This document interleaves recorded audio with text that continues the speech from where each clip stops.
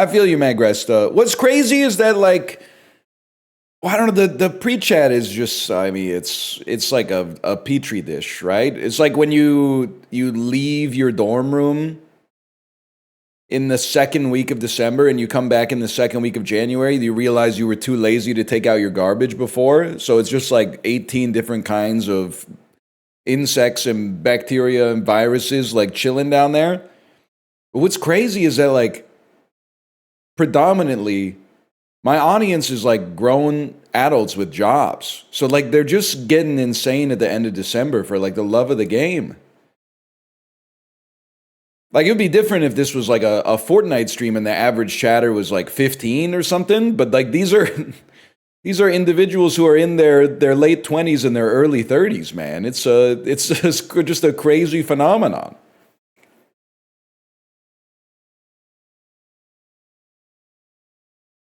How old do you think your average chatter is? Maybe 6, 7, maybe 6, maybe 7.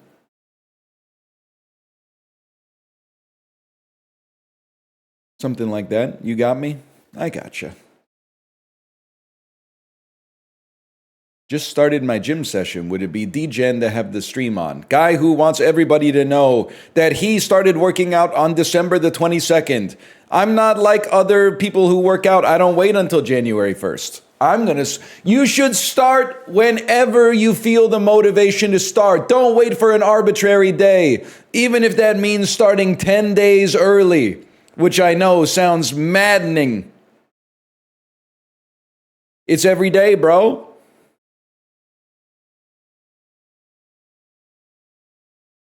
Watching from 20K feet? Regional ass. Budget airline height to fly? Embraer ass E40 ceiling to fucking fly at? 20,000 feet? That's Bush League, bro. McDonnell Douglas MD 80 ass ceiling to fly at?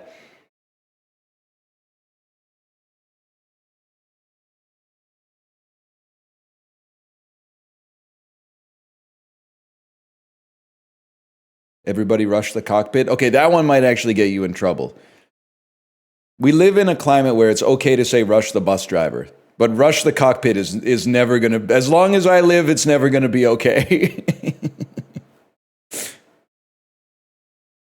Also, I get freaked out when you're on a plane and there's two pilots usually. Two pilots, there's only two pilots on your average, maybe 4-hour flight. Anyone else get nervous when, like, one of them leaves the cockpit to use the first class bathroom? Because then there's only one pilot, man. Nah, not really. No, why would I? Well, what if the remaining pilot goes insane in like the 3 minutes that it takes for the co-pilot to come back? There's nobody to stop them, bro.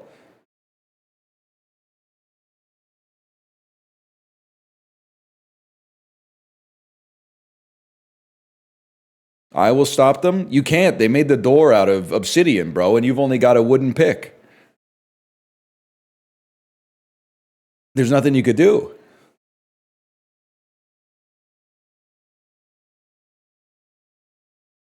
You want them to hold it? I think they should just be able to, like, I don't know, go in their seats or something. Like, surely, like, if you're in a fighter jet, they have, like, I'm being so fucking for real, but doesn't the flight suit have like a little suction cup attached to your wangus?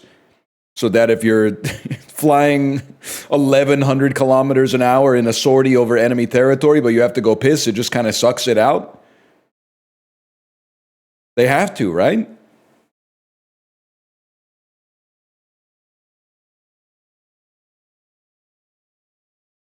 Close enough. I'm assuming same thing for like NASCAR and F1, right?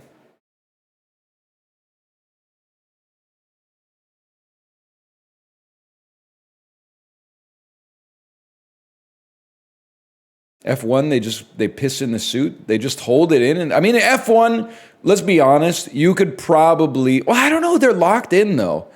I was going to say you could hold it for 2 hours without a doubt. And also you're probably sweating so much that you don't actually need to go pee. You'd think like the margin of error is so small, though. They would have a piss solution instead of just relying on people holding it.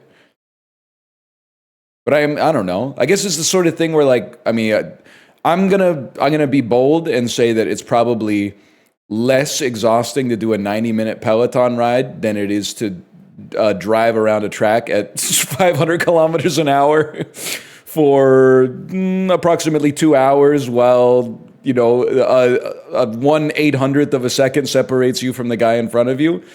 But I don't piss on the Peloton, because I think even though I take in like a liter of water, your body's just at equilibrium. You hit like a fluid level of homeostasis.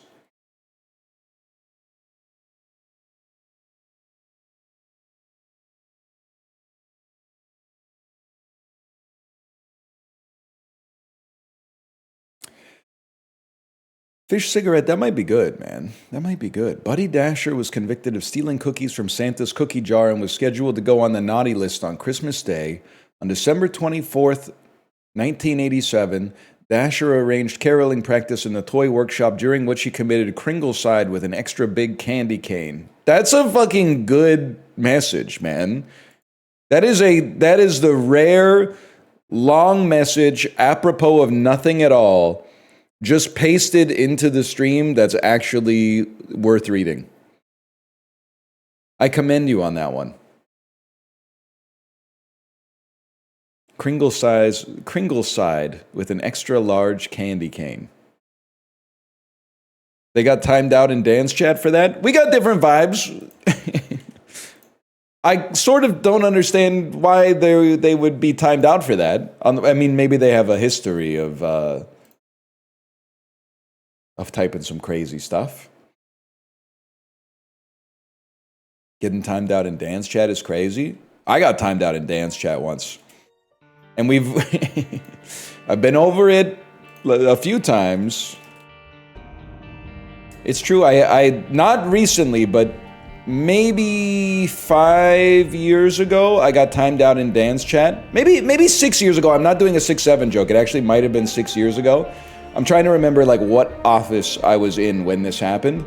I got timed out in Dan's chat for crashing out on him for jumping too much in Sekiro.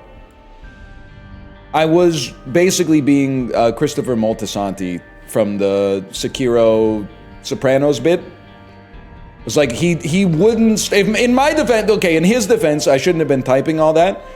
But in my defense, he shouldn't have been jumping so much. He wasn't doing any like blocking or backstepping. He just, every time an attack came in, he just jumped. I thought you were gonna get perma'd for Kato. The way Dan's chat reacted to Kato caught slipping blew me away. There was somebody in his chat that was like, this video's fake. And I was like, you don't, like, to go around the world in your brain. He was crashing out for like 10 minutes being like, imagine thinking the kangaroo video is fake and this video is real. Bro, the stepdad got waterboarded by Mustard. What do you mean the video's fake? The dude, then he gets up and he says, I'm gonna beat that ass. And he like, then the video is so like old YouTube coded, like he basically is almost caught on video assaulting his kid. And then he says the craziest, most genuine reaction of all time for a man who has absolutely no power in his household. He says, who's gonna buy me a new t-shirt? There's absolutely no way that was artificial. If it was artificial, he would have been like, oh, it's so tangy. Oh, it's so zesty. Oh, what the hell? It's Mustard. Get back here. It's so real that I actually think you're fake if you think it's fake. But him going like, this isn't funny. This isn't funny. This man is trying to take a nap. Made me sick, man. He sent me videos of people getting knocked out in street fights before. Disingenuous ass, beginning to look a lot like Christmas. All right, let me see. Shed. I don't know why I'm showing the seed here, man. It's been a bit. Bro, Isaac's been out for years. What the hell do you mean, beta? I think I say this now and then. It's crazy to me. I've played 4,000 hours of this game, and every time I go to the directory, I can't remember what game it is. Is it Afterbirth, Afterbirth Plus, Repentance, Rebirth, There's there's mods that were named almost exactly the same thing as the DLC. I have no idea. I have absolutely no idea. I found a game called Time Guesser where you have to... Oh, no way! No way, it's the first time hearing about it. Well, Librarian, would you like to give them a link to something that'll blow their little mind wide open? Just a link to some shit that's gonna make them think they're living in a simulation or something like that? I found a game called Wordle. Okay, that's too far. That's too far. That man had a family. There you go, thank you. It must be Aura to link to your own video. No more Isaac, please. I found the guy who was hoping for the Christmas week Let's Play of Expedition 33.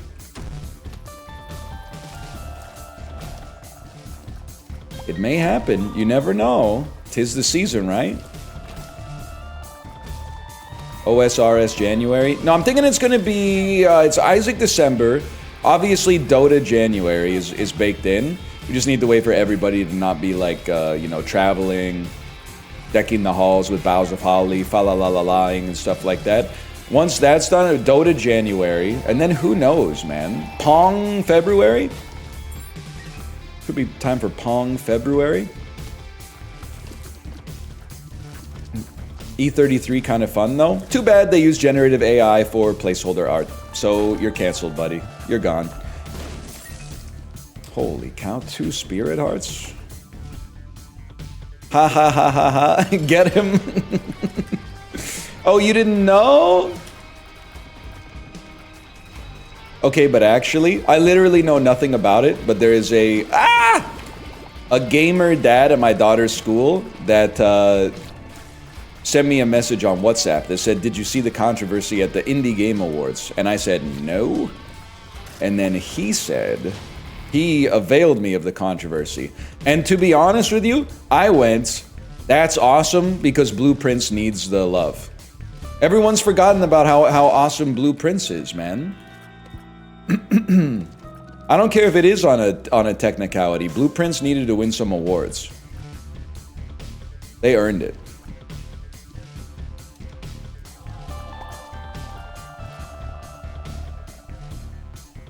I don't need to go back that far. There we go. You should do another playthrough then. Are you going to be typing like this through to like 2040? Like for the remainder of your life? Do you think you're going to be typing like, I want more varied gameplay than this? Deep into your 40s, 50s, and 60s? Spared from the light of benevolence? Definitely to 2040. After that, I don't know. Okay, well, that's fair enough. I'm just surprised. I'm just surprised. You don't turn on the Canucks game and go score some fucking goals, you know? You know what you're watching. That being said, they do keep winning, which actually sucks. They should stop winning so much and give losing a try. What's a 401k themed Christmas dinner? I don't know, buddy. Like, space worms or something? Space worms and a steam cake? Drinking some motor oil or something like that?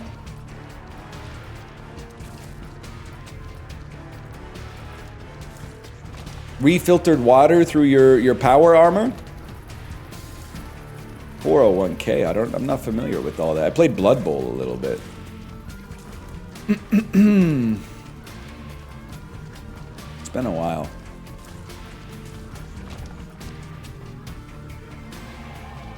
It's a US retirement thing? Well, most of the people I know who are in the 401k, they are retired, but it's usually like Bitcoin millionaires. They're not like, 70 years old. It's not like a traditional retirement. It's more like, hey, I got a job. My friend started Duolingo, and I was employee number 7 or something like that. So now I'm mostly just moving little metallic figurines around on a board. Watched the Holdovers this weekend and loved it. You should have watched the Turnovers this weekend, aka the Baltimore Ravens. What were they doing, man? Hey. Go Pats, go. I have to say, And it's a beautiful day. It was a beautiful day on Sunday when I looked at my phone after the morning games and saw that in the podcast league in which I was in the semifinals, I was projected to score 201 points in fantasy football. If you don't know fantasy football, 130 points is a pretty good score. So to be projected at 201 points was very nice to see. And unfortunately, I ended up underperforming. I only got like 197 or something like that. But I will be playing against my good friend Apollo in the finals, which feels awesome. It feels incredible. I'm not going to lie. I apologize if you're in the podcast league. I do apologize to you. But also, fuck you. And the reason I say fuck you is because I was laying it on a little thick as the heel at the start of the season. And you guys, as you always do on the internet, you took it too seriously. And the worst part of it all, I don't even know if that's going to work. Holy cow. You celebrated too early. When I was 2-0, everyone started saying, we got to stop this guy. We got to stop this guy. Apollo's showing me messages from the Discord, from other people that are like, I hate this guy. He said we don't know ball. And then when I fell to 7-7, people started sending me almost messages that were a little bit like, I hope you had a good time this season. You're going to be scary next year. And I sent a message that said, brother, don't let me sneak into the playoffs because there's going to be some problems. There's going to be some problems for you if we sneak into the playoffs. And fortunately, and also highly unfortunately, Puka Nacua went demon mode. And I'm not saying you have to hand it to him because you don't have to hand it to him. But 46 points really helped me out a lot this week. And then non-insane, or at least quiet, wide receiver 1, Olave, also throwing down like 36 points or something like that. It's the kind of stuff that can really help you out. I appreciated that. Are those people in the room with us right now? They may be, but they're not saying anything. They haven't said much. They haven't said much since yesterday. Now, I could easily lose in the finals, but to lose in the finals to Apollo would be... Let me just start with the obvious. I would rather win. But to lose to Apollo in the finals would be totally fine. He knows ball. He knows ball. But either way, the rest of the podcast league, you're on notice. That's all I'm going to say. And by on notice, I mean, how do the consolation rounds taste? You actually watch the games or memorize the box score? Most of the time on Sundays, I'm hanging out with my daughter and not watching football. But I did see the... I saw Shadur pass to Harold Fannin Jr. for a touchdown and then left my house. And I did see most of the Ravens and Pats game. I watched the end of it, which was the most important part.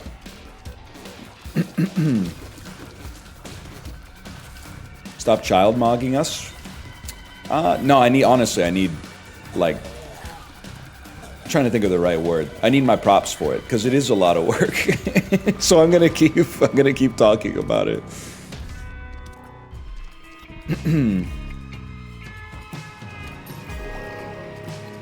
How did you explain Christmas to your daughter? She literally does not care. She just knows that she gets presents.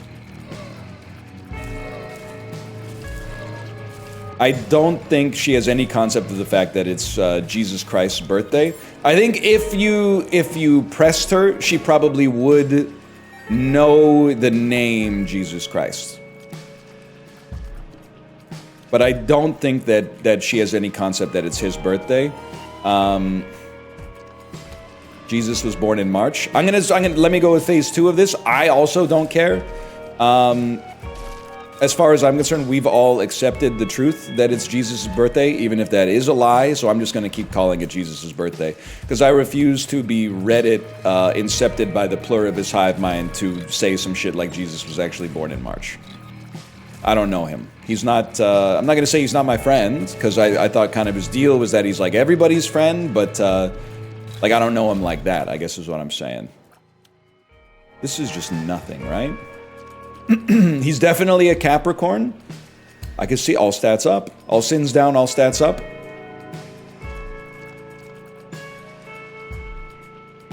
give a fuck about that, to be honest with you. He don't know you, little bro? That's what it's all about, man. And yet, I know him. I've seen Jesus going crazy sometimes, carrying people on the beach, using his forearm as a surrogate for that guy who's injecting hard drugs. I've seen that one. And the real question, Jesus honestly was kind of trolling in that picture, if I may, because the dude is clearly jonesing for a fix. So this might have been like I don't even know, like the 10th time he tried to inject, and he's like, I just can't get high. I don't understand, no matter how much heroin I inject, I just can't get high. You're fucking with him, Jesus. You're literally like ruining this guy's life by saving his life, but you're ruining his life. Jesus is when you build a tolerance. That's what I'm saying, man. Yeah, Jesus. When you put a beer to your lips, Jesus just sliding his mouth. Oh, thank you, excuse me. Jesus taking the dice from you at the craps table. I could see that. Jesus getting a second piece of cake for dessert. He's crazy for that one, man.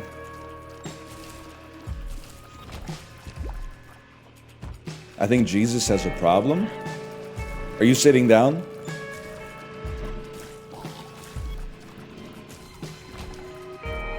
I will say, watching football in Canada is always interesting. Ruins of Zamonia, and you've been around for a long time, okay? 28-month subscriber, 2-year badge. I've noticed you in chat 10 times in the last 2 weeks, and every single message just says a pinball game that makes you mad. So I'm going to test something right here. Best user, not Ruins. Rummo of Zamonia. A pinball game that makes you mad. Glorp, glorp. A pinball game that makes you mad. A pinball game that makes you mad. Can I recommend a foreign film that I watched on the plane home from Italy? A pinball game that makes you mad. A pinball game that makes you mad. A pinball game that makes you mad. Go to water treatment. A pinball game that makes you mad. Hot oil guy video react. I don't like food waste and people getting hurt. Red Bull yapper. Glorp, glorp, glorp. Red Bull yapper. Hold right mouse button to zoom in. A pinball game that makes you mad. You owe me some honesty, okay? You owe me some honesty. Have you been paid by the developer of the game, a pinball game that makes you mad? And that includes if you are family and or friends with the developer. Don't bite your thumb at me.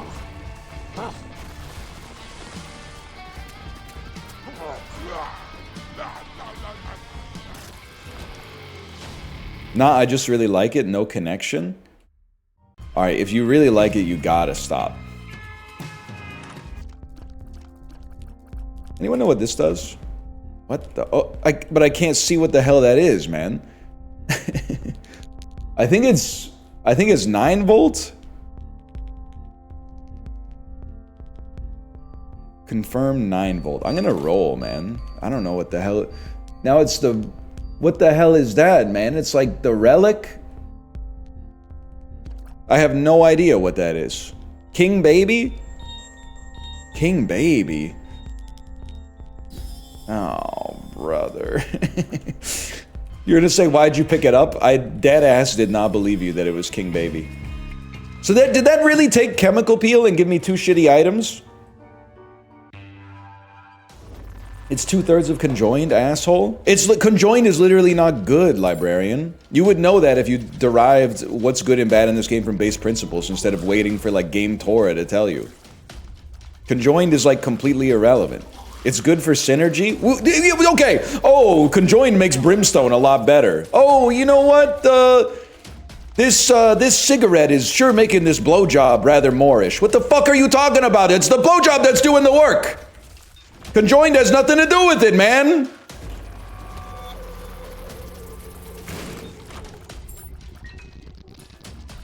That being said, I've never smoked, so I don't know.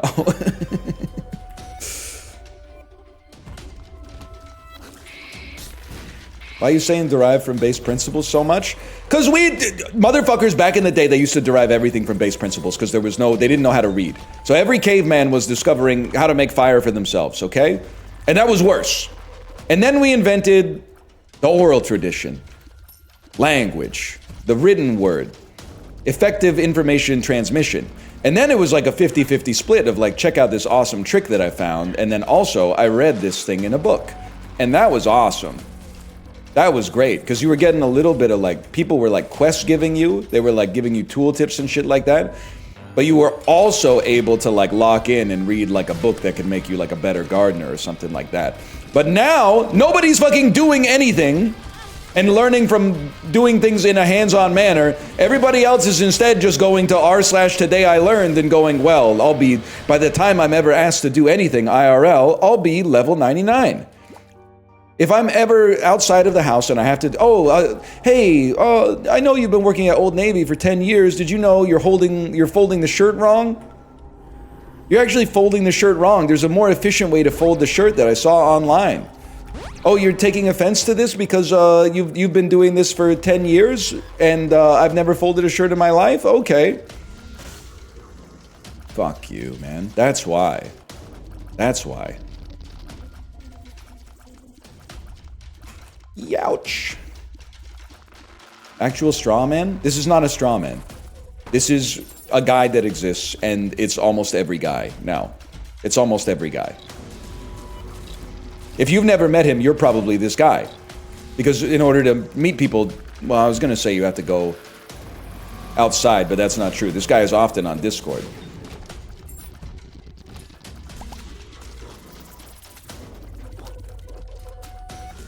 I may have spotted a tinted rock. Okay, well, fucking spit it out! Where is it?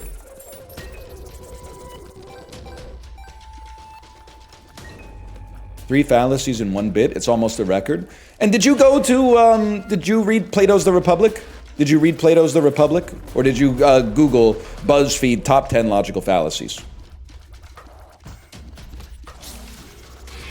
Were you trained in the Socratic method yourself? In university? The jokes write themselves, so I'm not going to debase myself.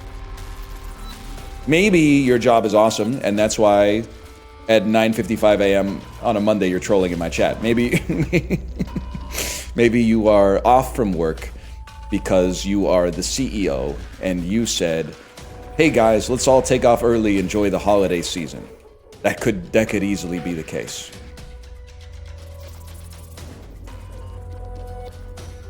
Could easily be the case. Wait, who's the CEO here? Low-key. What do they say now? Low-key-tudinally? Low-key-tudinally. Without a doubt. I'm gonna guess we have... How many people do we have watching right now? Somebody drop the viewer count. 6, 7, 2 people, 12 people. I'm gonna have to adjust the numbers. We're at about 8K. Okay, 8K. We have one person in chat with a $100 million net worth. I'm calling it right now.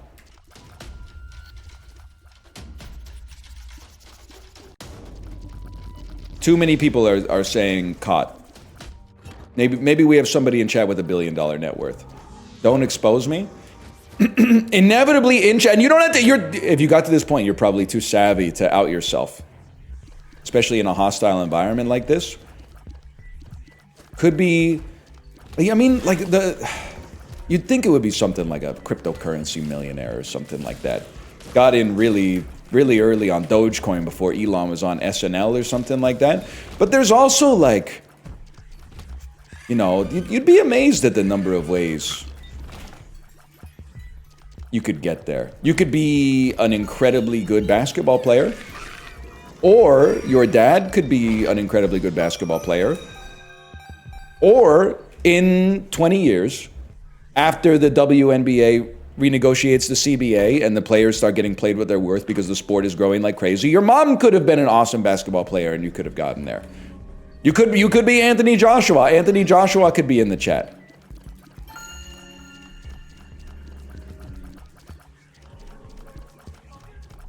Bro thinks Bronny's in the chat. I mean, if if Aiden Ross has Mookie Betts and Puka Nakua, surely we've got like Chris Letang. Chris Letang, are you in chat? Youch. We got Chris Letang in chat. Brian Rust, are you in? Ernie Clement, I could see Ernie Clement. He'd probably be more. He'd be in Mouth's chat though, because he's so ride or die for the 6.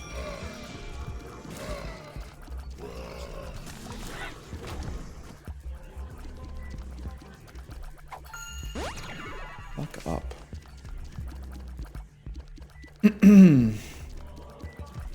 Did you see that? Cal Raleigh? No, Cal Raleigh probably stopped watching when I declared the Mariners my mortal enemy during the ALCS. Even though they're like my first or second favorite team in baseball.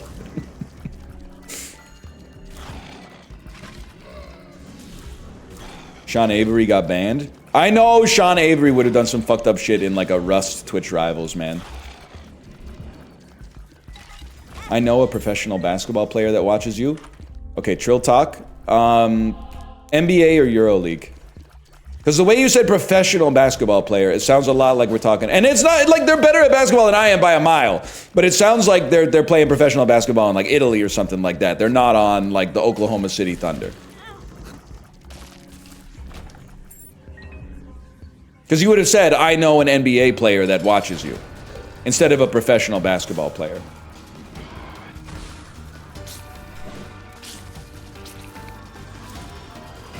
I'm locked out of heaven on this one, man.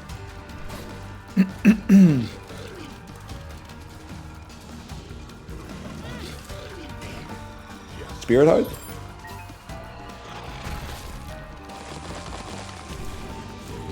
What is it shooting? Oh, it's fucking that one. Fuck.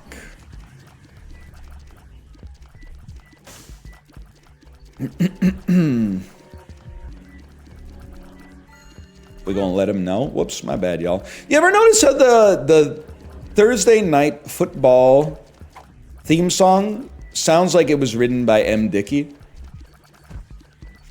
It does not seem like a real song. It seems like a song from an M. Dickey wrestling game. My time, my time. Ain't none of you gonna holding me back. I'm dead. Ever notice the popularity of themed restaurants these days? That shit was true in the 90s. Riker was spitting with that one. People these days don't give a fuck about themed restaurants. Fuck it, bro. Oh, you know what? Let's do this, because then we'll probably get conjoined. The best item in the game. Guys, I might have basically cemented that we're going to lose here. I was kind of hoping to get some extra hearts. Let's see. Damage is alright. Succubus is really good. Favorite themed restaurant? Well, I gotta think about it, because I really do think the Rainforest Cafe is god-awful. Let me think about this for a minute. Margaritaville? I've never been. Medieval Times is awesome. But I also feel like it's a very, it's a rare occasion. Hard Rock Cafe, never been, honestly. Casa Bonita, like, I guess it's not what I'm looking for, because I want it to be like a chain restaurant that I have a chance to have gone to. Not like we have one location in Colorado. I've also never been to the Hard Rock Cafe. I've never been to Bubba Gump Shrimp. I did go to Guy Fieri's Times Square restaurant the first time I went to New York with my parents. And you're gonna say why, and then I'm gonna say the obvious thing, my dad chose the restaurant. And for a certain generation of people, it's like, you know, you're in New York City, holy cow, this is a celebrity's restaurant, we gotta check it out. Fogo de Chao, not a novelty restaurant, or a themed restaurant, that's just, that's a genre of restaurant. Planet Hollywood, never been to. I don't know. I'm torn, man. Maybe they actually do all kind of suck.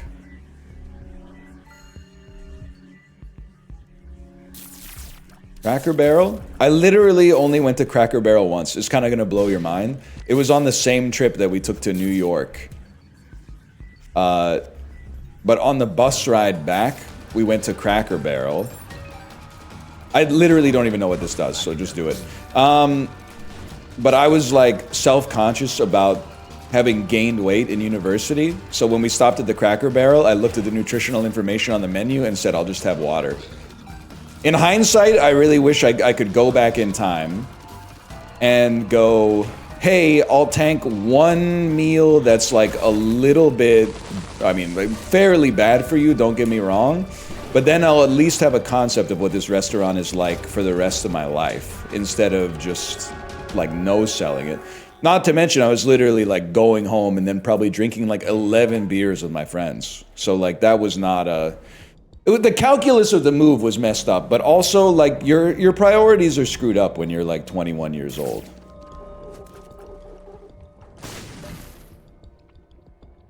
Hey, one second, I gotta lock in here.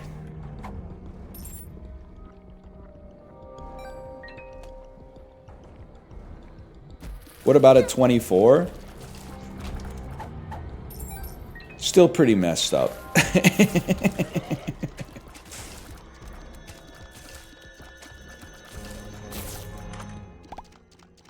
don't want that. What about 37? Priority's pretty good at 37, to be honest. And I'll do you one better. Priorities are pretty good at 36 too.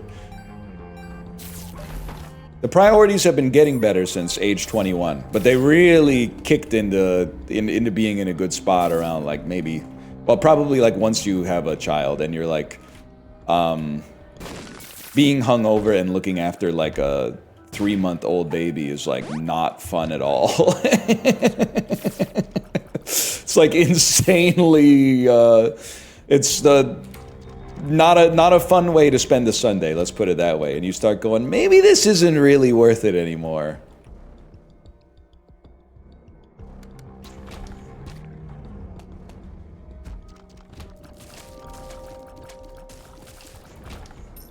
Not interested. Interested.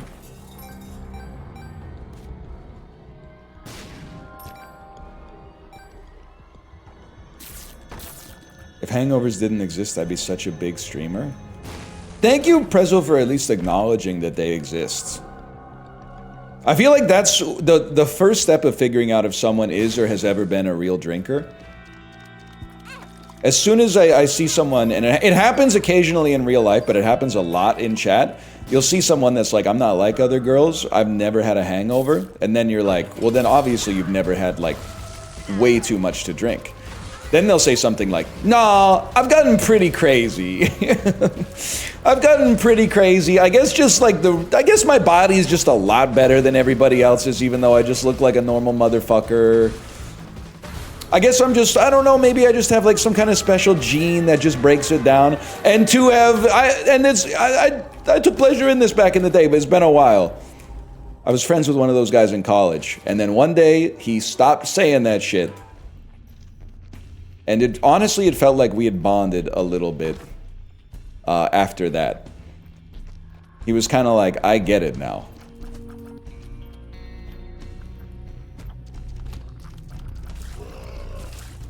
He's probably drunk right now.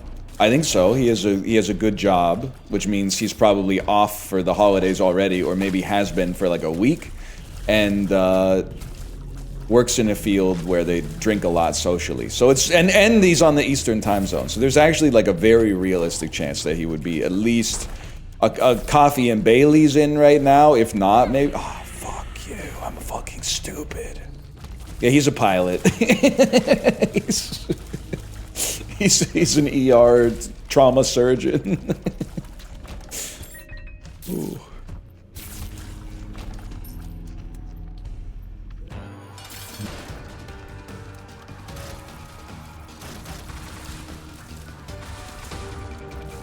Huge.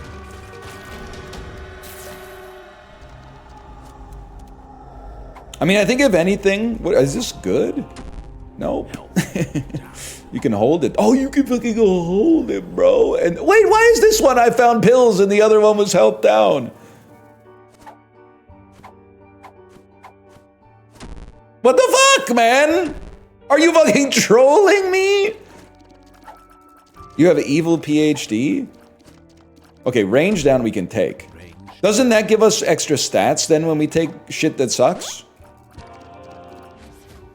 So that was actually kind of huge for us. That was like a big damage bonus. The thing I worry about with respect to alcohol and working from home is that like you can definitely drink too much and have like a job in an office. People have been doing it for like, you know, a century and a half or whatever. But I feel like it's a lot more dangerous when you can work from home and ride out the hangover diarrhea like in your own bathroom. Eventually, you know, I had a summer job in university. I was still living in the, basically like the frat house with friends of mine.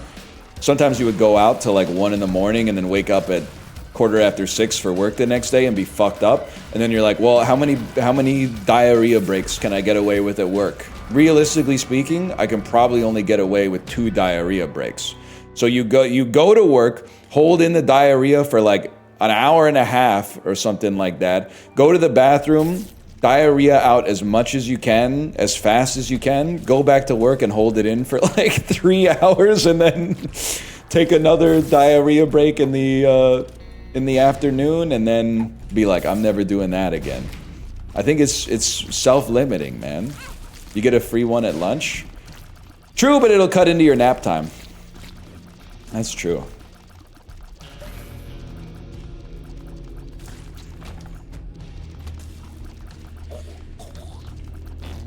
A dude at my, I don't know if it's okay to talk about this. I guess as long as I change the story enough so it's not real, it's totally fine and legal. A dude at my old job actually got fired for misconduct at work. And the misconduct was being intoxicated at work all the time. And I was like, because we went out for lunch, and then when we came back, they had like an all hands meeting that was like, just so everybody knows, like when you guys all went to lunch, we fired this guy. And he's not coming back. And I was basically like a summer intern, more or less. So I was talking to the other employees, you know, the cool ones that are like within 2 or 3 years of my age. And I was like, how did you guys know? And they were like, he would come to work and he would just like work, and then he would go to the bathroom like 10 times. I was like, oh shit. Well, you know, just so you know, guys, some of us have developed a technique where we drink 7 liters of water during the workday so that I have to go to the bathroom, so that I get to take a little 2-minute break, maybe once every 45 minutes. Nothing untoward's happening in the bathroom. I just consider this job like spiritually crushing, so it like pissing is a better alternative. Did you win a Nintendo Wii? No, I don't think I could hold my Wii that well. I can hold it like up to the adult standard for sure, but I don't think I could hold my Wii until it killed me, let's put it that way. I think I would probably just piss my pants.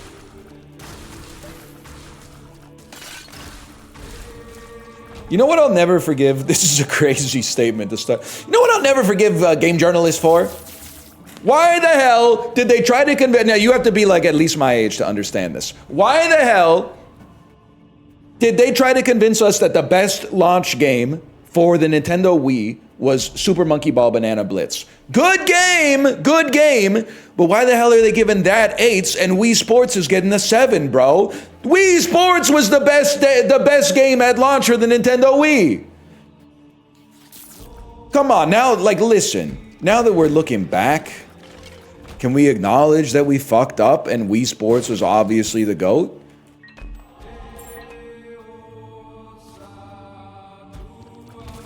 They fucked that one up, man.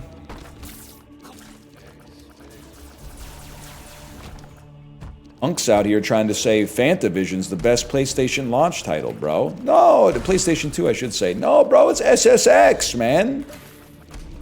It's in the game.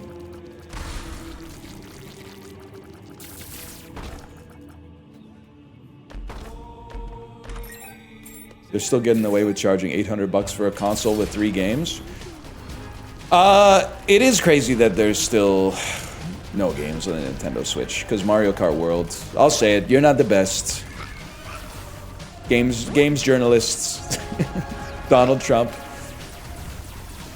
I don't know if I'd say it's bad. I would say it's Mario Kart. Apparently Donkey Kong's good, but didn't this console come out like in April or something like that? June, maybe? June? It's been a while. They're talking about the PS5. Also fair. Also fair. Every time I boot up my PS5, it still tries to tell me like there's an update for Returnal. And I'm pretty sure that came out in 2019.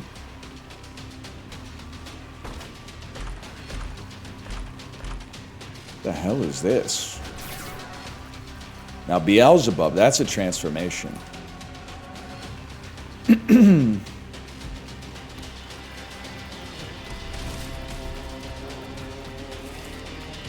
Fuck you. Librarian, I'm literally like, I earned this one. I don't know what to tell you. We did not get like a gifted a good run. I D6'd myself into being 1 hit away from lethal. Like, what's your problem? This is all skill. Do you hate me just because I said Conjoined was good? I literally don't even hate you at all. Have you ever seen the movie? Add that to the watch list. 10 things I hate about you. I hate the way you edit your videos. I hate the way you put my face on top of someone who's wearing Nazi regalia in the thumbnails. I hate the way you make me laugh. I hate the way you promote my content. I hate when you make me go viral. But most of all, I hate the way I don't hate you. Not even a little. Not even a bit. Not even at all. Damn, I might be a good actress, man. I could feel myself. I could have cried. I could have cried there. I chose not to, because I was like, I'll never live the clip down. But I could feel that I could have summoned the tears. I was feeling it, man.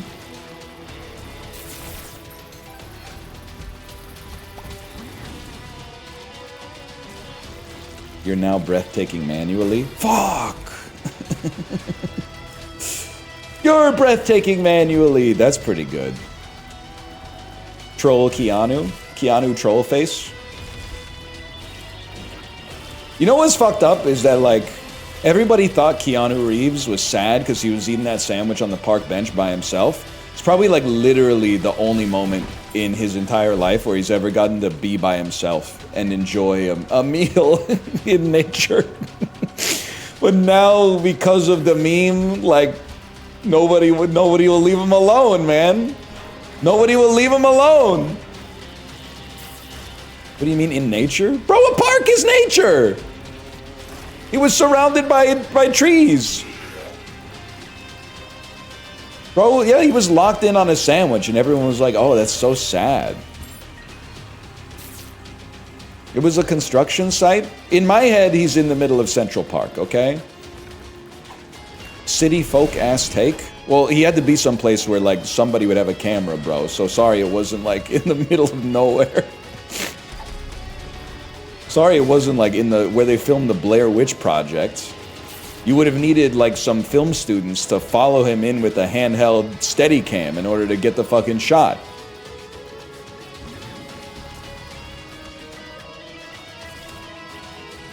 I am a teacher, and the kids have told us that we are having a meme reset next year. In 2026, we will be going back to 2010 era memes. That's actually, first off, I don't trust them because they're kids. So they, they're like, I want a pony for Christmas, and then when you know it, like a month after that, if you're not fucking feeding the horse, brushing the mane, feeding it apples or carrots or whatever the fuck horses eat, cleaning the stables. But if that comes true, could be good, man. Could be the move. Fire My Laser, more like a 2006 era meme. 2010 meme, more like, that's like, for me, that's peak F7 U12 for sure. That's F7 U12.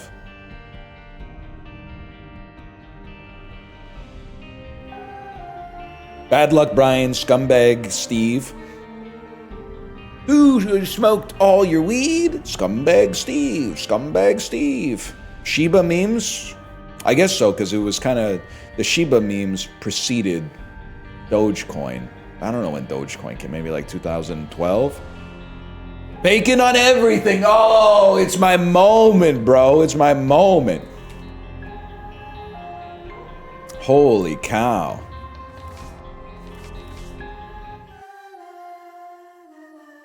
I has a bucket, they be stealing my bucket. To be honest with you, I feel like that might be like 2005, man. I don't know.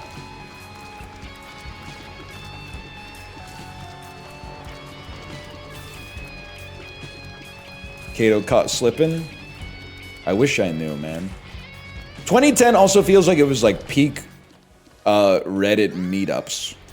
Where even though it was like the 9th biggest website in the world, people would be like, holy shit, I found 9 people in Austin, Texas that also use Reddit. Check it out, guys. Check it out. It's 12 dudes and one uncomfortable looking lady at the Reddit meetup.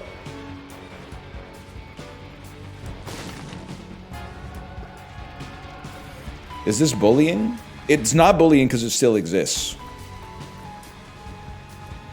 It's called the Web 3.0 monthly mixer. At least the vibe still exists. Harambe's 10-year memorials next year? Next year's a good year to be 24, is what I would say about that then. Because if you were like 14 when that happened in the first place, 24 is a good time to experience the echo, I think. But obviously, I was like 38 when that shit happened the first time. So I had to, probably on stream, I was like, chat, what's all this Harambe stuff? What's all this Harambe stuff? I'm too busy reading these Nate Silver election predictions. Are you seeing this? Hillary's got this one in the bag, man. What are they thinking? What are the Republicans thinking?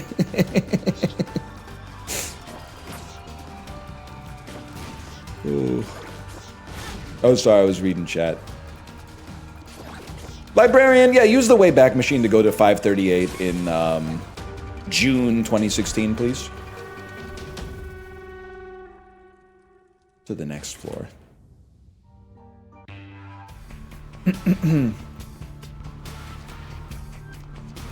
No librarian, don't do it. Does the Wayback Machine still exist? In the hot tub? The hot tub time machine? Lugal? Are you guys using Lugal Gemini?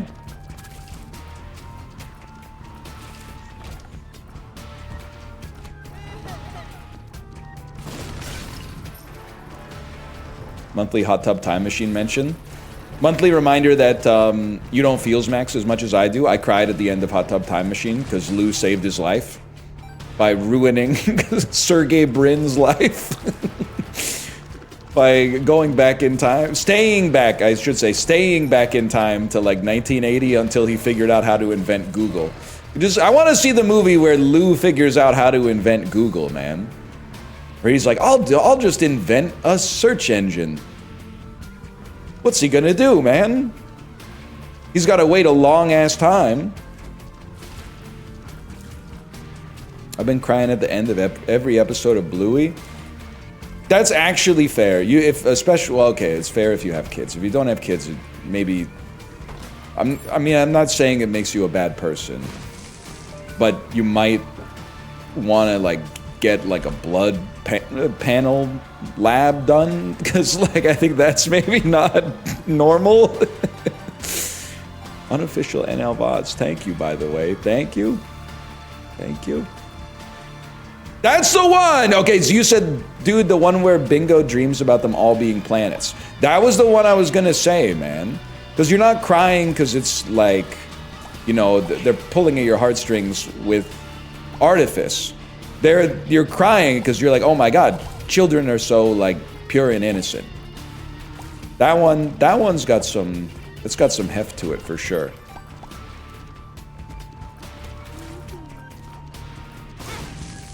Crying at the episode of Steven Universe where he realizes his emotions are the key to his powers, and that allows him to get a jelly donut from the donut store as soon as it opens. No, that one could not be me. Sorry, that one's not going to be. But if you do you, you do you.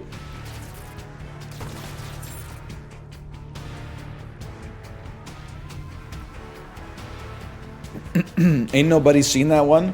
That's like the only one I've seen, man. Did you cry at La La Land? Yes, man! Of course!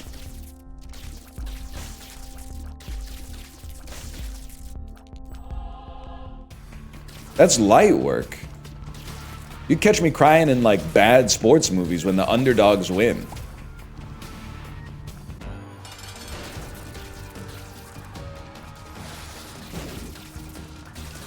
%. I cried at Begonia 3 times. Was it because of Emma Stone's hairstyle? I only know that she's bald in the movie. That's the only thing I know about it. You cried at the holdovers? I can't remember. I was touched during the holdovers. I don't know if I cried.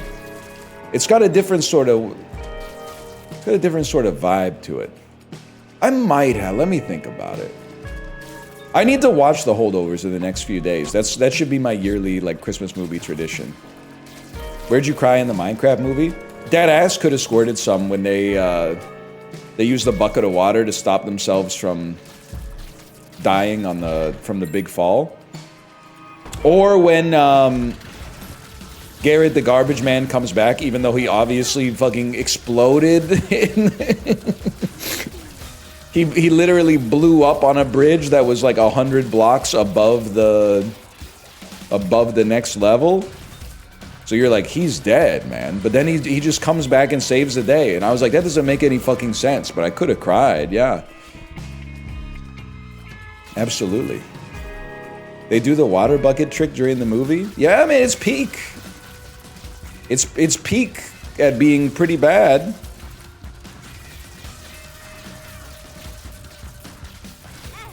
Whatever.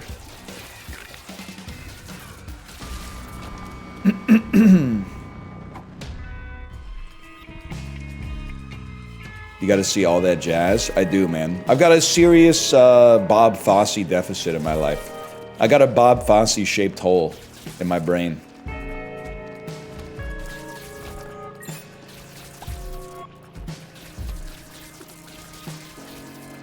You got that Sarah McLachlan commercial up there? She's from Vancouver, buddy. What do you think? Yeah, we got that Sarah McLachlan commercial up here. Anyone else getting those ads? And again, these are blog ads, not YouTube ads. I don't know what the fuck they're showing in those these days. But it goes. The ad that I see, one that I showed Kate that I got her laughing about a lot was one cure for baldness. You've got to try it. So I took a screen cap on my phone of it. It was a man who was a Norwood 5. So he'd lost like most of his hair and just had the horseshoe. And someone was pouring a bottle of Coca-Cola Classic onto his head. I was like, I gotta try that, man. It could be that easy. Scientist befuddled. Just pour one bowl of Coca-Cola on your head every single day. Could be the move. And then also, another one was like, and this is why I was like, I don't know what the algorithms got on me, but it was like, eat this to kill all the worms in your body overnight. So again, I don't know how many worms I got in there that aren't supposed to be in there, but the algorithm seems to think I've got an infestation. But the other one I've been getting a lot of that I think they're starting to zero in on my personality was like, ultimate Canadian quiz, can you name these Canadians? And then the picture is AI-generated Shania Twain, AI-generated Celine Dion, and AI-generated Alanis Morissette. And I was like, yes, I can. Yes, I can name those 3 Canadians, to be honest with you. Baby, baby, baby, when you touch me like this, or when you hold me like that. You know what I'm talking about? Celine heads.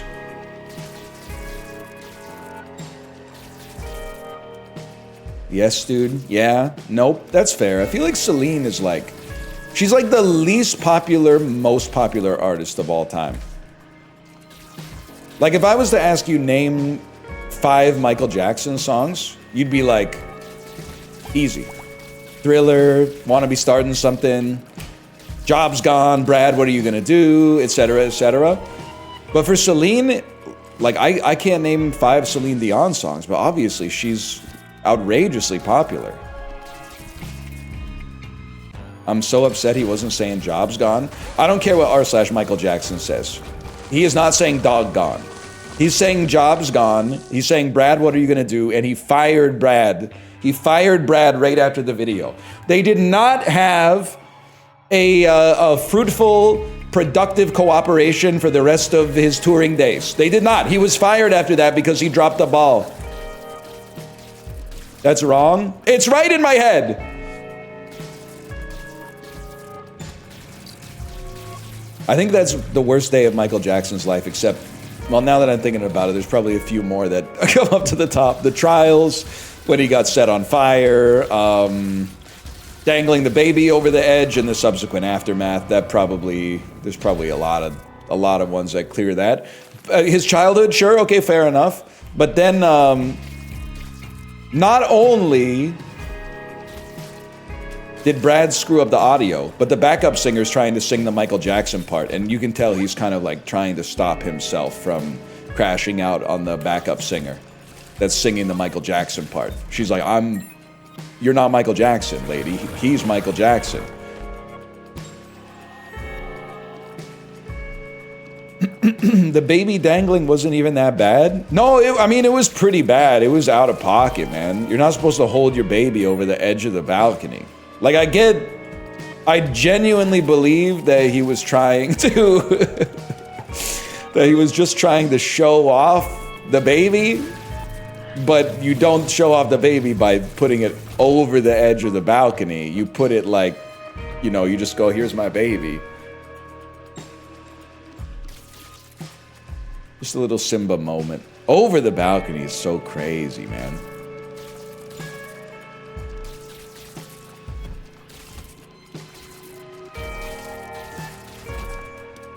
He's so silly. He actually is. He's a silly guy. I don't think listen. Okay, was. Yeah, I know Michael Jackson is no longer with us, okay? I'm not a Michael Jackson still alive sort of guy. But all I'm saying is, among you, I don't think, in the best faith interpretation, I don't think you could conceivably say Michael Jackson was not a silly individual. He had some silly times, man. He had a pet chimpanzee. I saw him in Malaysia in 2019. Was he on MH370? This is like an actual, like, national tragedy. I don't really feel good that my brain went, plane's gone. Plane's gone. That's not nice, man. They're still looking for it. That's fucked up. That's fucked up. I know. That's why I said I don't feel good about it. You think Michael Jackson would watch Kai Cenat? I think there's like a 98% chance that if Michael Jackson had lived to 2025, he would have been on the Mafia-thon too. And I'm not even being facetious. I think there's a great chance that he would have been on the Mafia-thon. Like, we actually, I know it sounds like I'm making light of it. I guess I'm not making a joke about it. We were robbed from so many good Michael Jackson interviews. If he was still alive to this day, I would love to know what Michael Jackson's thoughts on COVID were.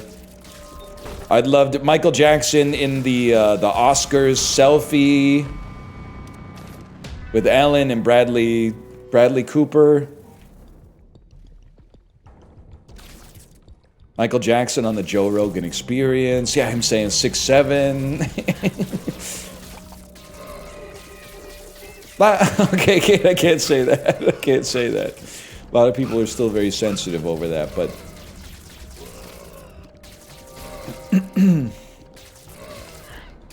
I could totally see Michael Jackson being like, I don't understand why lockdown's such a big deal. Bro, you live in an amusement park.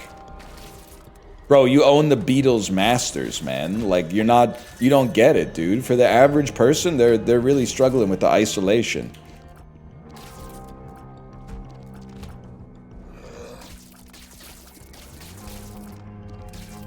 Job's gone. Job's gone.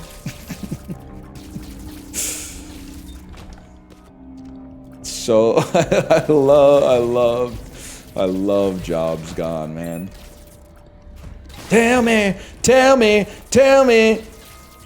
Brad, what are you gonna do? I believe in it and down.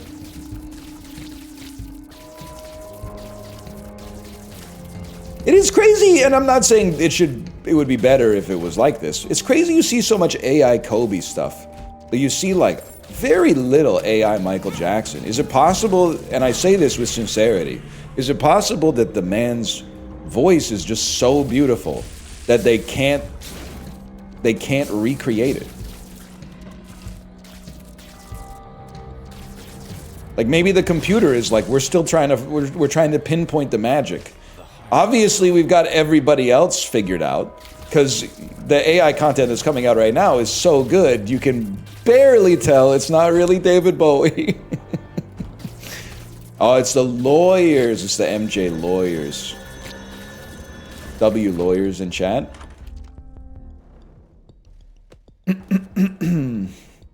Not as relevant to young people.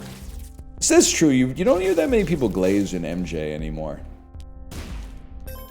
I mean, obviously he gets some glaze, but not as much. She hasn't made it into the same level of like critical reverence.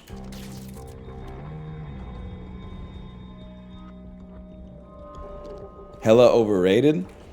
If I may, Off the Wall, Thriller, undoubtedly classic albums. A lot of the stuff in the 90s is not my tempo. Basic, like, almost everything in the 1990s, not really my tempo.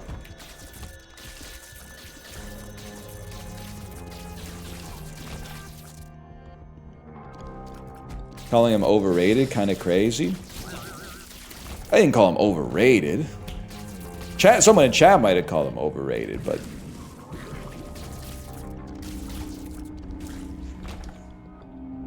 We hate the 90s? Not just, I mean, that's when Pateman did their best stuff. Michael Jackson, more of a 70s, 80s merchant, I would say.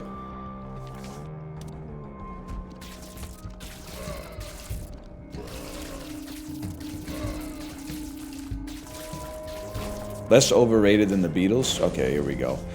There's conversations that will be going around for the rest of my life. When is there going to be a different game for you to stim over, where the content is almost exactly the same, and also the Beatles are overrated? Even though, as time has gone on, the standing of the Beatles amongst the median member of the population has shrunk so much. They're still talking like the average person on planet Earth right now was born in like 1941. The average person in North America right now is basically, you're looking at him, okay? And there are people my age fucking with the Beatles, but it's not as much as the people my parents' age. Let's put it that way.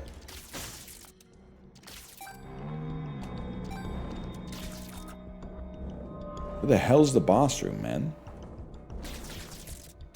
You more of the Natural Bridge or American Water guy? I'm an American Water guy, 100%. I'm a Random Rules, Smith and Jones forever, people. I'm more of that fella. Rip David Berman for real.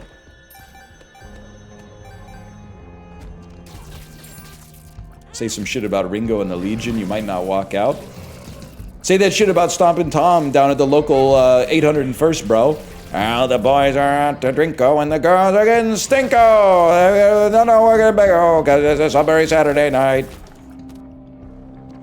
Oh, really? Oh, really? You think Stompin' Tom's like a joke? You think Stompin' Tom's a joke just because he writes songs about the potatoes in Prince Edward Island being red as fuck? Just because his most famous song is about a fake hockey game.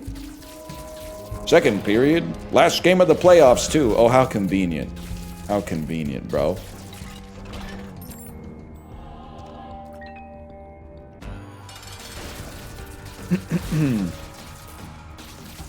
A good old hockey game. It's the best game you can name.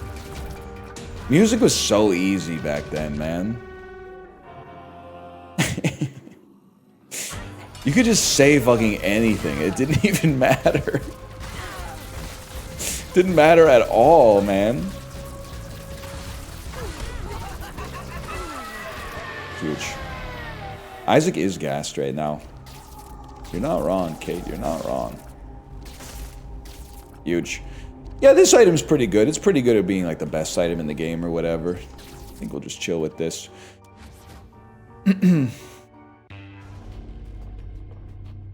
You guys been watching Physical 100 Asia? I was telling my Discord today, if in some freak accident I was like a genetic aberration that qualified for Physical 100 in any capacity, as soon as my opponent starts saying shit like, when the pain became unbearable, I just imagined I was a young child running with wild horses across the steppe, I would go, you know what? Fuck this. You can go ahead and give him the prize. I don't think that I'm gonna... Realistically, I don't... When I was like 10, I was playing PlayStation 2. I don't have that kind of like wellspring of motivation to draw from. I think like... I might as well just give up right now and save my tendons the wear and tear. When the dude I'm up against says, I used to train by wrestling horses, so this is nothing. Yeah, like, I want to go up against someone for whom this competition is the hardest thing they've ever done. I don't want to go up against someone for whom this competition is like a nice break from their normal day-to-day life. That's fucking crazy, man.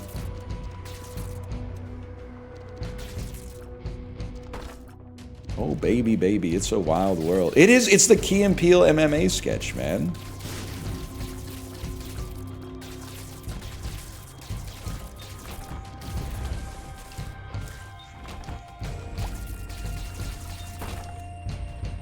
Marty Supreme ad earlier. That one guy from Team Mongolia. One ticket for Marty Supreme, please. But Kate's making a joke because we were watching, like, the team competition, one of the team competition episodes of it last night.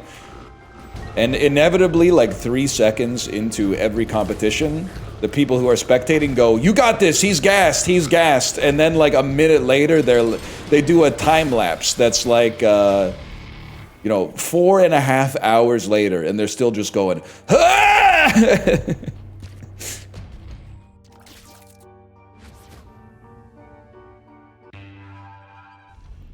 I was telling Kate, sometimes at no point when I watch Physical 100 am I like, I would do better than this person.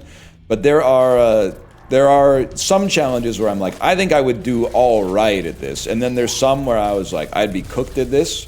The team challenge one, I'm like, I can't do any of these.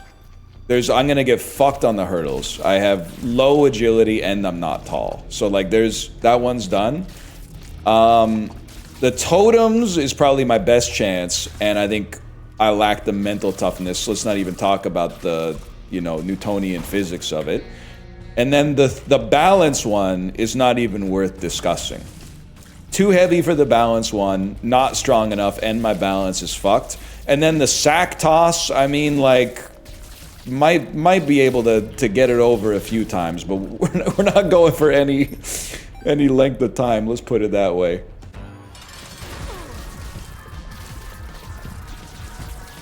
Yeah, I'm a little stam coated right now.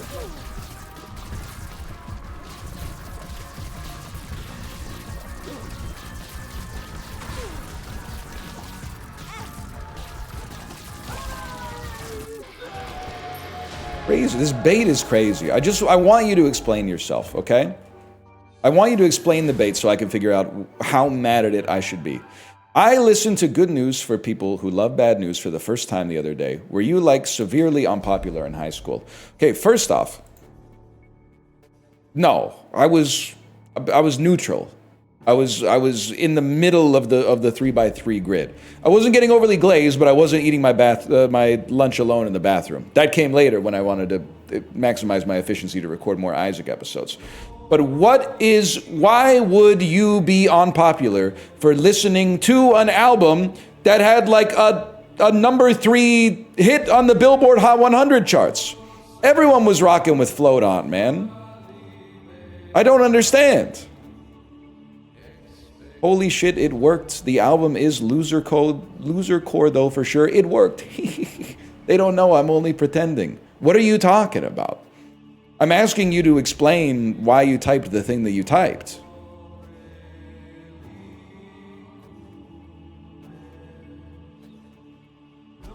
Like, this might be your last shot. We are Legion, losers. Okay. You have some kind of, you're having a psychiatric episode. As a result, I don't really feel like going in on you too much. That's just, especially in the holiday season. But you should, like, you should sort yourself out, because I didn't say drink the soup. I'm not going to say consider therapy. Because from having gone to therapy myself, I'm not 100% sure that it actually does anything. You can hate me if you want, I've got lived experience. I'm just kind of, like, some of the shit I was listening to, like, I was listening to Marquee Moon in high school. And that's the sort of thing where you could be unpopular. Imagine you're like, you finally get invited to a party, and they're like, hey, take the aux. And then they plug the aux into your Creative Zen jukebox. And then you plug, that goes to a little dummy cassette tape, and then you put that into the tape deck, and you go, are you ready for this? Are you ready for this? Rolling Stone magazine called this the best guitar solo of all time.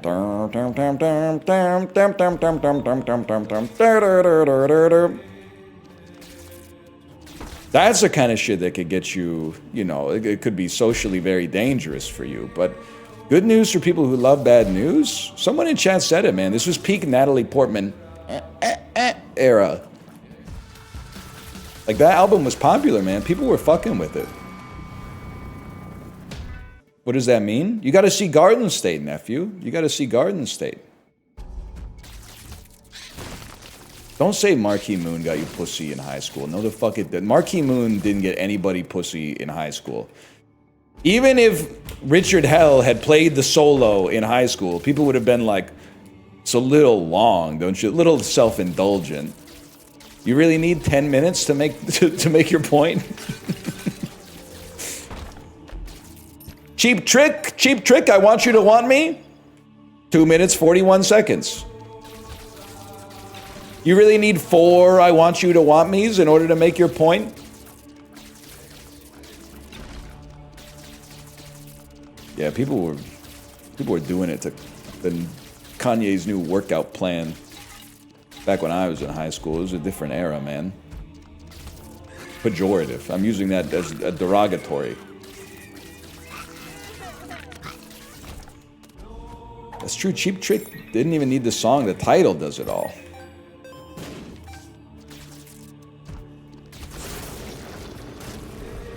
Oh.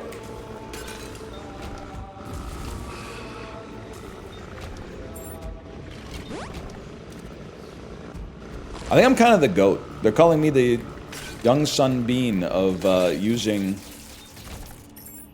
Mega to locomotes. Don't say you're on his 2026 workout plan. Well, I don't know, because he recently he recanted all of his, many of his ignorant statements, right? So it could be worse. Like, his 2024 workout plan, really, really bad to be on. 2026, probably I wouldn't recommend it, but it might not be as bad as 2024. And this clip might age so funny. Please, please, yay, don't do any interviews this year. Please, please.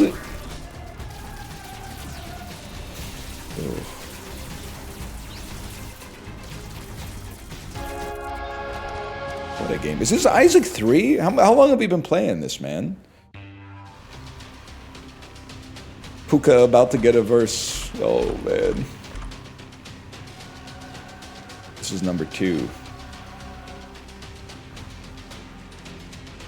You gonna play Expedition 33 now that it won Game of the Year?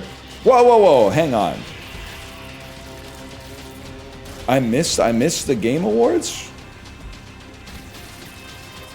I was just waiting for Jeff Keighley to tell me my opinion on video games. Now that I know it's out, I gotta go check this out, man. Although I don't want to be made a fool now that we objectively know what the best video game of 2025 is. Fuck all this personal opinion type stuff, man. I even linked a funny clip. I guess somebody didn't watch it. I saw it when you was live, Justin. I almost called you Apollo. That's because you tilted me so bad. I defaulted to muscle memory. What's your personal opinion? Probably Trickshot Simulator. Trickshot Simulator's up there. Blueprint's kind of the goat of making you be like, my brain's not so good. I just don't respect an RPG because, like, we all play a role, man. In this life.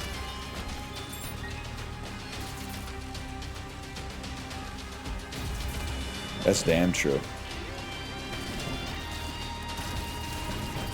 Low key, some don't.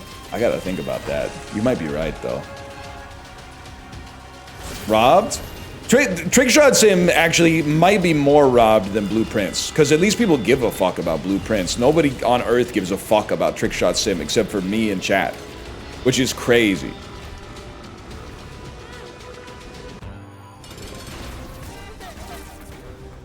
As it should be. It's literally like an awesome experience. I don't know if I call it a great game, because I know how you guys talk about games. Where's the graphics? Where's the graphics? It only has you have to make up the story yourself as you go?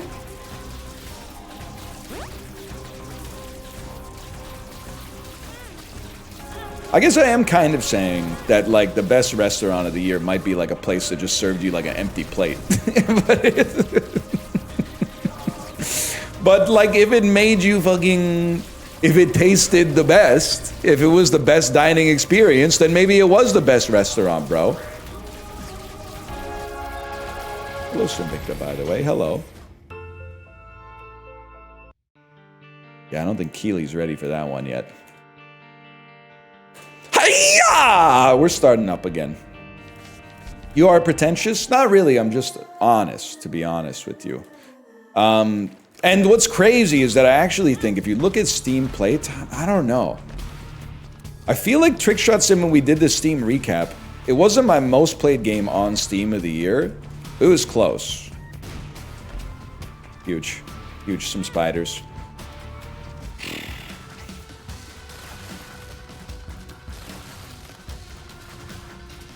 What do you say when you watch something people call Kino but you don't appreciate it? I'm just too old for this conversation. I'm just not, I guess I'm not talking to people all that much. I'm talking at people a reasonable amount, but I'm not really. It's been a long, let me put it this way. It's been a long time since someone gave me a recommendation to watch something, and then like the next day I came back and went, hey, I watched that thing because you recommended it, and then had to, like, I don't know, mask up or whatever.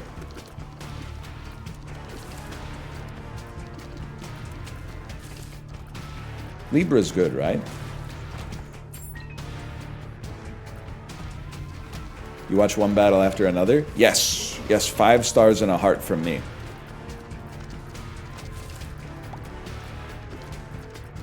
Five stars and a heart, I'm afraid. Thoughts on the gay hockey show? Heated rivalry? I have no thoughts on it whatsoever. I have not seen, I've seen the ads. I did not go awesome. I did not go gross. I just went, cool, gay hockey show. Good for them. I guess that's my thought. Good for them. Shorzy, I think Shorzy is a straight hockey show, but I don't think I've seen that either. I do think I watched one episode of Letterkenny because you guys were trying to get me to watch it. You were saying stuff like, it's so funny. And then I watched it and I was like, I guess because I kind of like lived here, I just don't get it because this is just how people talk. It's like my culture is not your costume type thing, I guess. I don't know. I just sort of didn't understand it. Trailer Park Boys got some good stuff. But way back in the day, I haven't seen it probably since like 2005, maybe. Can you guys just come up here? Like, I'm not going down there. Oh, maybe I fucking have to go down there. My parents are always stimming with Letterkenny. It makes me very upset. I think it's cool to like watch media and quote it, because otherwise it would be disingenuous because I'm a millennial. But I will say, I was at my parents' house yesterday. Kate, I didn't tell you this. I think my dad started stimming Shrek, which was like blowing my mind. Because I don't even know if he's seen Shrek. And I will say, before I say this part, it might be South Park, but I think it's Shrek. Because he kept multiple times, he said the same way Rob used to say, I say we let him go. And the first time he did it, I was kind of like, what's he talking about? And the second time he did it, I was like, this ain't an accident. He keeps saying, I say we let him go. That's Pee-wee. Oh, this makes more sense. Okay. That makes a lot more sense. Mom asked me yesterday if I've been watching the new South Park season. It really felt horrible. South Park Mom, kind of crazy. South Park Mom 1998. You're like, whoa. Mom's ahead of the curve. What about Family Guy Dad? I actually, if I may, I'd like to apologize for my generation. Because again, the same way I rail on boomers for like, please let the Hollywood era of 1987 like end. That's kind of what like millennials have done with cartoons. Like it's just always going to be 2001, I guess, as far as cartoons go. Simpsons still on the air, Family Guy still on the air, South Park still on the air, like... Sorry, guys. It's not me. I swear to you, it's not me, man.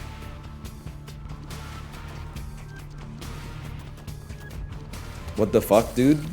Are you mad at me because I'm a generational traitor? Well, I guess Gen Z's got their own... Well, no, because then we had this argument about SpongeBob. I still think SpongeBob is a Gen Z show. And you can tell me that it fucking started in 2003. Which is like before Gen Z even existed. But they've taken up the mantle is what I'm trying to say. I'll accept that it's a zillennial show. It started in 99. Okay, and fucking Fleetwood Mac's Rumors came out in 1977. But like its echo happened when that motherfucker started drinking the cranberry juice. Like culture changes over time. If we're lucky, if we're fucking lucky. What? Rumors was insanely popular in the 1970s, but also, not that many people were talking about it like day in and day out until that motherfucker started drinking the cranberry juice, Justin. You know the guy? It's only right that we should play the way we're feeling.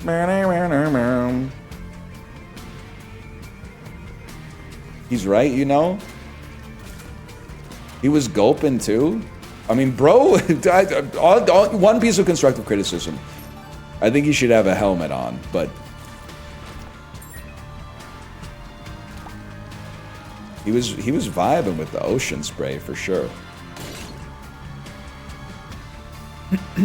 That's like saying Looney Tunes is millennial coded because we all had Tweety Bird sweatshirts. Bro, Looney Tunes is fucking millennial coded. Space Jam came out in 1995, motherfucker. And even still, 32-year-old motherfuckers in my chat keep asking me, well, you really don't think Space Jam's peak? The fuck are you talking about? Walked into my fucking rhetorical trap, bro. I got it on DVD.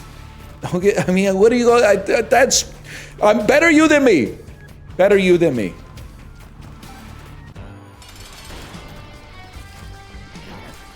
Yeah, kids still watch Looney Tunes. It's like my kids literally like the LeBron tweet. My kid's been watching Tom and Jerry before class in the morning. But it honestly is kind of sick.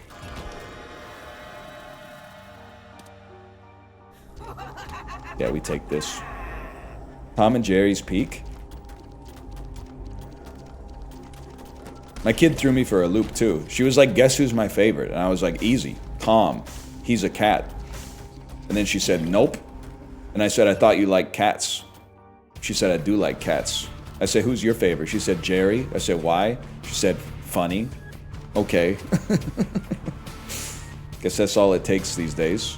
Just the mouse is literally ruining the cat's life or whatever. I guess that's humorous to you. Yeah, you know you've grown up when you start to feel bad for Tom in Tom and Jerry. Bro was just trying to live his life, man. I'm sorry, I'm doing the movie detective bit. I was watching Tom and Jerry the other night when I noticed something sinister. Oh shit, I was dying, man. Oh.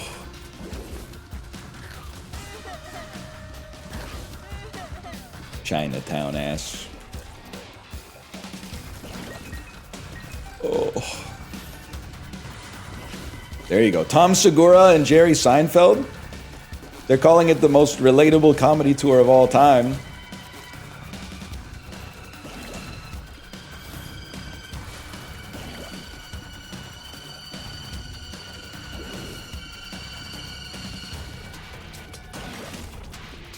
That being said, I know we've talked about this a few times, and actually this has come up in multiple chats, but especially Justin's.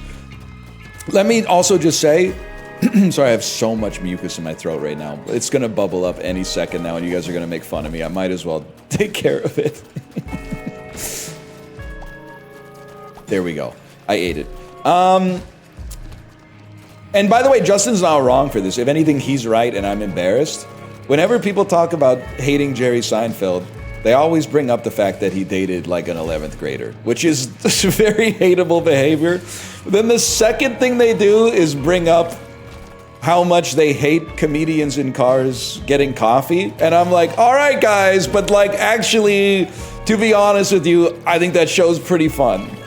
I think that show, Jerry and Fred Armisen and Jay Leno are not gonna see you making fun of comedians in cars getting coffee, but your friend who has seen the first 6 seasons of comedians in cars getting coffee will see it and be offended.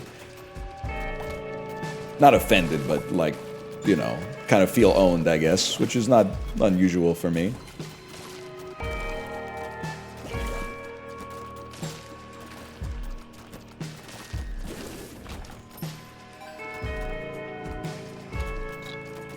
Got to separate the art from the artist. I think there's a good bit in like guy who separates the art from the artist, but in reverse. Now I'm thinking this is probably like one of the most commonly made jokes in like the last 10 years. But like a guy who only starts getting into a really, really shitty artist because they're such a good person. And don't say Keanu Reeves, because I'll defend it till my dying day. John Wick is gas. The whole franchise is gas.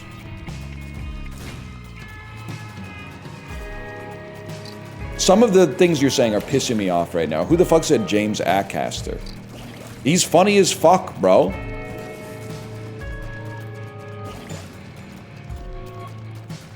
I think I said his last name wrong, but you get the idea. He's alright. Acaster-ass comedian. I think he's better than all right.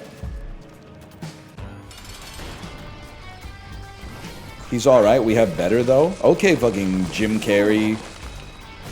After sleeping with his colleague in Liar Liar, I've had better ass.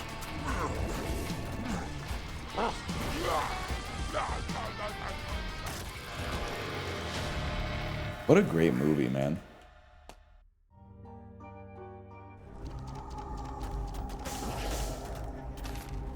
Fuck you.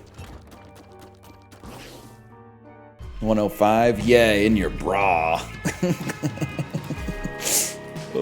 Such a classic, like, what's the name of the guy I'm trying to think of? The guy who, Billy Wilder. Such a classic Billy Wilder type movie, man. I honestly think if Liar Liar came out in 1941, this is such an insane sentence. If Liar Liar came out in 1941, we'd be talking about it like it's one of the ghosts of all time. I'm telling you, man. If it was like the Marx Brothers that did that, like the bit with the pen, where he keeps trying to write that the pen is not red or whatever, or the pen is not blue, even though they would be like, this is the funniest shit of all time. Royal blue. It's when everyone had Jim Carrey fatigue. Could be true, but it's like a classic case of like bad timing. Because that's like Liar Liar, Truman Show, Man on the Moon type era. Through to like Eternal Sunshine until he totally squandered it with the number 23. Liar Liar is like a classic Hollywood film, man. So many good one-liners. He holds himself in contempt. Unc called himself a bad father, man. Wasn't a dry eye in the house. Thoughts on Yes Man? Sad late career swing for a guy trying to recapture his old former glory, in my opinion. I took a date to see the number 23. Be honest. So fucked. I was gonna say, did you pick it or did she? So I was gonna do a bit like worst movie you've seen on a date. For me, it's the 2006 film When a Stranger Calls. I'm just gonna say it. I did not pick it. I didn't pick the fucking movie. She said, oh, there's this awesome movie coming out this weekend. We should go see it. I said, oh, what is it? She said, When a Stranger Calls. I said, all right. Like, yeah, if you want to. Tropic Thunder? Tropic Thunder is a good movie, though. I don't think you're understanding the... Unless you're trying to suggest that women don't like to laugh, in which case that's problematic, and fuck you, buddy. That is the one with the call is coming from inside the house. It is that one. Which is funny because now it's associated with that movie. But I also, as someone who was like alive back when it came out, I swear I had heard of that trope being in movies before. Which I do believe it. Because I mean, but then Who Was Phone must be from like even a couple years earlier than that.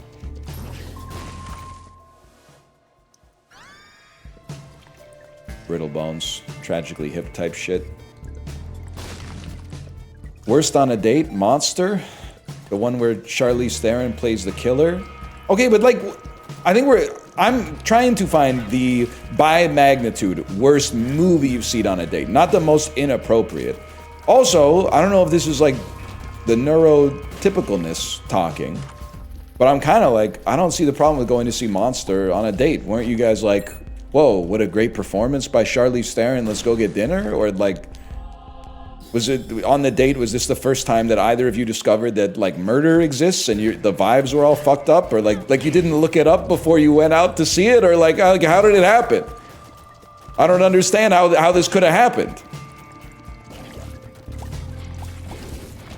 I've seen some other ones like Zach Braff's follow-up to Garden State, The Last Kiss. Here we go.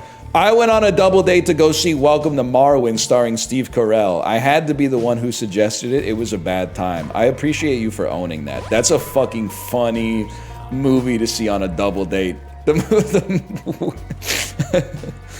Welcome to Marwin, the one where Steve Carell gets like beaten up and concussed or whatever, and then to deal with the trauma, he builds like a miniature version of a British town in World War II or something like that, and the whole movie is just...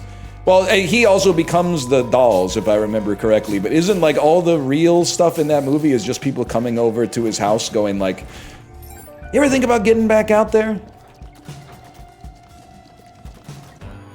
You ever think about leaving your backyard and all these toys? Yeah, pretty much.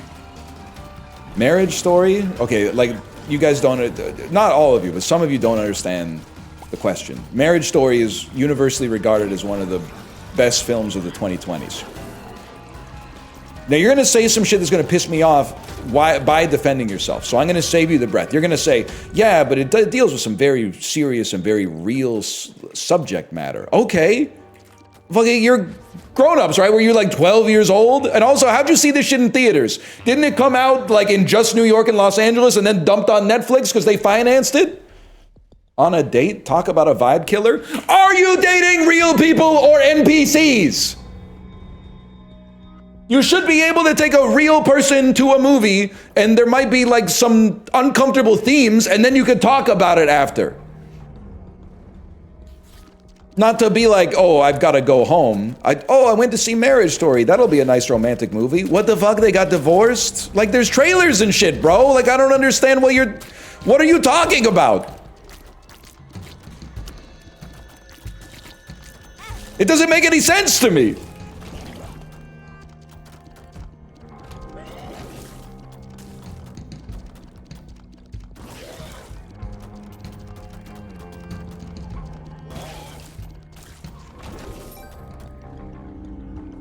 Now people are too scared. They're too scared to say anything else. I went too hard. Fair enough. Happens now and then. Now we're in the uncomfortable phase where like nobody wants to say anything.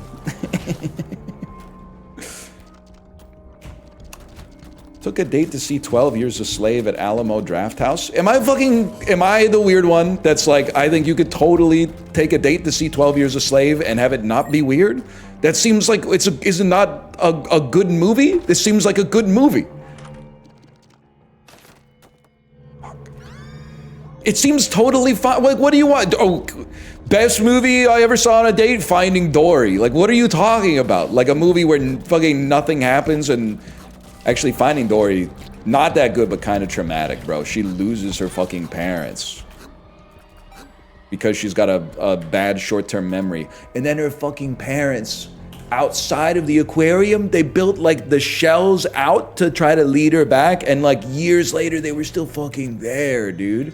Holy. Maybe Finding Dory's a bad example. I was gonna watch it in an hour for a date. Buddy, if you're watching a 2017 kids movie on a date, you're already there. You're basically married, to be honest with you. You're already in at that point. If she's coming over to watch Finding Dory, it doesn't matter. But like, it could be sick if you put on like Midsummer or something instead. Movie was weird. Okay, fucking, who cares? Pissing me off. Took a date to see Ghost Rider. That is pretty funny. That is a humorous one. Most of these were not on dates, so I've definitely seen some garbage in the theater. Third X-Men movie, which somehow is now only like the third bad X-Men movie. Like, our third worst, I should say. Like, I mean, X3, The Last Stand, when I saw it, it was like such a colossal step down from X2. But then now, I think it's better than X-Men Apocalypse, and it's better than Dark Phoenix. So it's like, I don't even know what to think anymore, man. It's a fucked up world out there.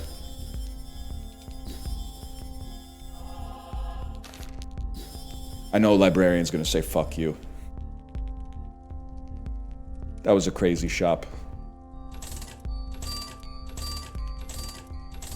I feel like all of them suck bad. Okay, actually, X-Men 1 and X2 are peak. And First Class is good, and I am a Days of Future Past truther. I don't know, wait, when it came out, everybody seemed to love it.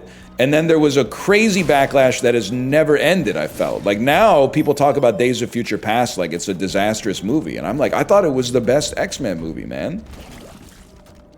I can't tell if I'm, like, on Star Wars stuff, as soon as someone says something about The Last Jedi, I'm on guard. Because I'm like, I might be talking to someone who just doesn't like the movie, and that's a good faith read, or I might be talking to someone who's involved in the culture war. You never know. But did I miss something? Did something happen with Days of Future Past that did that? Or is it just like people have decided that it's mid for some reason because like Rogue isn't in it as much?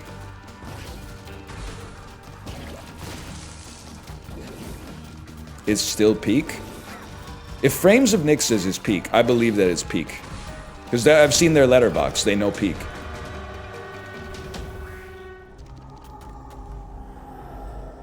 I took 9 lives, I should take this. We don't take Damocles.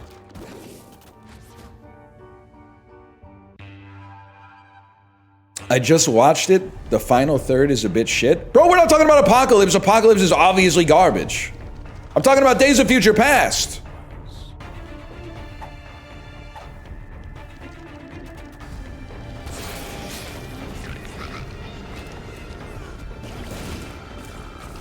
Somehow, I have seen X-Men Apocalypse twice. I think I went to Japan, which requires taking an airplane or a really, really long boat. And I was on an airplane. But it was like the 4th movie I watched on the airplane, so I didn't get to finish it before we landed. But I was like halfway through the movie, and I was like, this is fucking garbage. Week and a half later, get back on the airplane, they haven't changed the movies yet. Oh no! So I was like, I guess I might as well start with X-Men Apocalypse. But I didn't, because fast forwarding on the movie seatback entertainment is so bad. I said, I'll just tank. I mean, it's like a 10-hour flight. I'll just tank the first half of the movie again. And then I got to the new part, and I was like, man, this is still fucking ass, man. Yes, X3 did say, I'm the Juggernaut, bitch. Which you would think, as a YTMND head, I was stoked about, but even then, I was kind of like, come on. We're better than this.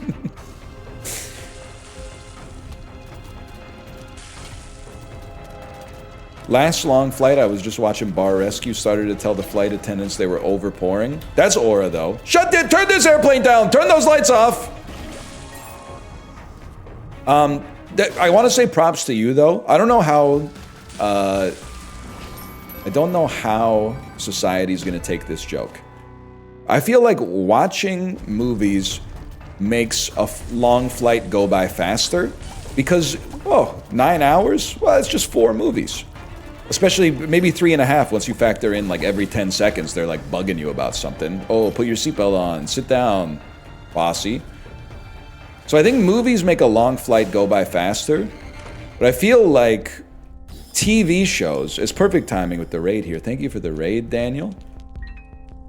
I feel like movies make a long flight go by faster, but TV makes it go by slower. Because instead of being like 4 movies, it's like 20 episodes of TV. Like when you finish a movie, you can take a look at the map and be like, I chunked a little bit out of this flight. We literally just flew like halfway from Vancouver to Hawaii in the time that it took me to watch that movie. But then like you finish an episode of TV and you check the map, you're like, what the fuck, bro? We're like not even out the damn country yet? Dr. House solved the case and we barely even left like Richmond airspace, man.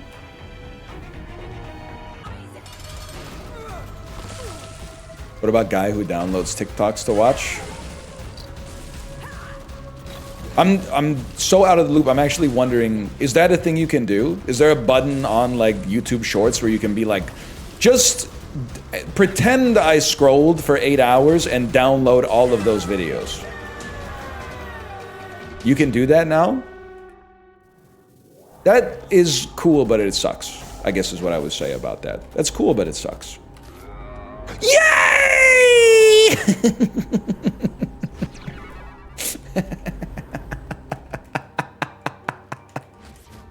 Yippee!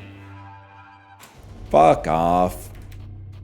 It's honestly, don't take this the wrong way, Librarian. I get it. I would be upset too if I watched someone play a lot of this game and then was still not as good as an idiot like me who doesn't even know what any of this stuff does, but it has gotten pretty decent over the years at least dodging the enemies. And you're sick? I mean, I guess I'm just a different type of gamer. I've just played a lot of the game. That's where most of the skill came from. No charge bars throwing me off? Is that like a mod?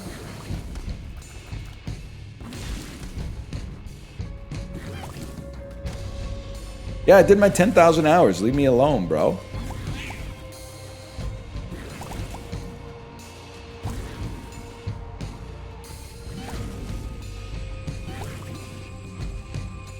Settings menu's basically a mod to him. You know who's not a mod? Librarian. Yet. Guy who thinks head mod... Justin, back me up here. Guy who thinks head mod is something you attach to your fleshlight. Guy who thinks... We can do this. Guy who thinks head mod is... Justin's not here anymore. It's because I was saying Jerry Seinfeld's my favorite guy.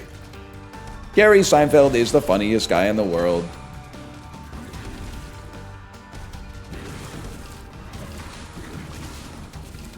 Prince Albert, my liege? I don't think I'd ever want to get like a cock piercing, to be honest. Seems like... Can I say something without kink shaming? It seems like more trouble than it's worth.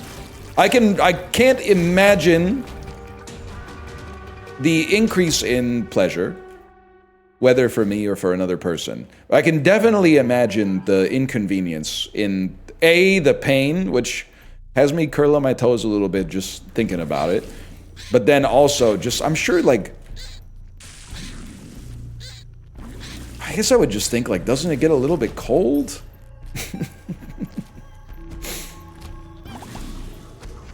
Like in the winter time, is that something you can get if you live in the Midwest? Like, or would you be like, my penis is stuck to my underpants or something?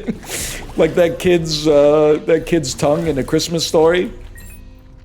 He's got the long ass stocking cap on and he puts his tongue on the light post.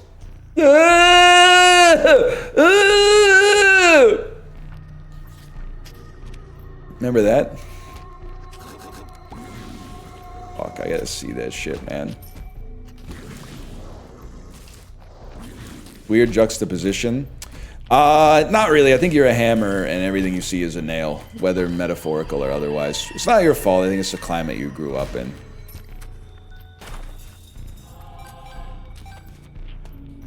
Bro was talking about a penis piercing and then later made a reference to a movie that's enjoyable for all ages. Little weird, don't you think? No, not really, to be honest. I made a reference to a movie we've all seen because we all had fucking TBS as kids. And for some reason, they said, it's Christmas Day, let's play that shit for 24 fucking hours, man. I never saw that movie. Turn your TV to channel 47 on Christmas Day. Go watch the first 30 minutes of the movie in the morning. Go open presents, eat breakfast, go to your grandma's house, come back later, turn on your TV and hope it's exactly the time that you abandon the screening. I definitely would like that. Yeah, I think that's probably good for now.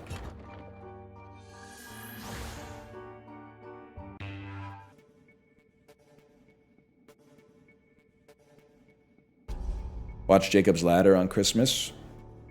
That's what I'm talking about.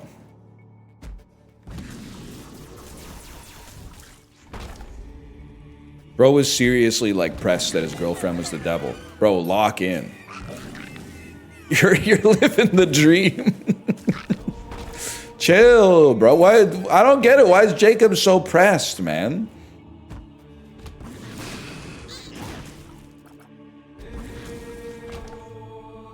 Oh, my girlfriend's a hot demon who wants to, like, damn me to hell for eternity. And my chiropractor's like an angel who wants me to go to heaven. Easy choice, bro. Chiropractors aren't even real doctors. Dude fumbled for real. 5 stars and a heart, by the way.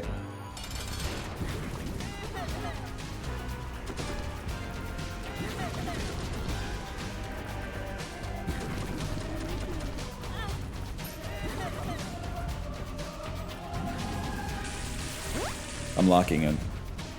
Tim Robbins was tweaking? Yeah, man. That's why Jacob's Ladder is so good, though.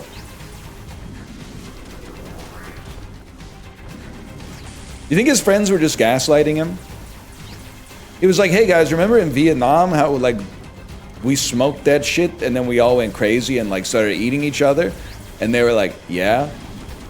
He was like, let's do something about it. And they were like, yeah.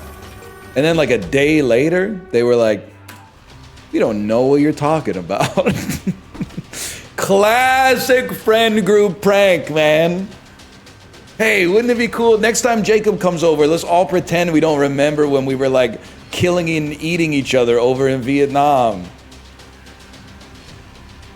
Oh, man. They got him good. They got him fucking good, man.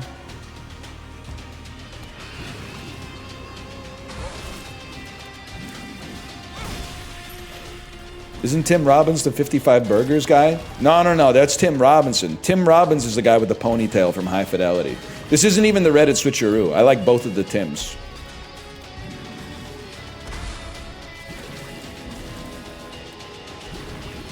He's the transcendental meditation enthusiast who steals John Cusack's girlfriend in High Fidelity. Tim Robbins' erasure kind of tragic. I know that younger kids these days, they don't know about Tim Robbins, man, because he hasn't been doing as much. And like they're not watching The Shawshank Redemption because it's the one Stephen King media property with no clowns in it, except for the warden. Oh man, you know what I'm talking about? He was the dad in Zathura. Okay, well that came out in 2005, so if you watched that as a kid, it's time to take your blood pressure medication.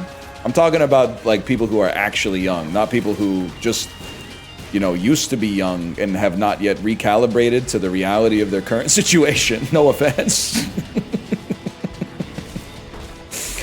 Like that's fucking crazy. Actually, he's done a lot of stuff recently. He played the dad in a children's movie 20 years ago. Like that's what you said. I changed the parlance a little bit, but the meaning remains the same. Welcome to Dairy, kind of sick. Yeah, unless you're lactose intolerant. If I watched Welcome to Dairy, I'd be on the toilet the next day. So no thank you. We out this joint. Huge.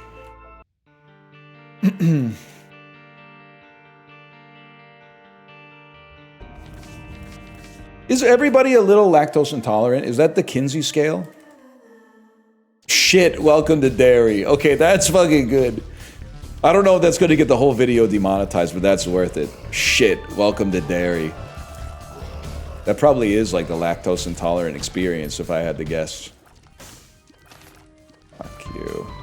Shit, welcome to Dairy.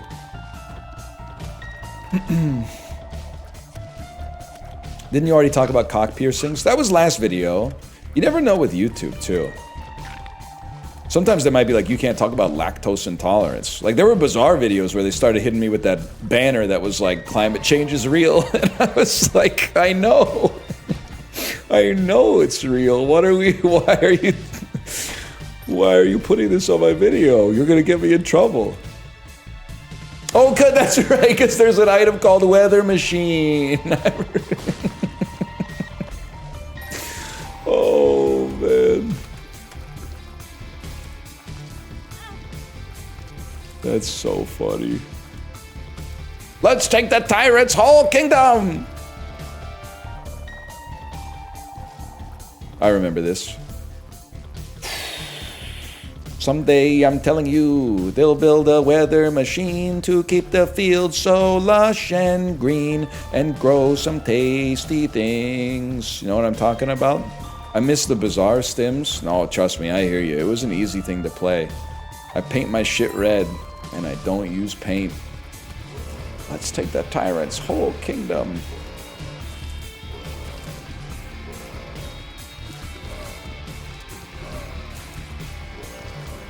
Dismemberment plan on a Monday? Yes, baby. Emergency and I Monday. Yes, baby. Fuck yes. Emergency and I on a Monday. Fuck. A life of possibilities, baby. Yeah, fuck yeah. Back and forth, baby. 8.5 minutes, baby. Yeah. You are invited, baby, on a Monday. Fuck yeah. Gyroscope on a Monday, baby. Fuck. Surprised how well that went. The city, baby. The city, baby. Yeah.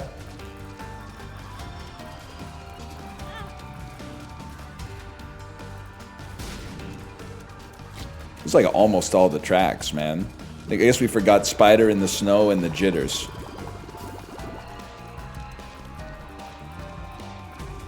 Still reading about Welcome to Marwin? It's a remarkable movie.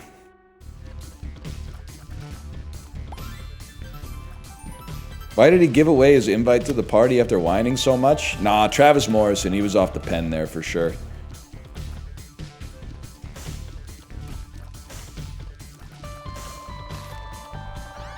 Also, it's fucked up. He did like what we're doing with people that we're not even that close to for Christmas presents. Like, he just left it in the motherfucker's mailbox. Bro didn't even knock on his neighbor's door or whatever. He just, oh no, maybe he did go. Maybe he did hand it to a guy who was crying. I can't remember. Sounds right. He might have been crying.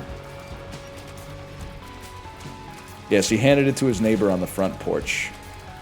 Whatever, that's literally what someone would do if they wanted to serve you with like a subpoena. So he's not cool.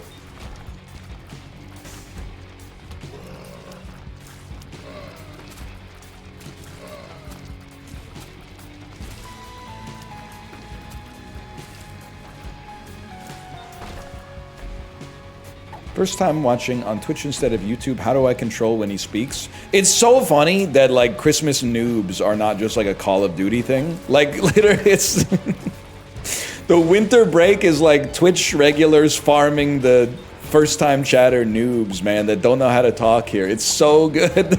They're walking in with like, I've won 85 consecutive games against the AI on Rookie, and then they go into skill-based match with boom! Boom! First time, I'm long time YouTube viewer, first time Twitch chatter. Has he always been this bald? Listen, you decrepit sack of shit.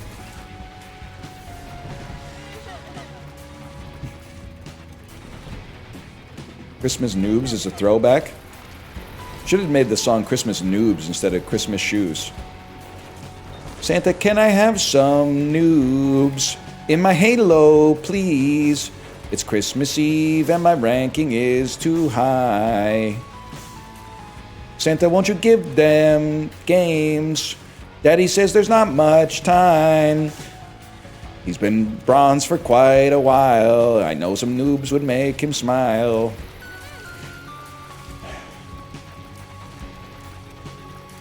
Whatever. It turns out it just wasn't that funny after doing it the whole time. Poop the poop. Mom's perfume. Yep, I'm just saying the names of the items now. Santa, would you like some sausage? A bit made only for me? I'm the #2 Christmas shoes hater on planet Earth. Patton Oswalt obviously #1. But he told no lies in that bit. Christmas shoes is... The reason the Christmas shoes bit from Patton Oswalt hit me so hard is because I grew up... I don't, this is too real, so I don't know if people are gonna... I don't know if people are ready for this. But... I went to school in a very interesting environment where it was kind of a combination of like... Let me put it this way. It had an accelerated... incubator program for what in hindsight, what at the time was like, oh, you're good at school. All the really good people from school, in this district are going to go to like one class and learn a little faster than the other kids. In hindsight, I'm recognizing that, and I'm including myself in here. It was essentially like Y Combinator for like people who are not neurotypical. Like when I think back to my friends, my closest friends and classmates, many of whom I'm still friends with to this day, I'm like, I get it now. We didn't know what it was back then, but I get it now. And there was a a girl in our class who was deeply religious, which at that age means that her parents were deeply religious and she's just kind of along for the ride. And then every single year from the time that the song Christmas Shoes came out, which must have been like 2002 or something like that, she sang Christmas Shoes at the Christmas concert every year. So this was like grade 7, grade 8. Then we went to the same high school. She did grade 9, 10, 11, and 12. So I've heard her sing the same song 5 times, just her at the concert, right? So that's one reason why I hate it. But then, good ending, if I may say so. And in a second, you might be like, you may not, but I'm going to anyway. Fuck it, bro. We ball. I think she's now married to a lady. And I'm hoping that at their house, they're not playing Christmas Shoes all the time. I'm hoping that they're listening to maybe like, that girl thinks she's the queen of the neighborhood. She got the hottest bike in town. I'm hoping they're listening to something like that. Well, I hope they're listening to whatever they want, I guess, but... Oh, shit, wait 1 second. They're listening to Fast Car by Tracy Chapman.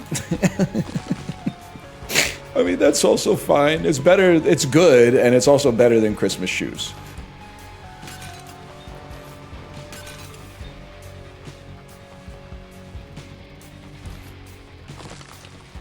Oh.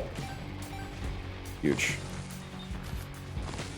When is your reading every store/city sign dad arc? Oh shit, you might have just fucked with me, because I think if you... My wife's probably live right now. What have I done? But I think I already do that while driving, now that I think about it. I'm gonna come back to this room. I think I might... You're talking about like, while driving, see a sign... Don't say, look at that. Just see a sign that says something, and apropos of nothing at all, read it out loud. And then she goes, what? And I go, oh, it's just that sign 6 blocks ago. Just that sign 6 blocks ago. Half price vinyl siding. How about that? Yeah, I'm already doing that. Absolutely 100% already doing that. You clocked me. You gagged me a little bit, to be honest. Oh, shit. Can I just pick you up? Nope. I ain't Enterprise.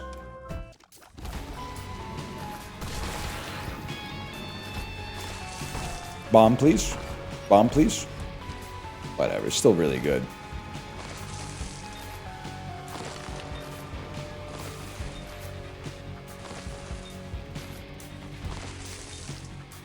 Mike's no frills. You don't say.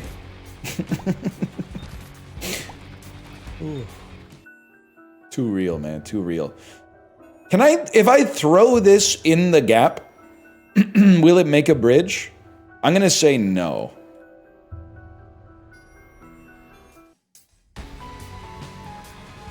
I'm going... Why not try? Well, because I could maybe get a bomb. But if the bomb doesn't work, then... Oh! Huge. Sack in the shop? Yeah, well, dog's got a bone, man. All of his own. Wednesday morning, middle of the road type shit. Oh, thank you. That's actually really good advice. I appreciate that. +2, I know that's right. I will now sell 3 copies of the... Fuck. I will now sell 5 copies of the 3 EPs by the Beta Band.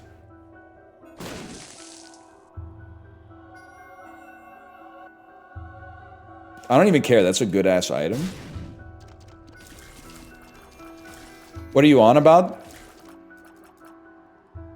You never seen the High Fidelity? If there's something inside that you wanna say it alright, it'll be okay. Never seen it? I'm 24. Honestly, I feel like if you're 24, you might fucking vibe with High Fidelity. Just to be dead ass with you. Guys, I don't think I'm gonna get the ability to re-roll this, John. I think I'm just gonna take Forget Me Now and go down to the next floor.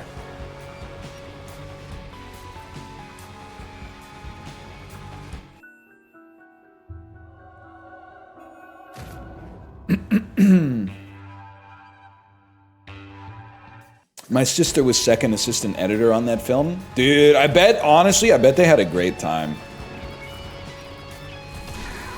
Jack Black, John Cusack, Tim Robbins, Catherine Zeta-Jones, Todd DeLuiso. Who? Todd DeLuiso, the nerd from The Rock? Oh, I've got sarin gas on me, I'm gonna die. Lock in. Nicolas Cage be like, lock in, buddy. Hey, nerd, the only way we're gonna get out of this is if we lock in. Twitch, thanks for the gifted subscriptions. Stimmy check? Can you do that? Cause like you're, you know what? Then listen, I'm not trying to cast aspersions. I do appreciate it. You're kind of controlling both sides of the balance check, the balance sheet here. You know what I mean? No. Wait, it's not money laundering. That doesn't really make any sense. Hold.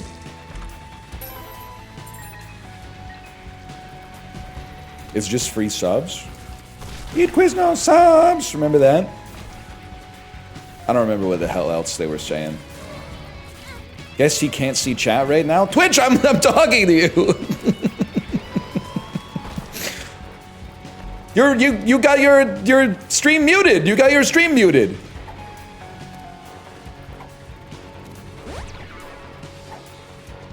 They have a pepper bar. Eat quiz, no subs. I remember that. Just learned that I apparently met Henry Rollins at my friend's birthday party when I was 6. That's kind of sick. Kind of crazy to think that maybe maybe some of my daughter's friends are going to have that story when they get older, but not about Henry Rollins, but about a guy like me. Apparently this Northernlion guy was at my 4th, 5th, 6th, and 7th birthday parties. Very strange. 6'7". 6'7", true.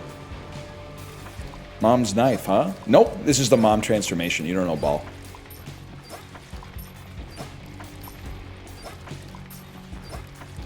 You've been to every birthday party in Vancouver in my mind. I've been to almost no birthday parties in Vancouver. I'm not gonna mess with you, but I've been to a fuck ton of birthdays in Richmond, man.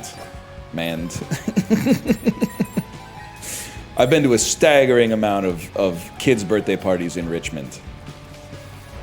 I don't know if other cities are like this, but in Vancouver, everything is expensive. So all the stores and venues are really small. Not appropriate for a 5-year-old's birthday party. Let me grab that real quick. But luckily, just south of us is a city where everything is still pretty expensive, but not as expensive. So all the venues are a lot bigger, and then that's where every single kid's birthday party ends up being. Oh, obviously, we're not taking that. I told you we're not taking that.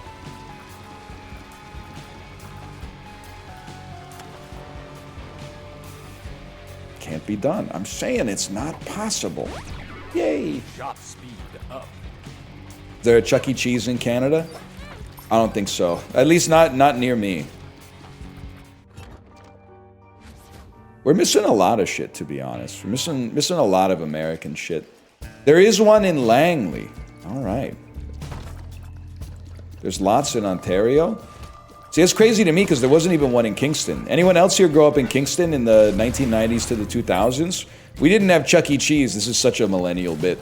We didn't have Chuck E. Cheese. We had Cosmic Adventure. What's the difference? Basically none. It was, I think it might have even had like all the same arcade games as Chuck E. Cheese. It was essentially exactly the same as far as I could tell. They opened the Kingston one in the mid-2000s, but Cosmic still clears. Cosmic also, didn't it have like an edge because it was like right next to the laser tag facility too? They weren't unified in the way that a lot of them are now, which is, I'm sure, is like a competitive advantage. But back in the day, there used to be laser tag right next to the Cosmic Adventure, man. Is Playtrium what Cosmic Adventures became? As I well, okay, no, I'm confused. I think you're right. I think that is Playtrium. I was thinking of Palladium, which was just like a big arcade. Might indeed be the Platrium.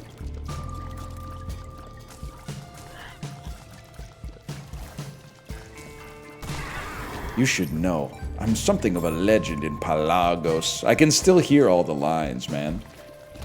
One of my first ever conscious memories is in the Kingston Cosmic Adventures. There's literally hundreds and thousands of us, which is crazy. One of my first memories isn't there because I think it opened when I was probably like 9. So it had been around, well, I'd been around for a bit, I guess, by the time it came to be. Stop saying Vanessa lines. You're throwing off my train of thought. You're making me say shit in my head like all canon, no ball. One of my first memories for sure is being in the Canadian Tire parking lot at like that fuck-ass tri-corner of like Bath Gardeners and Concession. And I don't know anything beyond that. I can see myself there.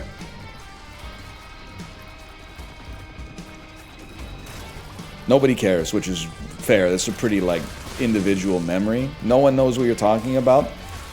What's funny is that, like, people in chat will do that, but they'll do that about, like, Ohio.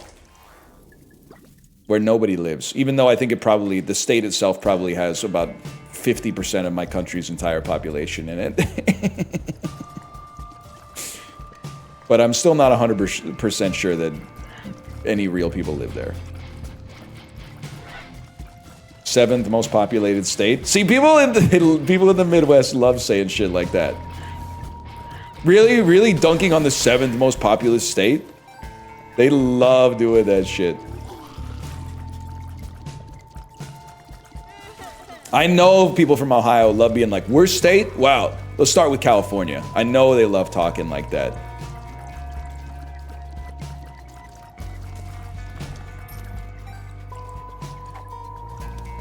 Akron ass.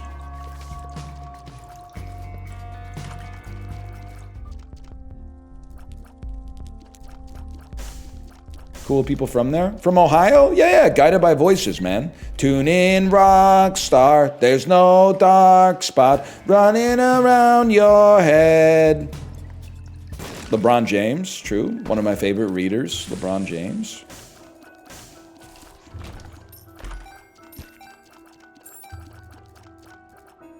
Worst state of matter?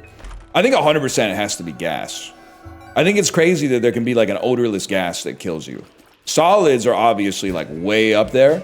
Liquids, some of my favorites for sure. Plasma? No, that's a fucking like comme ci comme ça ass answer. I know the French teacher's asking you ça va and you're saying comme ci comme ça, you motherfucker. Just give her a straight answer. You're not comme ci comme ça, you're fucking 9 years old. You're ça va bien, bitch. You're ça va bien. Plasma. You know, we were talking about the fucking Holy Trinity. We were talking about the liquids, the solids, and the gases.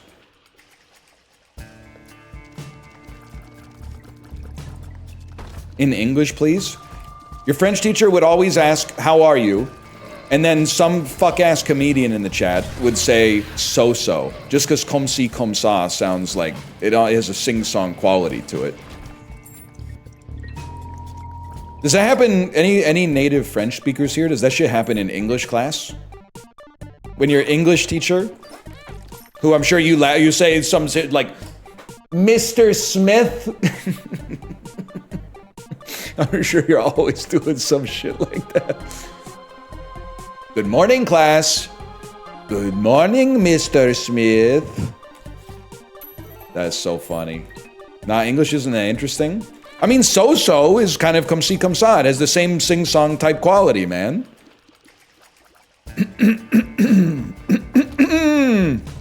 Nah, man. That's probably like not mucus that indicates I'm going to be getting sick soon. That's probably the good type of mucus that's like stopping illness from entering my body, right? Monsieur Anderson.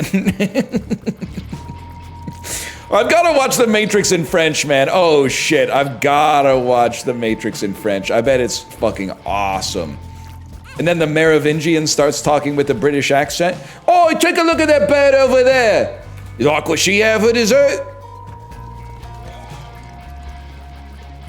Send her the Welsh rarebit that gets her panties in a twist, mate. French Morpheus would go fucking crazy. We do call him Monsieur Anderson. That's so fucked up. His name's not Monsieur Anderson, it's Neo. Tu es le un. Are they saying shit like that? Tu es le un. Il est.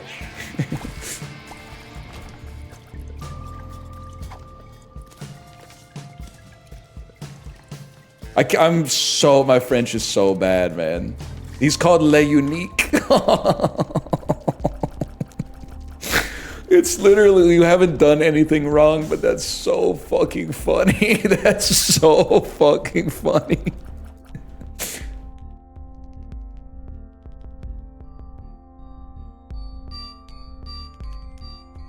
Oh, it would be a great time to be able to speak French.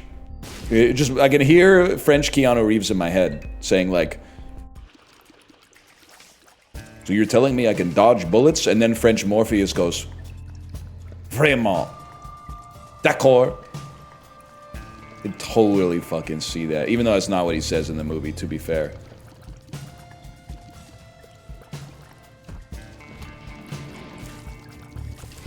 Ceci n'est pas air you're breathing? I've got to see The Matrix in French, man. Damn. It's crazy to think that, like, probably 15% of people who've seen the Matrix have seen it in French. I guess maybe they just watch it with subtitles on. That makes more sense, but...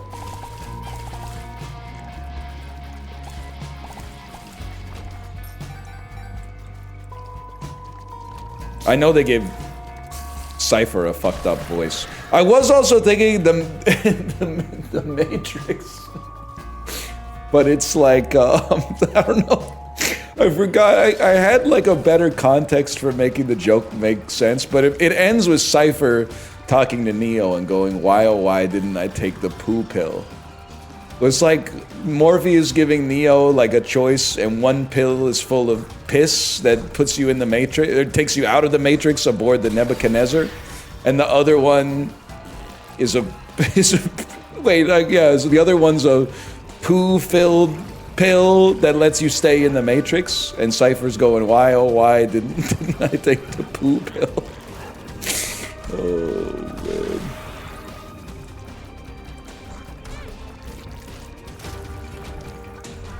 Yeah, Twitch, you still watching?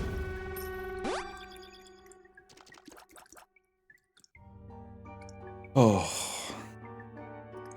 I did see the clip of the Philadelphia Flyers broadcaster who got suspended, and suspended for 2 games to me seems appropriate, where he thought he was off the air during a commercial break, and then like his partner, who is another man by the way, just because it changes the dynamic a little bit, you should know this in advance.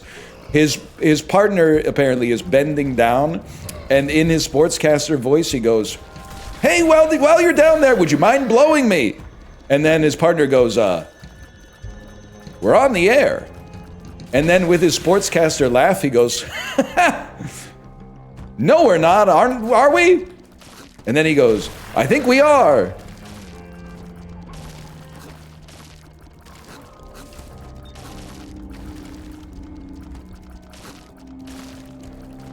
Kind of a great clip, for sure.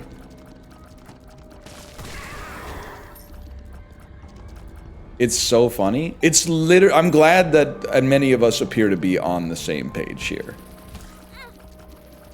A straight guy saying to another straight guy, hey, while you're down there, would you mind blowing me, is comedy. I'm sorry. And I don't think to everyone's credit, I don't think anybody is out there going, that's not comedy. That's actually a problem. Everybody seems to basically be on the same page. That's like, that's pretty funny. But also, you have to suspend them. You have to suspend them a little bit. Because you had, that's your role as the organization. You have to be like, you can't say that. But the reason you can't say that is because it's too funny.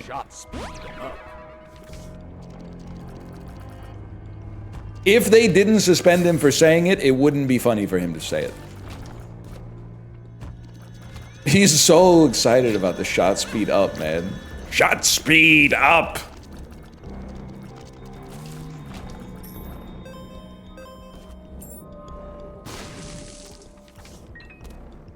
Would it have been funny if he did it? It actually would have been even funnier if he did it, of course. Yikes. If they came back from the break and was like, and we're back for the second intermission. Jim's got my cock in his mouth, by the way. Like, that would have been peak. That would have been fucking awesome.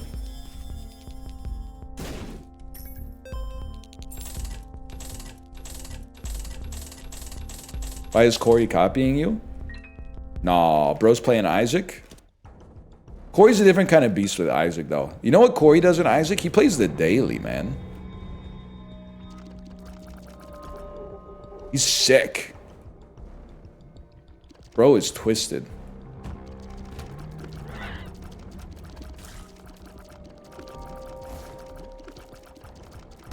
Mocked. You did that all the time? I don't know. Different guy, different river, etc. Different rivers. Might have smoked a few in my time, but never thought it was a crime. That's, I had my items confused. Different river, different Cuomo. That should have been the slogan for his mayoral run. It's never the same river, it's never the same Cuomo. That being said, I am the same Cuomo, I guess, now that I think about it. I think this is the same one. Yes. Kansas City Chiefs moving from Missouri to Kansas for new stadium. Stephen Merritt would be proud, man.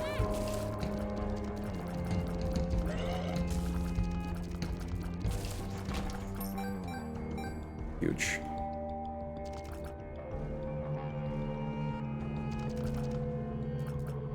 Literally reading that headline on my other monitor. Guy who has two monitors to read the news. Just checking in.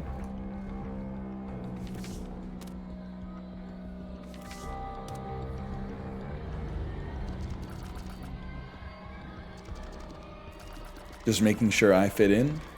Rubbing and rubbing on my yellow leg. Never get over the fact American sports teams can just move whenever they want. Whatever, bro. You look like you're from Buxley.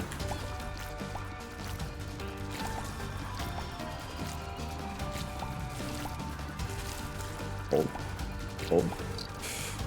Ouch.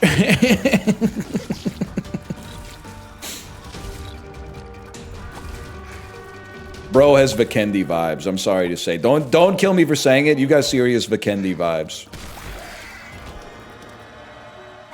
The soul of Isaac. Oh, that's pretty good. Soul of Isaac. That's, I mean, walking into that, not so good, but I can't believe this is only Depths 1, man. This is insane.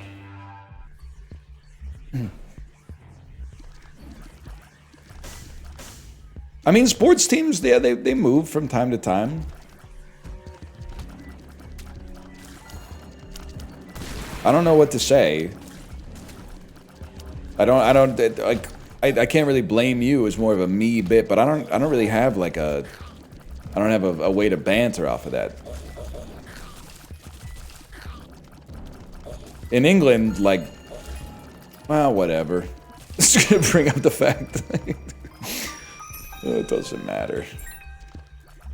It's not worth hurting feelings over it. Go for it. Well, no, it's not even worth saying. Because now we got ads on our jerseys too, but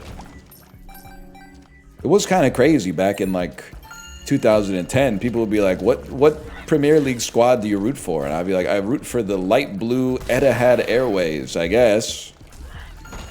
Yeah, they're the team with the Etihad Airways logo on their shirt. But now, in true Vancouver fashion, our helmet sponsor is like Next Gen Uranium Energy Developments or something like that. It's like we don't even have like a like a huge international brand backstopping us. We have, I mean, they're the big company, don't get me wrong, but they're like, I don't know, they do like fertilizer mining or something like that. I have no idea, man.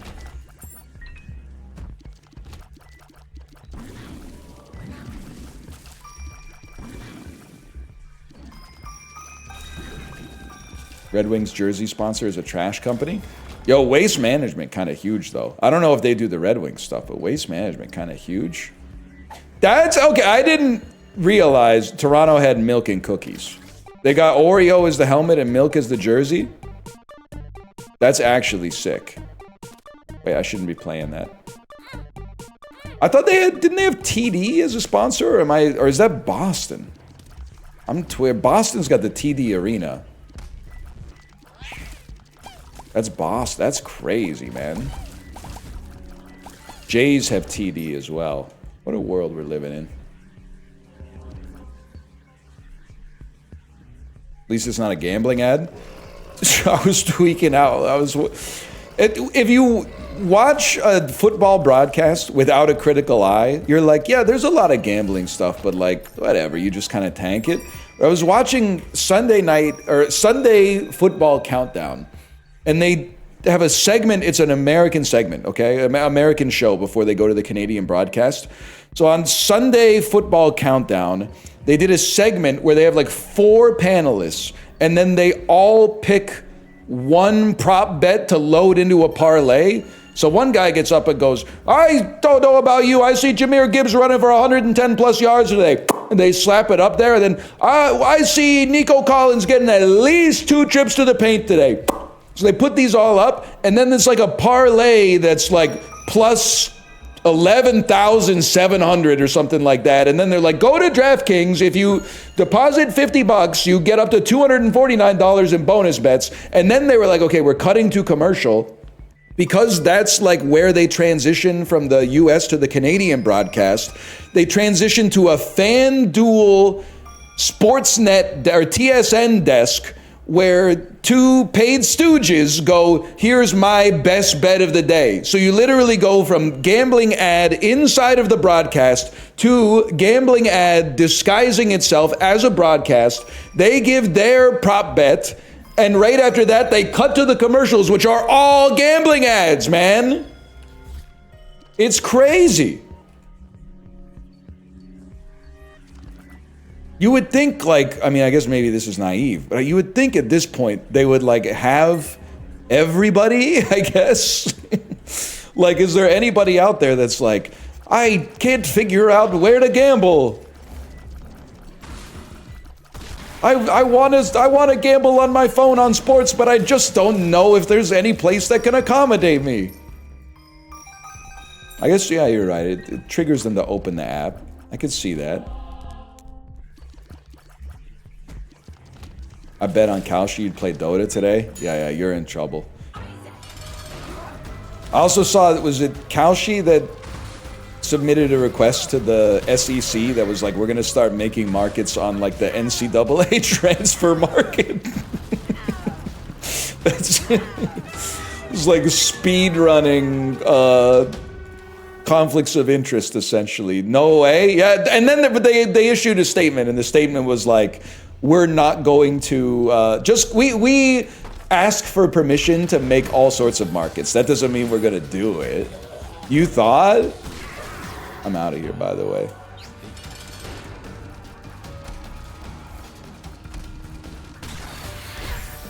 I got my paycheck on whether like some 16-year-old high school kid from Texas is going to commit to Brigham Young University.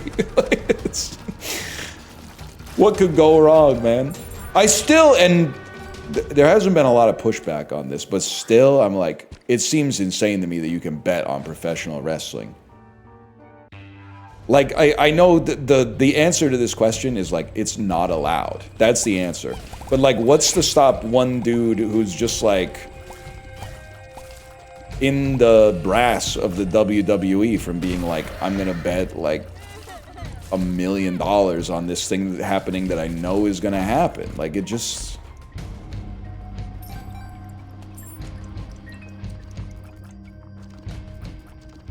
seems crazy, man. They'll get sued? Well, yeah, but people do things and get sued for it all the time.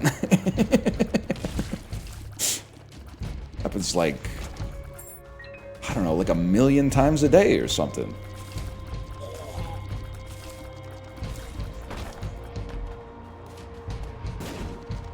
Honestly, though, that I watched the Jake Paul fight and that was fixed. I'm sorry. Jake threw. There's no... I know there's physics, and Anthony Joshua's like... he's a taller, and he's heavier, and he's got more boxing experience, but Jake... I mean, he had him right where he wanted him, man. Didn't you see after his jaw got caved in, and he went... bah! And he went... bah! Didn't you see him? He was ready to go 6 more rounds, man. Despite in the last 3 rounds of the fight never putting his hands up a single time, which I'm hearing in boxing is not good. Apparently in boxing it's not good when you're so tired you can't put your hands up anymore to stop more punches from hitting you. I think Jake had him, man. Referee literally said, I think you gotta investigate the referee. That's all I'm gonna say. Because I don't want anyone to clip this out of context. All I'm going to say is that referee, I want his Kalshi profile audited right now. Because Jake had only been knocked down like 8 times. You don't call a fight after 8 knockdowns. He had him right where he wanted him. Fuck it, we ball.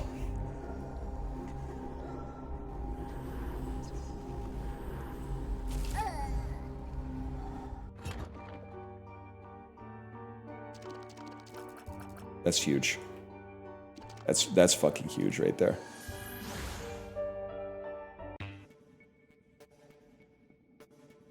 Nah, man, it's mess. I still don't like to talk about it. I was also, and I know why, obviously, because Netflix spent like $1 billion on it, but it was so funny to hear the commentators, man. Yay! And they're saying shit like, you know, this is actually a great result for Jake Paul. A lot of people thought he was going to literally die in the ring or be knocked out in the first round, but he actually made it to like round 6. He proved that he could be competitive and hang with like real heavyweight boxers. And I was like, we have eyes, bro. We watched the fight. He didn't do anything. Like, he actually got a couple of good shots in. What are you talking about?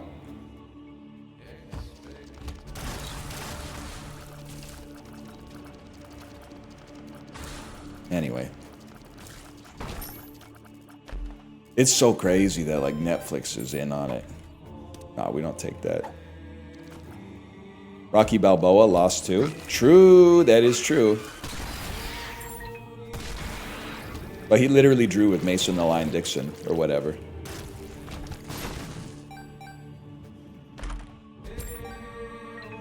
Philly mentioned again.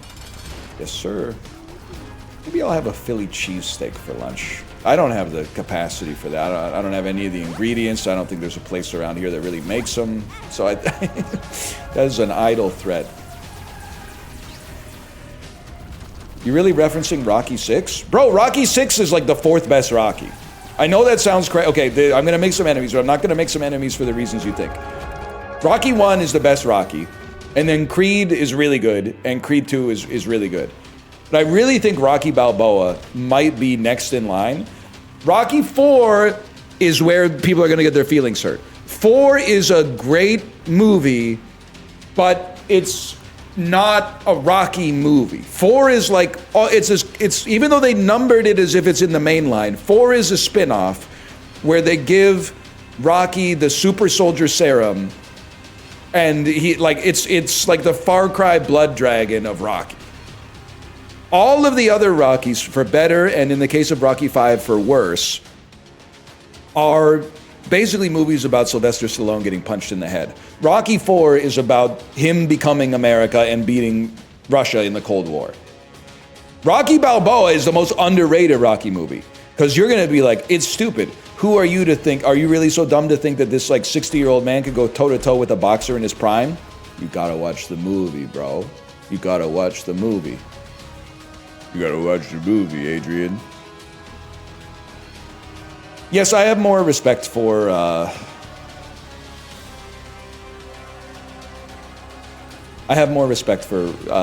Rocky Balboa than I do for the state of Ohio. But that's just because if you made me choose Pennsylvania or Ohio, I wouldn't even say, Pennsylvania if I have to. I would be like, Pennsylvania, bro. Obviously.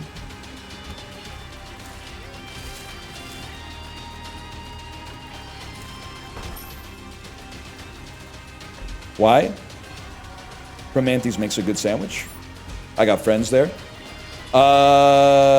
They've embraced the sport of hockey. No disrespect to the Columbus Blue Jackets.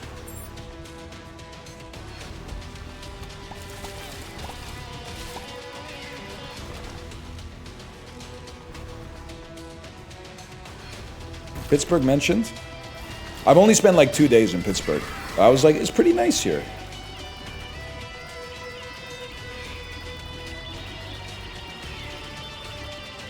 You love Cleveland, though? Are you talking about the place with all the little chicks with their crimson lips? That type of place? 1 second. Oh, they locked in for me!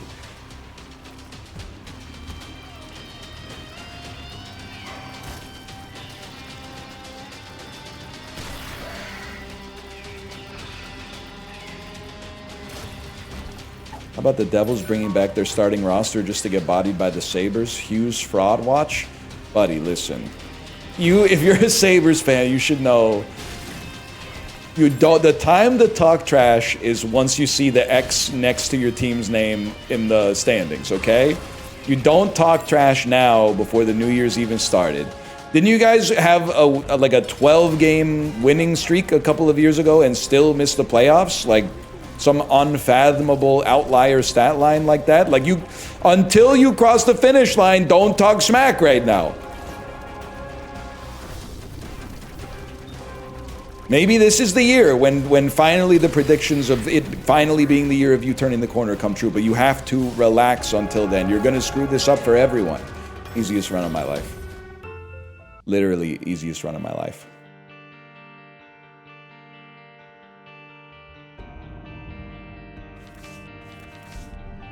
We don't lose.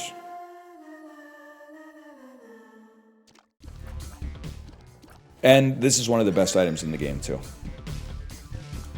Rumo of Zamonia says, Avalanche are good. It's been a fun ride. Okay, buddy. A pinball game that makes you mad. 2 can play that game.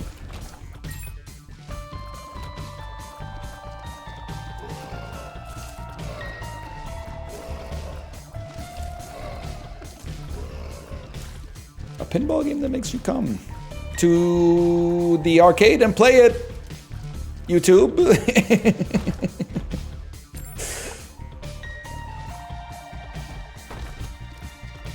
Yes, sir. What do you guys think? I'm not trying to ruin anybody's life. We're now at the point, millennials, we're at like kind of, well, I mean, I guess you can never tell. It depends on demography to some extent. But I was going to say we're at like peak millennial influence. We're probably, at this point, the modal generation. Like we have the most people. I don't know if I'm using that term properly, but you get what I'm saying. We're entering middle age, you know, to some extent we become the drivers of culture, both as producers and consumers, in that sense. So it's time to take stock. What's the worst thing that we as millennials have foisted upon the culture? I'm going to throw some chum in the waters first. I think we fucked up when we made barcades. We've talked about it a few times, but barcades, like the thought of going to the barcade is so much better than the actual experience of being inside of the barcade, in my opinion. They're too loud. Well, I'll say a couple of things. A bar with enrichment is cool, but like it turns out, going to the average barcade, which appeared to be the beer is the same price as normal, but then also the arcade games are like $1 each. So you're paying like $10 for a beer and then also like $1 to play Joust or something like that. Kind of sucks ass. Like it's a bad value proposition. If you live in someplace cool where they can do it and be like, hey, you pay $10 to get in, but like the arcade games are free or something, that might be a different story. That could be cool.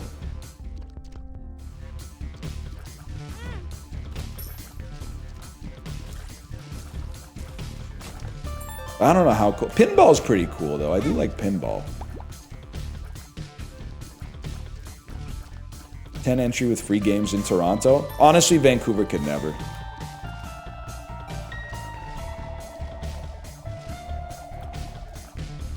Trying to think of what else. People are saying stomp clap music. I can see that. But I mean, you also no, just this conversation is just conversational threads that make you mad. Because I was gonna say, yeah, but what about the fact that like for some reason, like I thought everybody in my generational cohort kind of agreed we would like listen to shitty music when we were like 12, and then we would start listening to like good music when we were grown-ups. But then like they dropped their end of the bargain and they're still listening to like Pink now. Like they just never. I had to pick somebody. I don't have a particular grudge against Pink or something like that. It's just like I didn't realize, like, you know, the people who were listening to Fergalicious in 08 were still going to be listening to it in 2025. But that might be true of like all generations. I don't know, man. It's true they can't listen to Eminem because Gen Z canceled Eminem. Why am I Larry 5'2"? Fuck you, Larry, you bald asshole. You're a prick. Librarian, that could be a good thing to put. You could just start taking stims from, Susie stims from Curb Your Enthusiasm to insult me in little editorial stings in your content. You bald motherfucker! Fuck you, you bald asshole! You bald piece of shit. Yeah, well, you're bald, Larry. Larry, you're bald! Why do you say her whole name like she's in trouble? Okay, buddy, her name's not Susie Stims, okay? It's not a Hall & Oates song. I'm saying these are stims from Susie. Her name is Susie.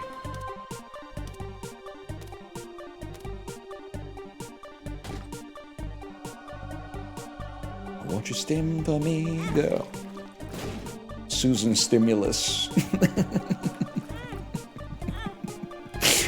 That's so fucking funny. I really have. I've started to learn some uncomfortable truths about myself with what I laugh at. Like, and you would think like, yeah, the people falling down the elevator shaft is not funny. Fuck you, that's fucking funny. But Santa at Yalta should not make me laugh as much as it does. Like the fucking picture of like Stalin, Winston Churchill, and FDR at Yalta, and then like picturing like an edited version of Santa in black and white right next to it, and like representing the interests of the North Pole and shit. It should not be that funny, man. But it is kind of like, it's like a Minions thing where people are like, okay, Minions, where were you on fucking, where were you in World War II? Where were you on 9/11? It's kind of the same thing. It's like, buddy, Santa's real. We hold these truths to be self-evident. But like, what the fuck were you doing 39 to 45, bro? What the fuck were you doing 39 to 45? No shot, you're gonna say Santa was probably neutral. Bro literally has a nice and a naughty list, okay? So we know he was on the good guys. But like, what the fuck was he doing for the war effort? That's all I'm trying to say.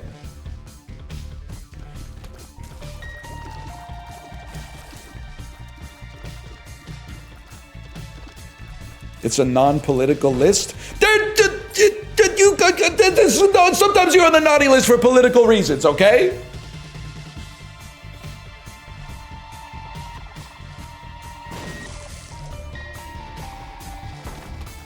Did Gru start making hand sanitizer during COVID? You know, dude, it's so funny. Well, it's not funny. It was kind of like a world-changing event in a very negative way. But remember when COVID sort of started to feel normal, and then you would use the hand sanitizer before going into the grocery store and be like, oh no, it's one of those fuck-ass hand sanitizers.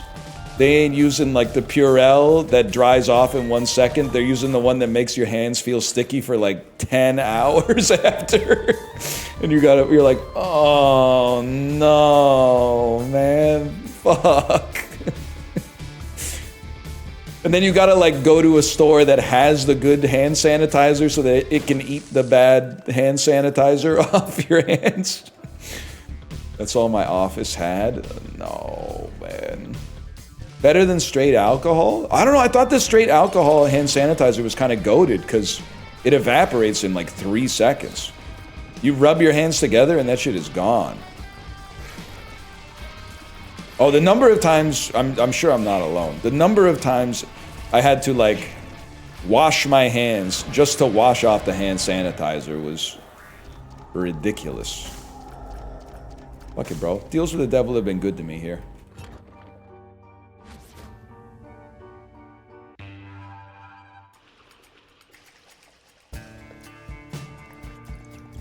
It burns if you got something going on your hands. Yeah, that was probably the only time in my entire life my hands have come close to resembling like the hands of a blue-collar worker.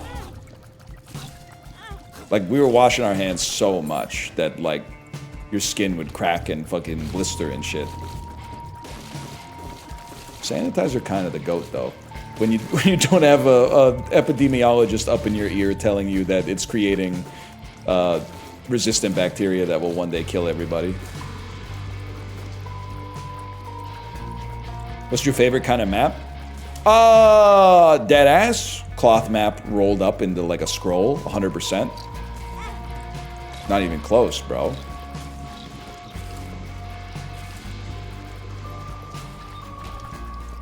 Least favorite kind of map? Any map that doesn't have north on the top. Like, what are we doing here? I don't know what to tell you. Like, it's not the year 17. Like, north is up. On every single map, north is up.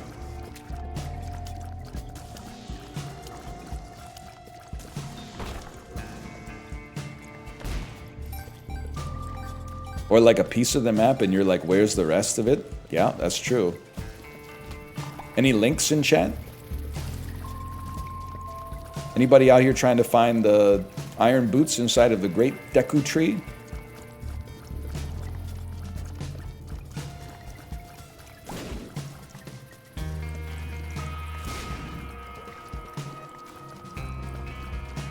You mean like sausages? Bro, that reminds me, we're in a lot of trouble.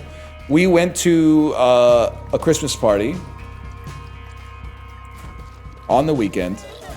My kid got a taste of the charcuterie plate, and she's in love with salami. I don't know how to tell her, like, you can't eat very much of it, because it's literally, like, gonna give you colorectal cancer. I don't say that to be, like, a punchline. I'm literally, like, I think I would be an irresponsible parent to give you, not any salami, I think you can have some salami, but to, like, let you have, like, salami sandwiches for lunch every day for a month. Which would honestly save us a lot of problems because she's a somewhat picky eater because she's 5 years old. So for her to have an extra thing to put in the lunch rotation that's convenient would be really nice. But even still, I can't do it, man. I feel like it's like giving my kid like a cigarette or something like that. Vegan salami, she might not know the difference. Well, okay, what's the science on the vegan salami though? Does it still have the nitrates? Aren't the nitrates what give it that awesome taste?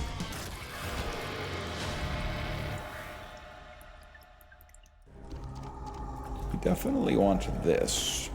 Definitely want this. Librarian, how you feeling about Isaac today? We've done about 3.5 hours of Isaac, no bathroom breaks or nothing.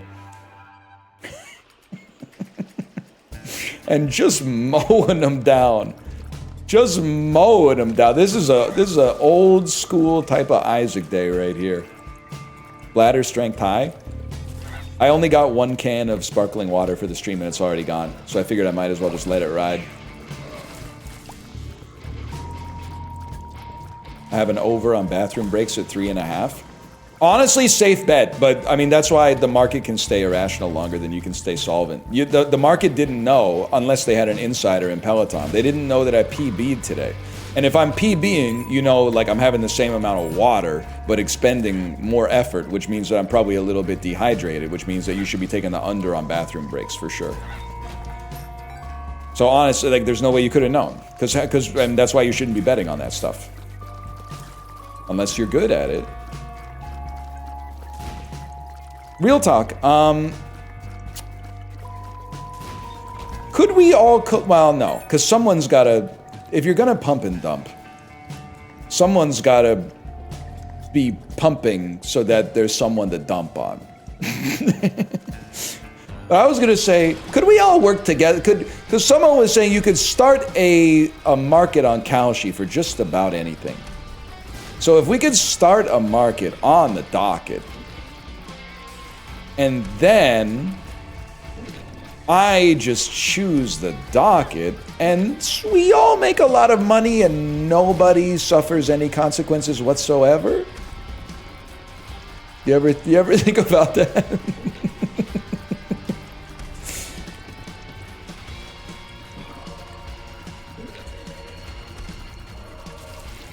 It could work. There has to be a buyer. I'll pay some influencers or something. Pay some influencers to promote it.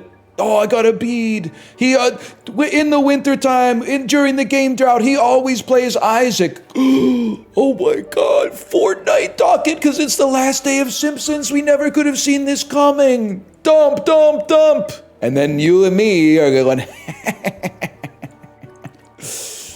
Oh man, I think I gotta roll that one. Oh, librarian, that's gotta sting. Oh. Why? Because it's a good item, I think. Why are we fixing the market? Easy way to make a lot of money really fast, I guess. Oh.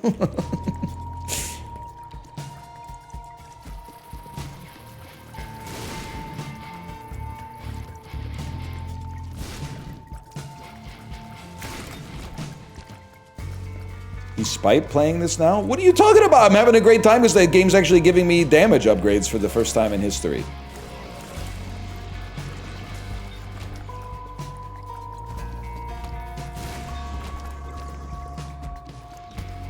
I didn't hear Timothy Chalamet's verse yet, but I did see that he got involved in some rapping. Which is, he's lost me. Maybe he could get me back if he released a country music song, a soulful country music song, perhaps about people who live in the nation's capital who don't have our best interests in mind or something like that. Hey, Timothy Chalamet, where's our Rich Men of Richmond Part 2? Great American Songbook Tour? You guys ever look up what's in the Great American Songbook? I'm gonna say it, and I don't mean to offend anybody. Some of those songs ain't that great, in my opinion. They're all from like 1906 Camptown Races, She'll Be Coming Around the Mountain type stuff. Only good shit is Seeger? That's what I'm saying, bro. Where the hell is Night Moves? I'm not even that much of a Seeger head, but Night Moves should definitely be in the Great American Songbook.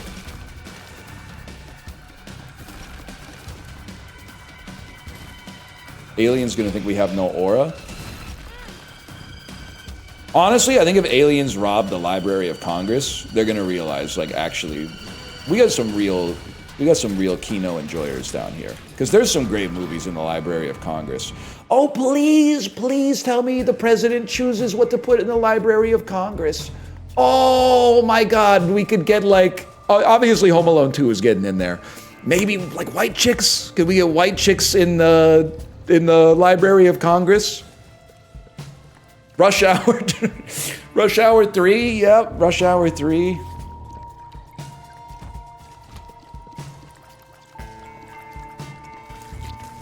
Could be the move.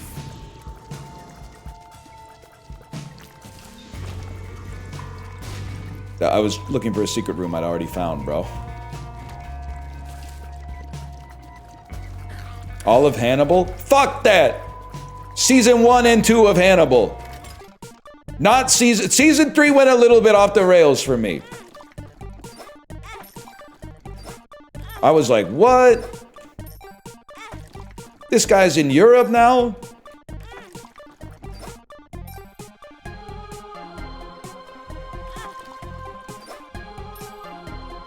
Actually, I don't think I even finished season... He eats people? I don't think I even finished season 3 of Hannibal. I got pissed off because at the end of season 1, Hannibal and Will Graham were gonna fuck. And then at the start of season 3, I go, here I go.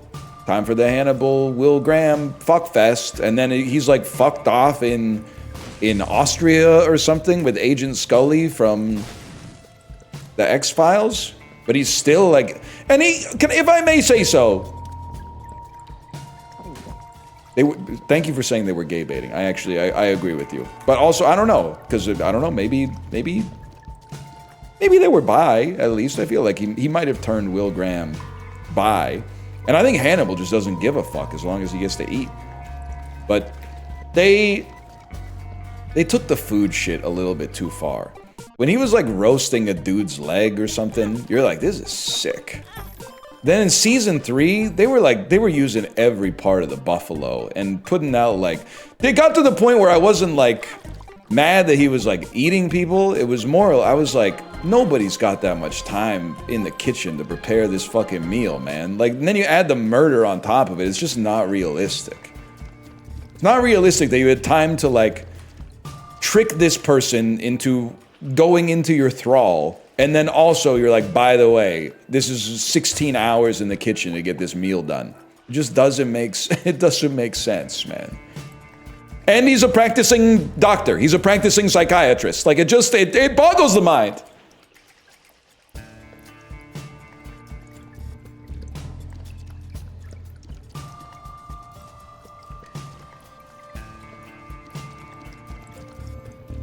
He has no children. That's true. That is true.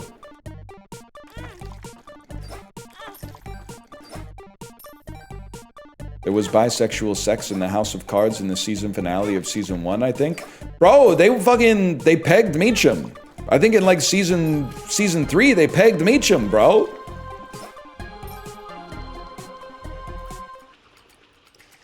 The Threecham. Why do I still remember the name of Kevin Spacey as Frank Underwood's Secret Service agent from the House of Cards? Because he got pegged, I guess. Well, and because also 10 times an episode, bro was going, Meacham, come here a minute, will you? He was always saying some stuff like that. Well, Meacham. New impression unlocked? Old impression, I'm afraid. Is that a PS Vita? I've been looking to get one of those for my car.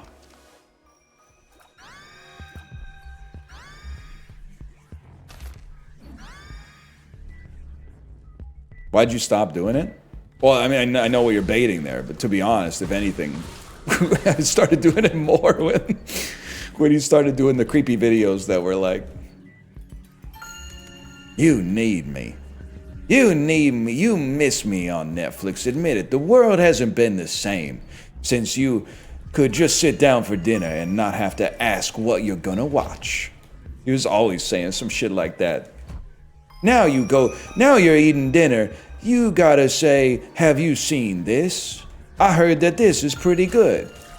That's why you need a fella like me to tell you what to watch with dinner.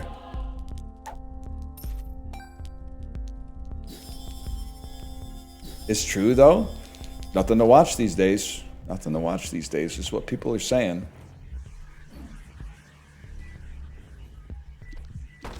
I need YouTube to eat. That's how they get you, man. Have you guys been following the arc of Justin showing, or reading, I should say, what his suggested search topics are on TikTok every single day? I don't even want to read his, because I think you should save the bit for him. But he posted maybe something that, it might have been some of the realest shit I've ever heard. He posted his suggested searches on TikTok, and then the next message he had was, I think I finally understand why everyone is so insane now. Because, like, if I may, let me scroll up here. You may like Stop viewing my account. How to communicate with someone who's passed away. Signs you have psionic abilities. NASA warns people to evacuate. What I gave versus what I got trend. Men become obsessed when you walk away. That one, they kind of clocked us with that one. 7th year tribulation happening now. CERN portal footage of new animals. I didn't read that one closely when he posted it. CERN portal footage of new animals is so sick. Someone wants to mark you. And why are people saying the rapture is coming? That's fucking funny, man. What is he watching on there? He's not watching anything. He's got the last pure TikTok account, which is why the suggestions are scary, man.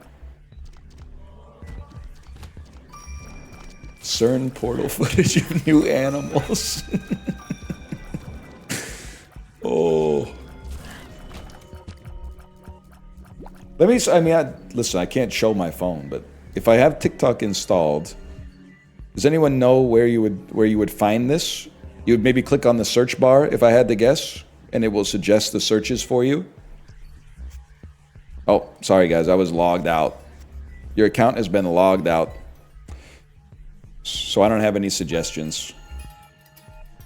Sorry, guys. That bit kind of fizzled, I guess. Log in, brother. It's a whole password manager type shit, you know.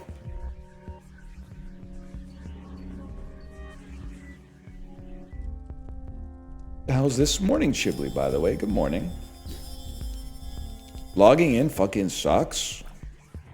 It is the worst, man. Logging in sucks ass. One of the worst.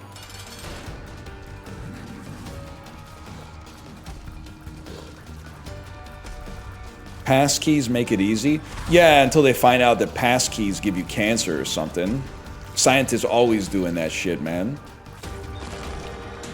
Hey, here's this awesome thing. Get addicted to it. Oh, wait, this awesome thing kills you.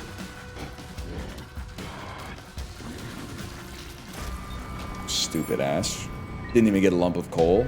Run's pretty much over.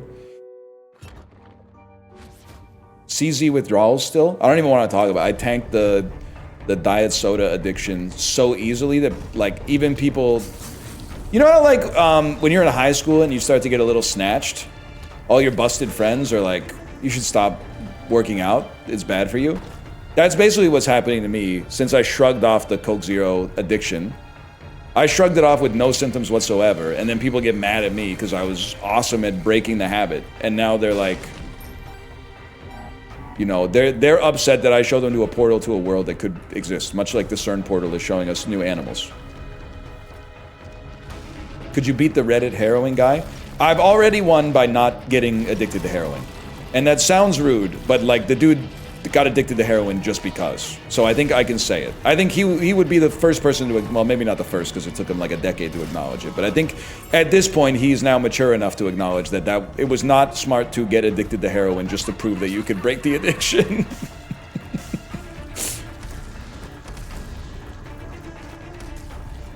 But to tie it together, that guy has the same vibes as the people that are like hangovers. Like I don't get hangovers.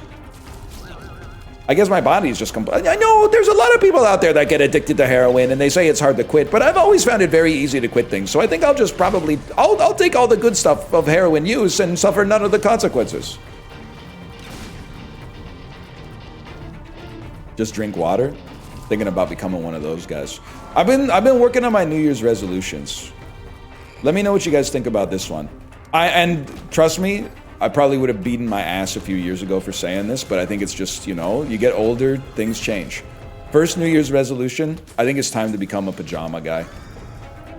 I've been rocking t-shirt and boxer briefs to bed for probably like 20, 21 years now. I think it might be time. I have a child. I'm going to be entering my 40s soon. I sleep in a bed with my wife. I think it might be time to start entering my pajamas era. Like a cozy button-up shirt and some pants that show the outline of your cock. I think it's time. So I'm thinking I might become a pajama guy. That's step one. I haven't really got any further than the pajamas at this point. I haven't thought about it any deeper than the pajamas, but fuck ass hat? I don't know about the fuck ass hat. I think it would leave a mark on my head. Might be something more for if you have hair. Robe guy? No, I don't think I'm ever gonna become a robe fella. A Robespierre, if you will. I just don't like the way a robe is somewhat comfortable, but I find naked plus robe, just for me, not agnostic of, like, not all other things being equal, just for me, I don't like the feeling of just being naked plus robe. It feels weird.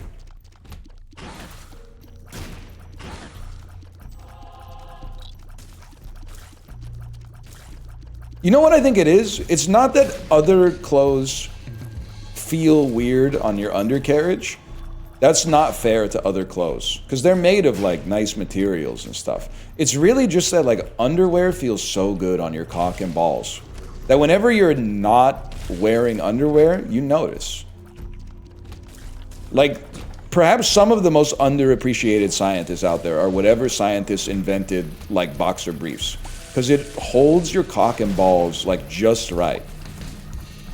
And I'm not trying to be, like, lewd or salacious. Like, it gives you a little bit of support, but it doesn't feel like, you know, at any given moment they could squeeze them till they explode. It's just like, they just, in this day and age, it's very rare, but they just do what they're supposed to do and don't fucking overpromise and underdeliver. They're just always there for you, man. This dude is so circumcised. Yeah, thank you for getting them. I'm very open about the fact that I was circumcised. I got it done last year as a subscriber goal. Boxers need an app. Now we're talking. My boxers. Oh no! Someone hacked my underwear and they broke my penis. They're squeezing my dick and balls too hard. Oh no! North Korea hacked my boxers. My subscriptions are, we're raising the price of your underwear by $6.99 a year to continue to bring you the underwear experience that you've become accustomed to.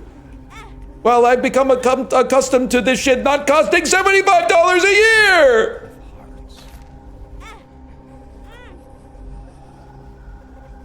But they don't give a fuck, man. They don't give a fuck.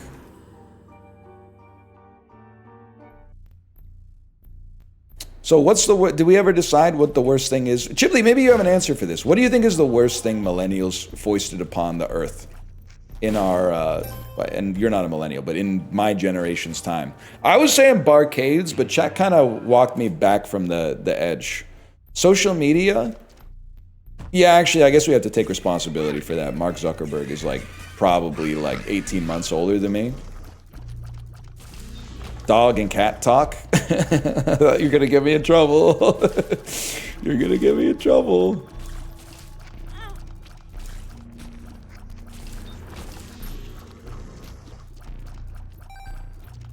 My parents, like 3 months ago, they moved to Vancouver, so we've been hanging out a lot. And one thing you need to know, people in Vancouver, it's not that they're not nice, but people in the rest of the country, and I think this is true for the United States as well, so it's not completely unrelatable. People in the rest of the country are a little open and warm when they meet a stranger. They'll, like, if they pass you on the street, they'll say hi, you know, it might even just randomly, like, compliment you out of the blue on the street. Whereas in Vancouver, people are in their own world. Some of it is, like, you know, flippance, some of it is they're busy, some of it is that there's a lot of people, etc., etc. But, so my parents have not learned the Vancouver chill yet, you know, like the Seattle freeze. So whenever my dad sees a dog, he, like, just gets down, like, nose to nose with the dog. He doesn't ask, like, can I pet your dog or anything like that. He just goes, like, what a beautiful dog, and just, like, gets, like, face to face with the dog. And the owners are, like, freaking out, but because of the way that the Vancouver culture is, they can't really, like, say it. Like, they can't really be like, don't touch my dog. because everyone here is a little bit like more reserved. So he's aura farming these dogs like, I don't know, maybe like 10 times per walk, man. It's awesome.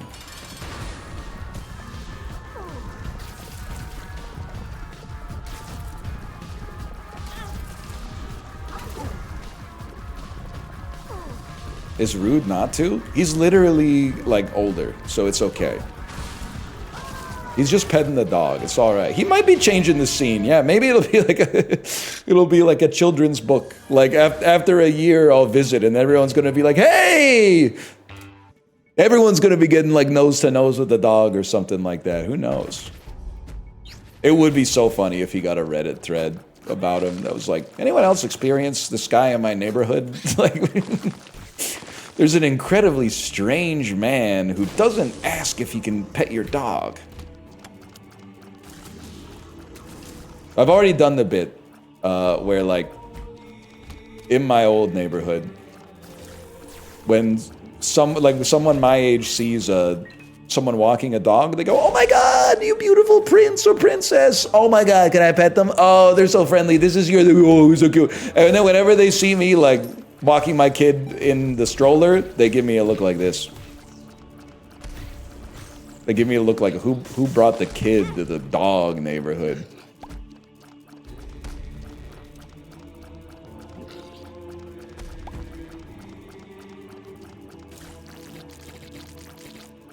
I'm not saying I give that look all the time. Why, man? I'm not saying there are r/child-free moderators. They might just be like I was before I have a kid, which is like, I'm not a kid anymore, so I don't know how to talk to kids, which is also fair. But they know how to talk to dogs.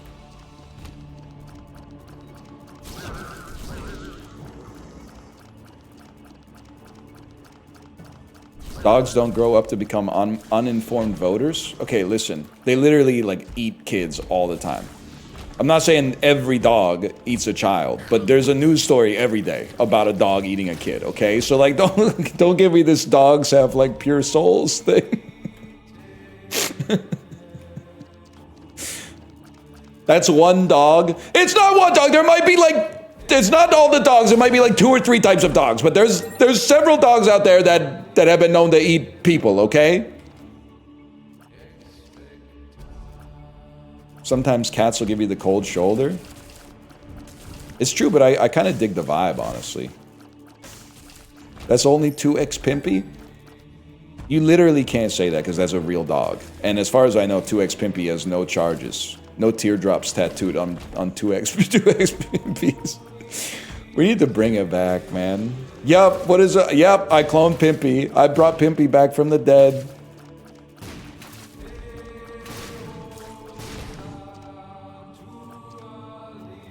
Oh, red rum, that's it.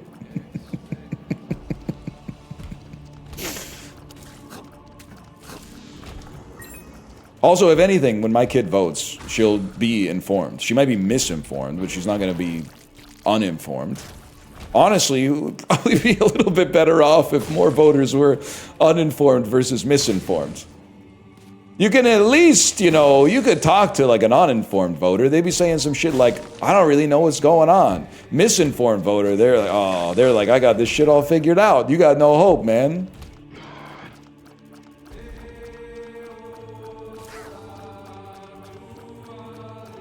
Red rum, back from the dead. It's kind of crazy that that's like Tom Brady now, right? Didn't he clone his dog? Yes. World's dumbest guy voice? That's awesome.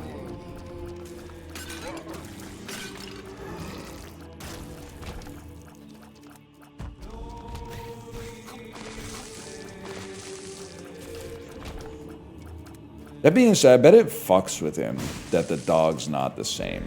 I think that, or if, I don't know, I'm assuming he's getting a lot of FaceTime with the dog, but like, you know that the dog is, because you can't clone a personality, right? That dog's gonna behave a little different. I bet Tom Brady, like, he's gotta have some fucked up dreams about it or something like that. Like, man was not meant to, to come face to face with those kind of questions.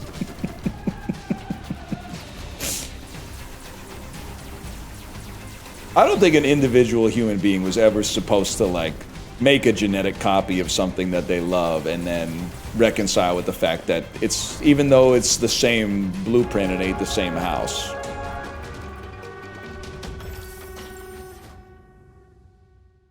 He's literally playing God.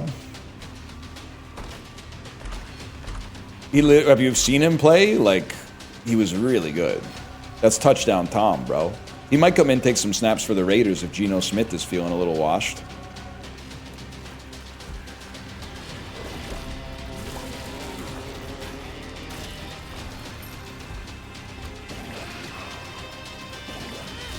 Fuck off. No, I would not clone my cats, because it's just, I don't know. It's just... it's just, to me, it's just not... I'm trying to think of the best way to phrase it.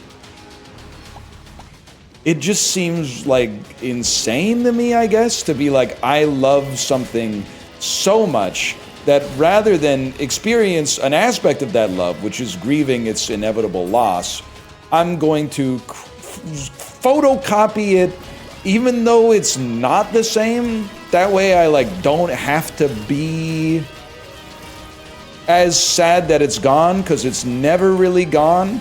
But in a weird way, it's like almost more sick to me that's like to say we go again, I guess. But maybe it doesn't incur any karmic debt because it's not the same soul. You know what I mean? It's like you... I don't know, because it's... I mean, maybe karma just goes, ha, nice try. You think we didn't think of that? We patched that shit back in like -2 million or something. Who knows? Yeah, like it's a new cat. I mean, it looks a lot like the original for sure. I know it must be fucked up if you like clone your pet after it dies, but then like your new pet like loves to eat. And you're like, damn. Knock that shit off! You don't even look like Sparky anymore, bro! The fuck? Got a random mutation that he can't stop eating, man. We cloned you so you would look like Sparky, and you don't look like Sparky anymore!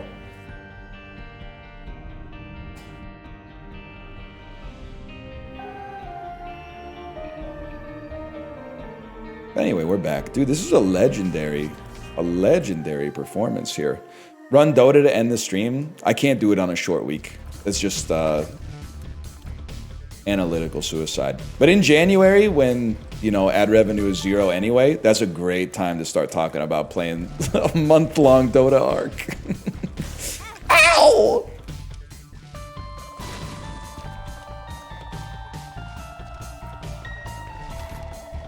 Almond milk is scary. That's scary to a guy like me.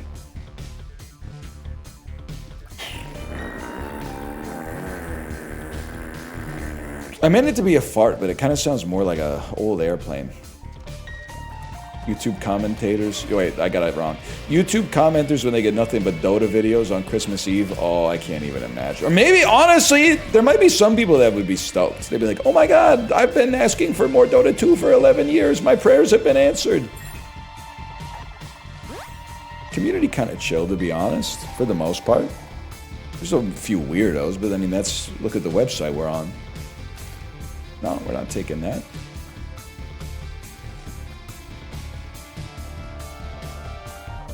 You a spirit breaker head?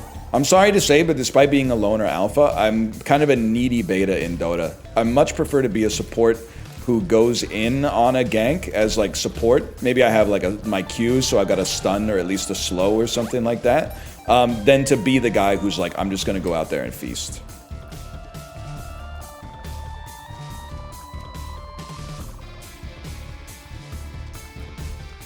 What do you do if your team gets mad? I don't know, it's been a while. 10 years ago, get mad back for sure. Now, I don't know. Probably just go, no, no, no, no, no. Spirit Breaker's a support now? What the fuck? He's literally like a demon wolf with horns that runs across the whole map to trigger a devastating stun, man.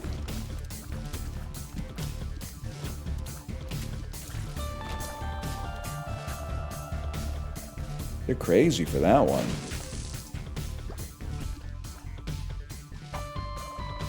Feels like I'm walking on sunshine. You should put memes in your game. They will never be old, and have people go, what is that? And then someone's gonna say like it's a reference to a song. Well, fuck, deserve that. I was getting a little too pithy. Is it not a reference to the song? It's a reference to the song.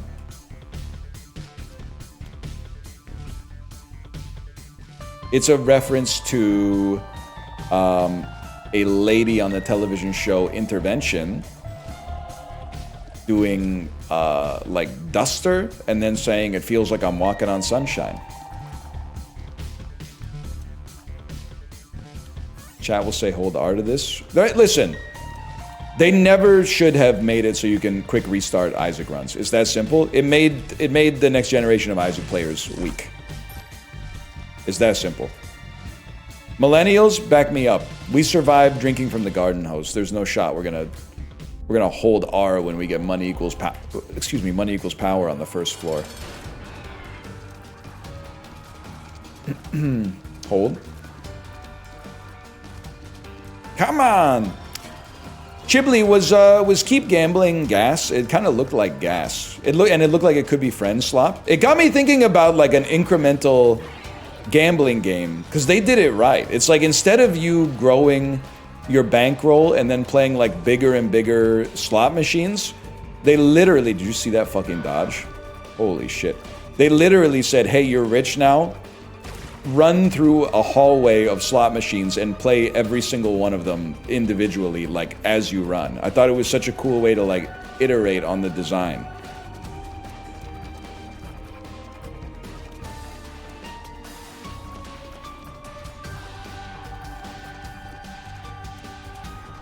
Hold.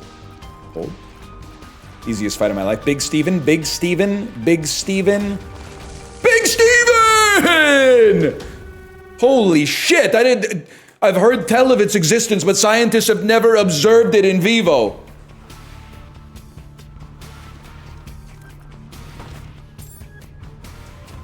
That's what you miss when you hold R, bro. That's what you miss when you clone your dog. Man, if everybody cloned their dog, we'd still be on wolves right now, bro.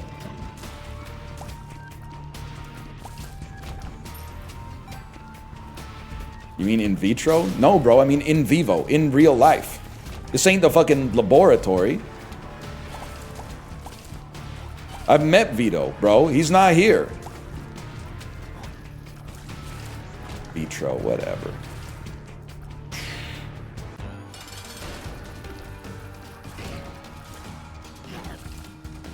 You mean in utero? Now we're talking, bro.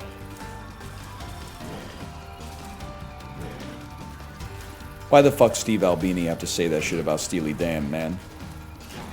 Now every chat I go into, someone goes, hey, you're the Steely Dan guy, right? What do you think about Steve Albini? And I gotta go, oh, fuck. What did he say about them? I think that he like hates them more than any band that's ever existed in history or something. He basically did to Steely Dan what Quentin Tarantino did to Paul Dano.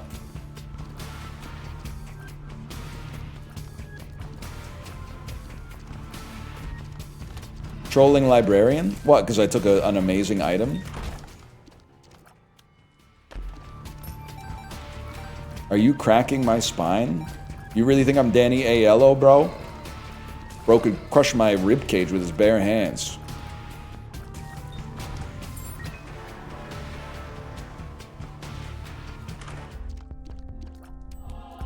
Huge.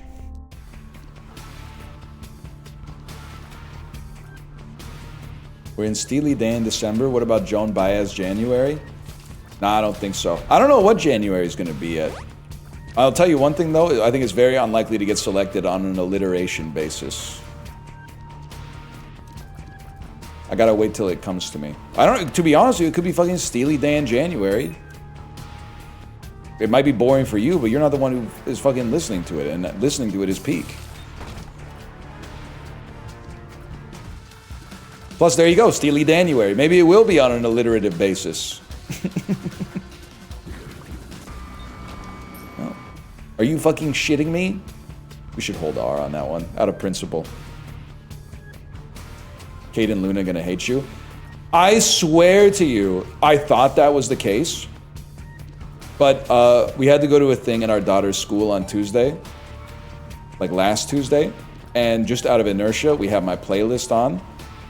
And then when we got back to the house, fellas, I genuinely heard my wife singing to herself, "Try again tomorrow." And I was like, oh shit. And then I went, "Is that Steely Dan?" And she went, "Yeah." I said, "I thought you didn't like it." She said, "I never said I didn't like it." The Bob Dylan didn't hit. The Bob Dylan didn't hit. We might have found a little, not to say it's her favorite music of all time, but we might have found a little common ground on the late 70s Steely.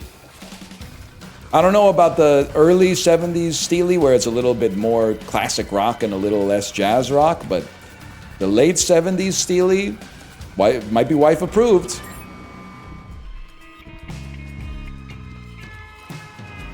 Can't believe Bob Dylan didn't hit. Well, like, I was listening to a lot of stuff from the 70s, and like every song from the 70s is basically about how much he hates his ex-wife. So, and his voice is a bit of an acquired taste, so we can see the vibes are a little off on that one.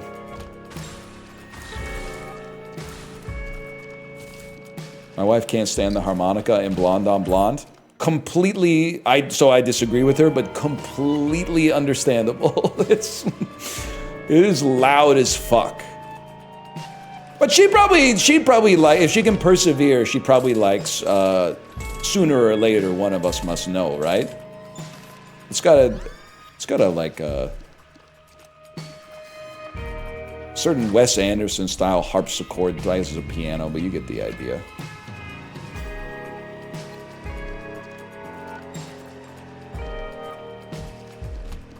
Anyway, that's all I got. Best song on the album? No, you motherfucker. Sooner or Later One of Us Must Know is not the best song on Blonde, you motherfucker. Visions of Johanna is off. No, it is? No, Nolan, no, it's not. Oh my God, you're being serious. No, Nolan. You have to listen to it 100 more times until you realize that Visions of Johanna is the best song on the album. It's not Sooner or Later One of Us Must Know. You're breaking my fucking heart, Nolan. You're breaking my heart. I don't, you can say Sad-Eyed Lady of the Lowlands if you want, but I don't know. Half of that song, I don't know what he's talking about. I get that he's talking about his, like, fiance, but also at the same time, I'm like, what the fuck are you talking about with the drums, man? Visions of Johanna is the GOAT.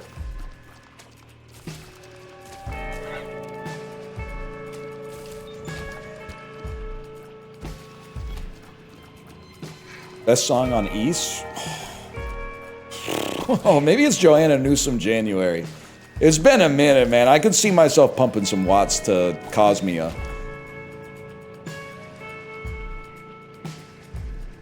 It might be Only Skin. I mean, there's only like 5 songs, right? It might be any of them. Except I will say, the last track on the album for me, like the lowest track, is Sawdust and Diamonds, which is still a great song. But all the other ones are in contention for me for best on the album, I think. What a fucking dodge. What a fucking dodge.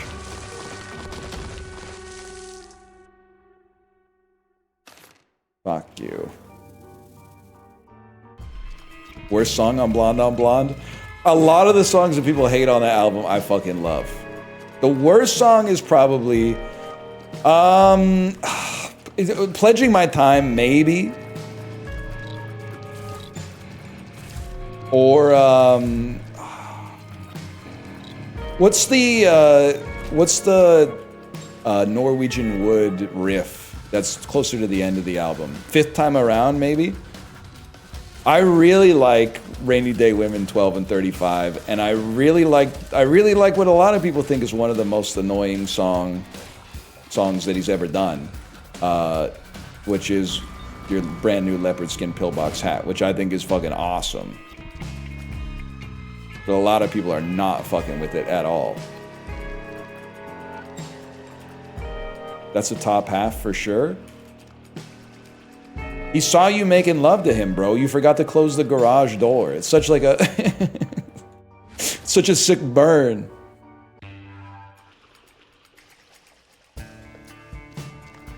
What the fuck was he even talking about? He had a fancy girlfriend and he hate that. She tells me every day. Something like that. How was it a burn? They were fucking in the garage, Jerry. That's gold. That's gold. Growing out the beard? No, kid's just off from school. I got a limited amount of free time, unfortunately. So passively, yes, but like actively, no. I would die to shave, to be honest. But gotta make a choice.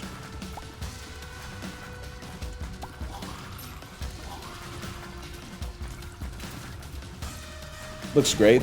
Nah, we're gonna be shaving. Thank you for saying that. We're gonna be shaving. I got the scraggler going. It's not good. I hear you. I always know that I'm letting it grow too long, which you get. I would love to shave like every second day if I could, but it just isn't in the cards right now. But I know I'm letting it go too long when I start to think about going to a barber shop to get it shaved, which is like, it seems like it's backwards, but you're like, my hair on my face has grown out so long because I don't have like 15 minutes to trim it. Maybe maybe I'll make an appointment, drive to a barber shop, and then sit in the chair for an hour. I don't know what it is about it, but like the longer the hair on the face gets, it's like the more tempting it gets to get the full barbershop shave.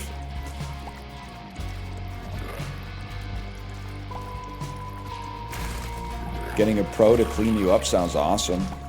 I think if you got like lines and stuff to maintain, it makes a lot of sense, but like, I just kind of take that shit off all smooth like, so I don't really need like an expert. I just kind of keep rubbing my head until I don't feel any hair anymore.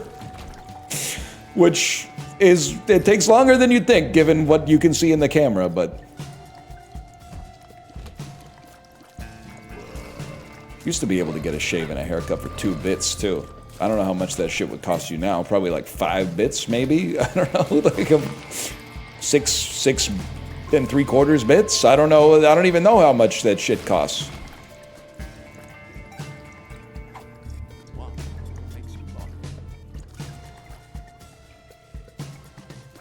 Shave and a haircut in NYC, $90.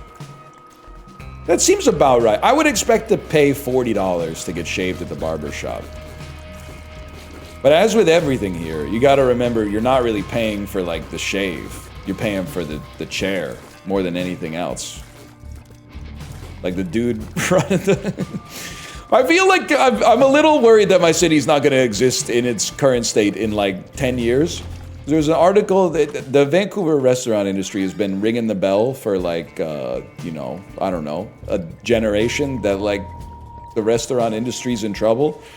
I read an article this weekend that was like, that the standard profit margin at a restaurant in Vancouver used to be about 11%.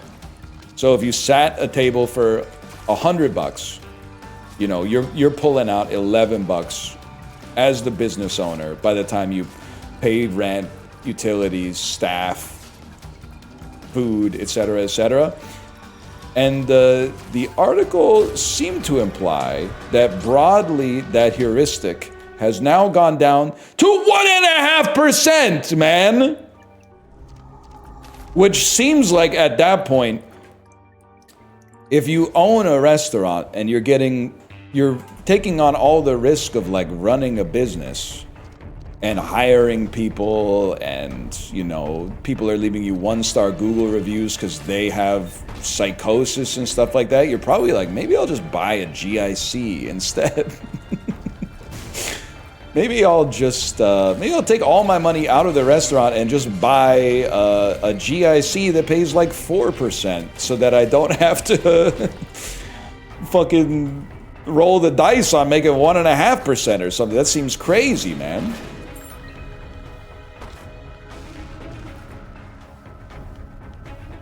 Is this good? Not really.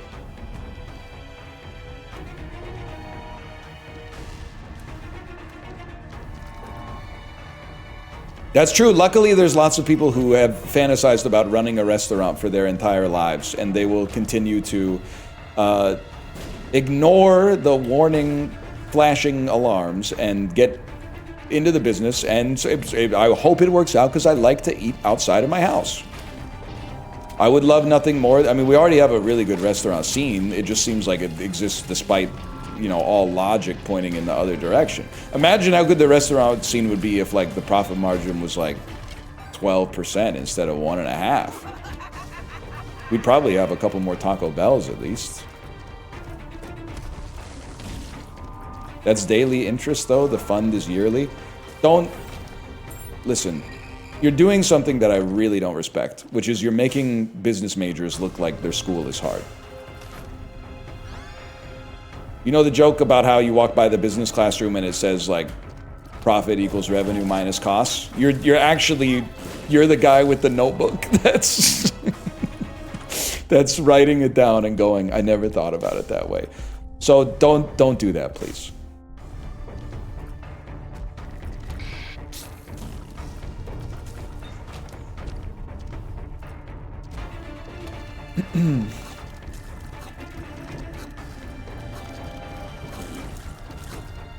Anyway, that's all I got.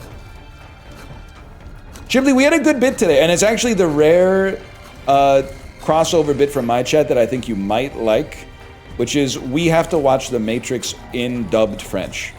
I know there's got to be a dubbed version of The Matrix out there for French cinemas, and just thinking about shit like, apparently they don't call Morpheus the One, they call him Le Unique, which is fucking cool. I think that's sick. W French in the chat, yes. W French. What? Why, oh why, didn't I take Le Bleu pill? They do, apparently they do call him Monsieur Anderson as well. What do they call Agent Smith? I guess they're the Le Agent Smith. Because I do know I can't remember if it was Quebec or France, but apparently Austin Powers, the spy who shagged me, his localized title in French was Agent 006, which is a fucking funny name. Bro, I'm gonna die. On the God Run and I'm gonna die? Nah, I don't think so.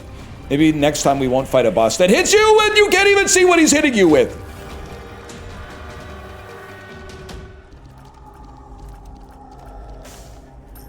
Hogged.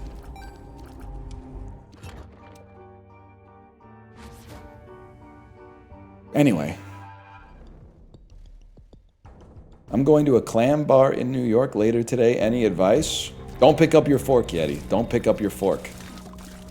Wait, Joey in chat? King of the Streets in chat? W Joey? For the song, not for the horrible stuff apparently he did in his life.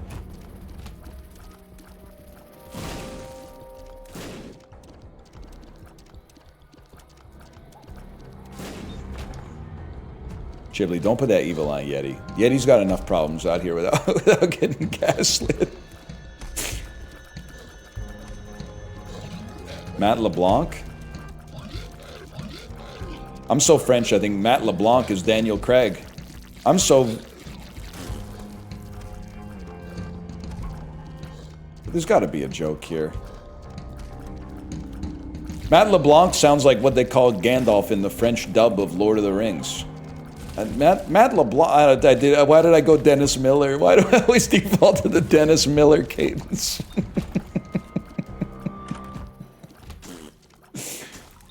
Oh, please, Penny. Your French is so bad you think Gandalf's name in the French Lord of the Rings is Matt LeBlanc.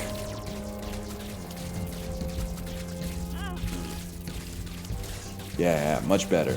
Sheldon cadence. Sheldon cadence might work. What's the deal with airplane food? Low key, someone's got to hold Jerry Seinfeld accountable for that. I don't know if it's different in the 80s, but the airplane food ain't that bad these days. I wouldn't go so far as to say it's good, but bro hasn't been on an airplane in a bit. Yes, it is. Some of the airplane food is all right, man. I don't know what it is. Airplane food mashed potatoes go crazy. I guess mashed potatoes just taste better if they're like pre-cooked and then wrapped in foil and kept in a warmer for like 4 hours. I get hyped for airplane food. Some of the meals ain't that bad, man. And before you say it, I'm flying fucking coach, okay? I'm flying economy. I'm getting the same meal on a transatlantic flight that you're getting. They've been actually serving some stuff that has dignity. 10 years ago is a little bit more fucked up, for sure. Yeah, we donate here.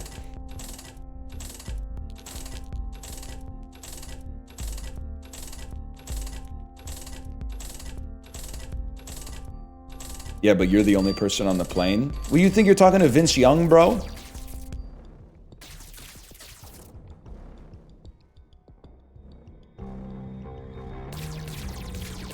They always serve that cold bread.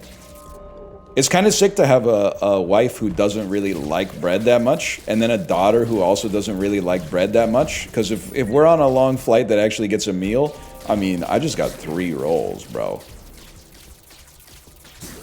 And there's really nothing else to do on the airplane but eat. So you know I'm chowing down. But dads, don't you hate it when you ask your daughter what meal they want, and it's not the one of the 2 choices that you want, and then she takes 1 bite and goes, I don't really like this, and you're like, well, why couldn't you have gotten the fucking chicken?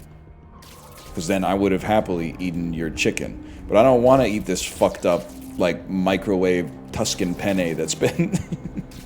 like the noodles, as soon as you poke them with the fork, the noodle just disintegrates. And the noodle is penne. It shouldn't be disintegrating like that. And the fork is made of some fuck-ass recycled plastic, so it shouldn't be disintegrating anything.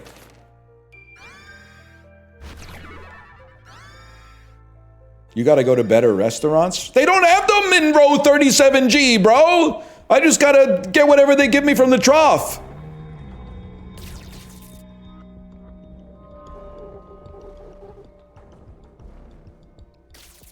Oink, oink, piggy. This is so true. Oink, oink. Oink, oink. Who wants a fucking half a can of Diet Coke, bitch? Oh, your lips look really dry. Have you been waiting a long time for this can of Diet Coke? Wow, it would be a fucking shame if the row in front of you, 8 hours into the flight, goes, do you have any more vegetarian entrees? And we gotta push the cart all the way to the back of our witty-bitty airplane. Be another 8 minutes till you get your fucking Diet Coke, bitch. Fuck.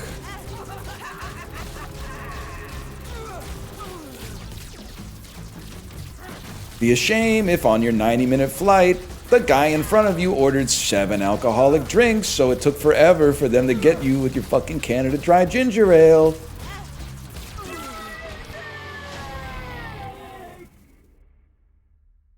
I'm going in. In all seriousness, though, screw vegetarians. Ain't that the truth?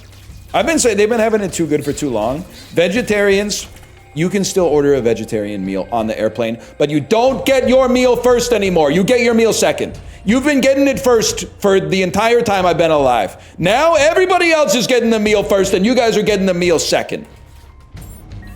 You've had it too good for too fucking long.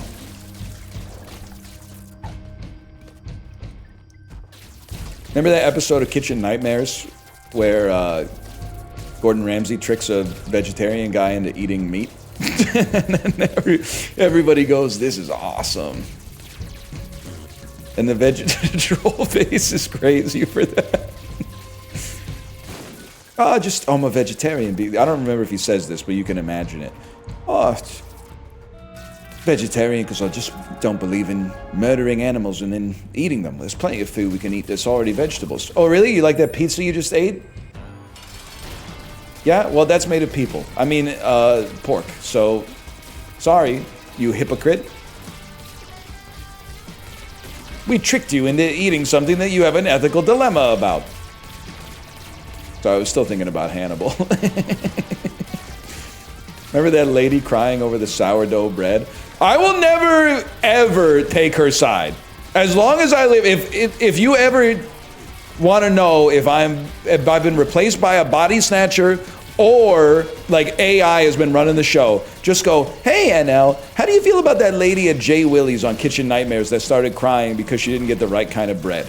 You fucking, if I ever say something other than that middle-aged lady should chill the fuck out, oh no, my burger's got sourdough bread instead of hamburger buns, it's not worth crying over, you're like 50 years old. If I ever go, she was probably having a hard day and maybe the burger just pushed her over the edge. If I ever say some shit like that, I have been captured and I need you to save me.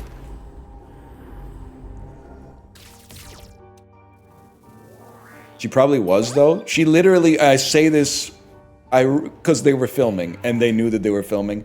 I literally think she just wanted attention. Maybe that's the demon mode took over for a second. I think she just wanted attention because she was on TV. I don't think that she, in a non-filmed restaurant environment, I don't think she's crying because they got the wrong hamburger bun on her burger. I think she might be pissed off. I don't think she's going to emotionally break down. I want to watch that shit on stream. She's my #1 op. I know nothing about her except that. She might literally, like, give all of her money to charity. But she's, for the rest of my life, she's an op, as far as I'm concerned. Like, why was she freaking out so much over she got sourdough bread instead of hamburger buns? It's not that big of a deal.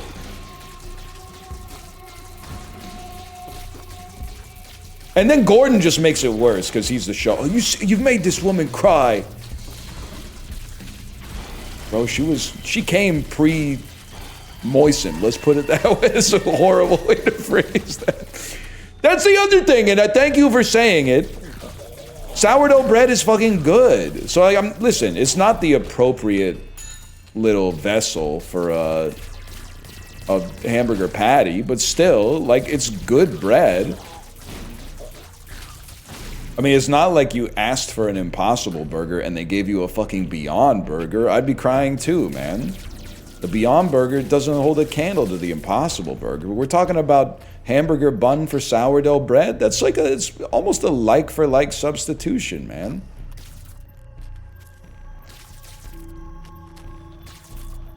They're both good. Yeah, I was vice signaling. I actually think that the Beyond Burger is still pretty good.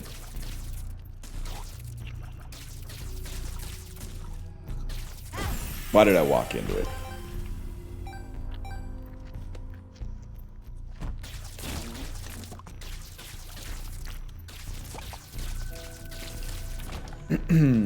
Why all the question marks? They're not that bad. I will say I'm past the phase where I would like cook and eat Beyond Burgers or order them on a menu just because they're there. Now I've relegated the Beyond Burger to standard burger territory, which is like essentially I just don't eat it because I guess I just don't like burgers all that much.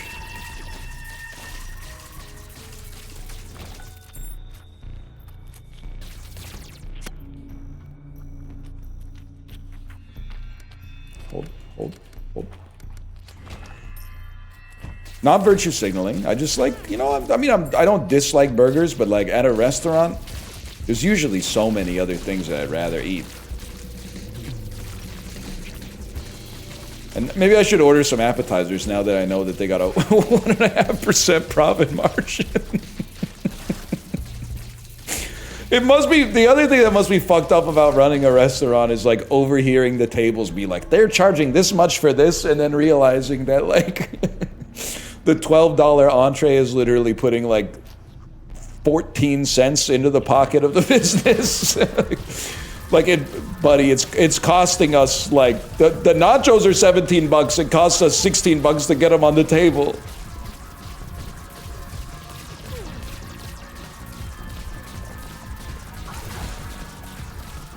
Hold. W nachos, yes, man.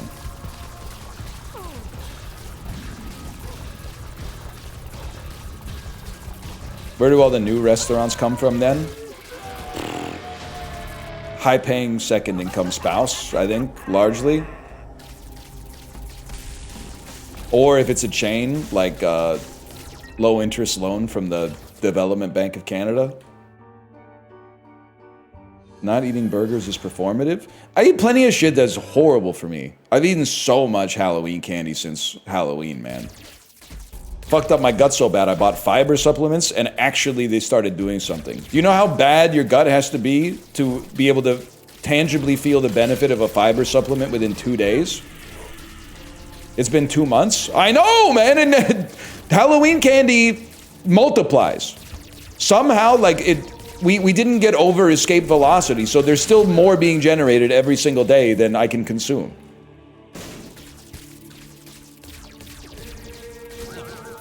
I don't know, burgers, I'm not obsessed with burgers, I guess.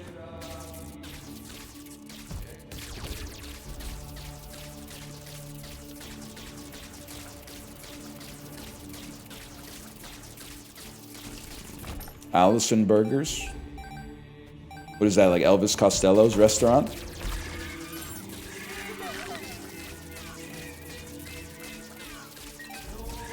Shake Shack? I do like a Shack burger. I can be persuaded to eat Shake Shack whenever I see a Shake Shack, which is about 2 times a year, I'd say.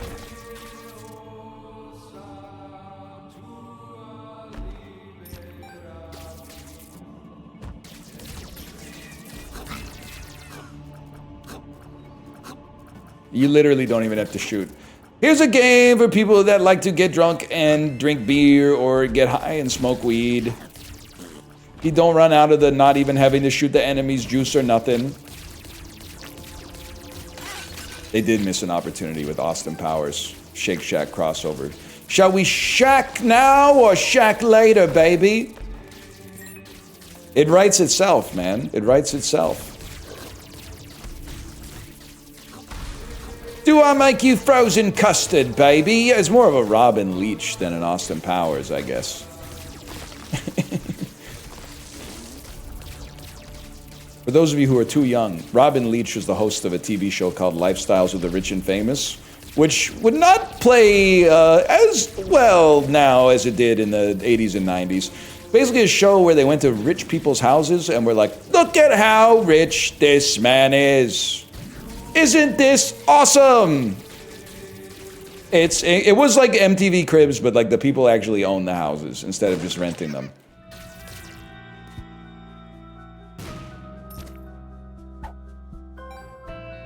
That's the other thing, is that they were always complaining. Which is why Good Charlotte wanted to rob them.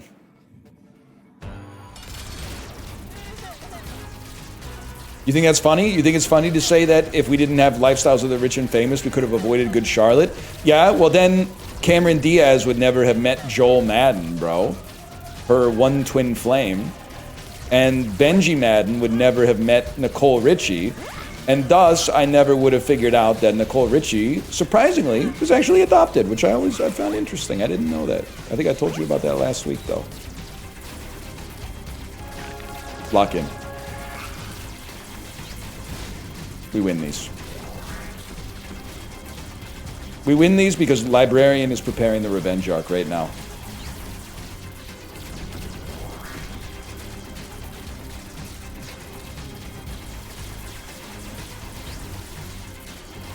Hillary Duff would have been better off. The beer heiress.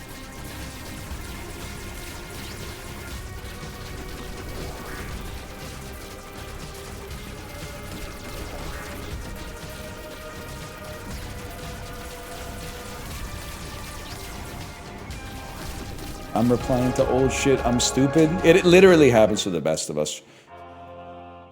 You're not a real chatter until you've accidentally... I was going to say you've been typing in a VOD, but then I realized you actually can't type in VOD anymore, so I'm not a real chatter. Apparently I'm not a real chatter.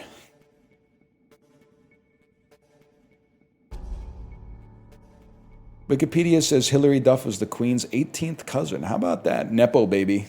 Nepo baby. That's why I never watched Lizzie McGuire. Which is tough, because Beans was funny as fuck, man.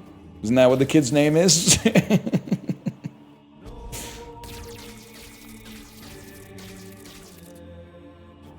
Yes?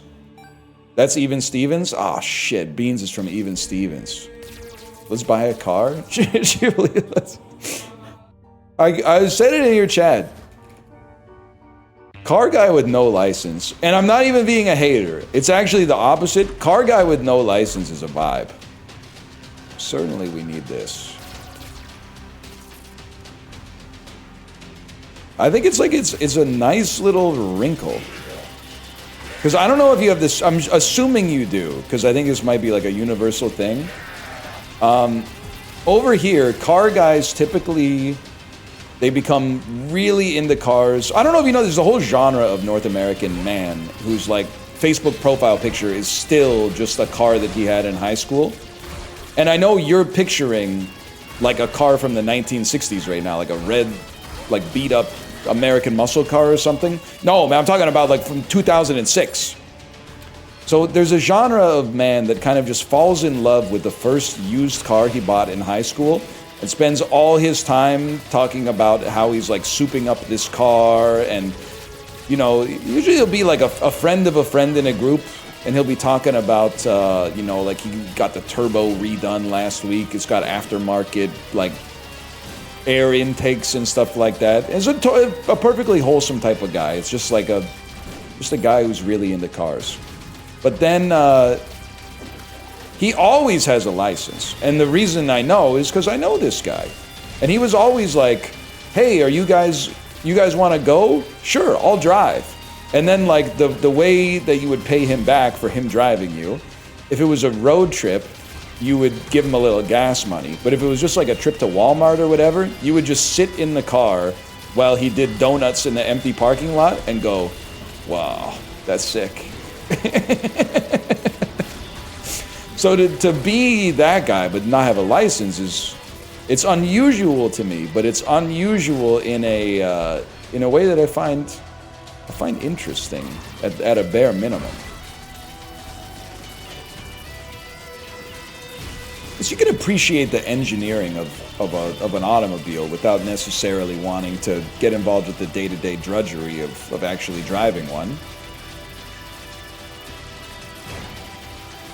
Makes sense. Ghibli fell off his bike 3 times in 2 weeks.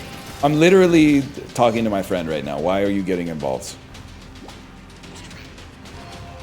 True, but I'd low-key love to go to the store sometime.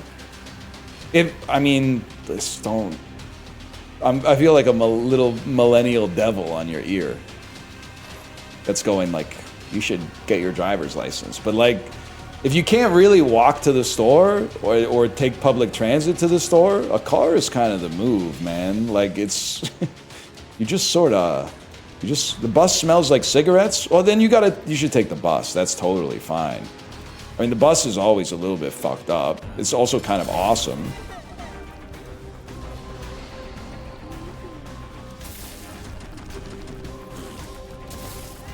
I mean, the bus is fucked up because it's like an accurate representation of like society. Like, you got people on there that are not following the social code. You got people out there that are not following the golden rule, and then you got people on there that are heroes, man.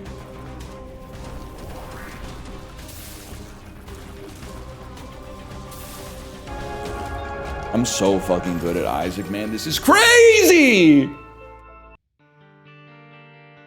We could do one more.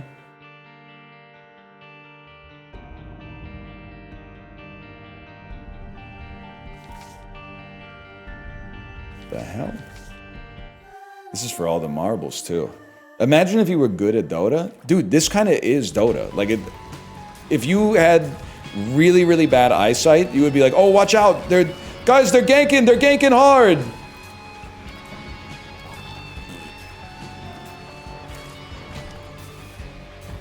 Play Tidehunter? I do love Tidehunter, man.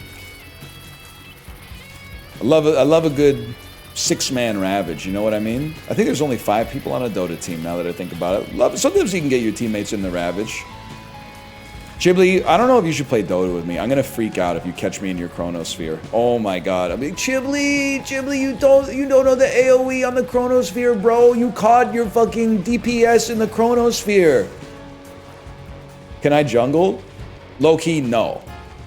No. You can't jungle. You have to play... I think you gotta play, like, on lane support.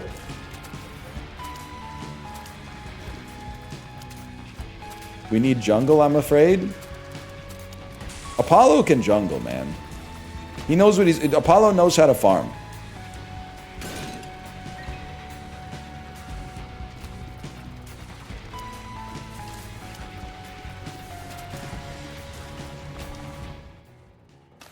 Huge. Hello, fellow champion. Apollo, it feels so damn good. Feels so damn good to win the skill-based game of fantasy football and silence all of the doubters who, when I said they don't know football, they took offense as if I was speaking about them, and then they were preying on my downfall when I was 7-7. Oh, tough look, young pup. We know you got the most points in the league, but it turns out I'm better than you because I'm fucking 9-5 or whatever, even though I've scored 200 less points than you this year. Oh, yeah? Well, enjoy the 9-5. Me and Apollo out here popping bottles.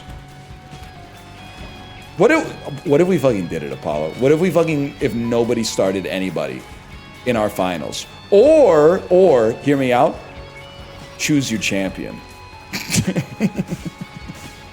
we do a 1v1. We each send out one guy for the Final Fantasy Football Championship. Has anyone ever done that before?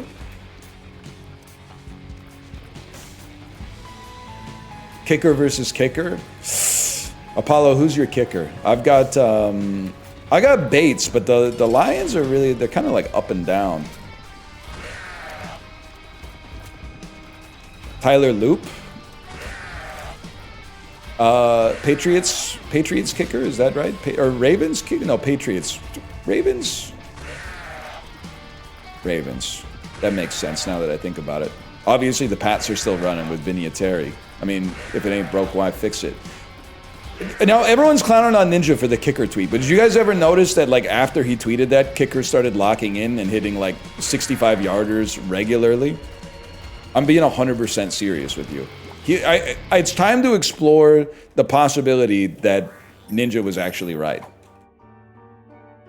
He saw the tweet. I did not see the tweet. But someone in my Discord was talking like this. They changed the ball rules. Nah, I think they just locked in, man. It was a +2 tweet. I literally don't care. Why are you on Twitter? And don't say some shit like for artists if you're gonna put some sports shit in my timeline. Why do you're a liar? What are you doing there? Yeah, it's for artists. Here's a tweet about college football. Like, what are you talking about?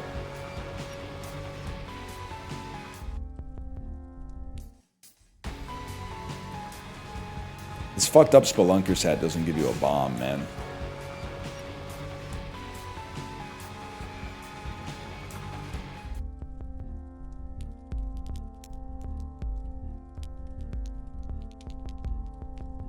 Fuck it. That's the same room I'm already in.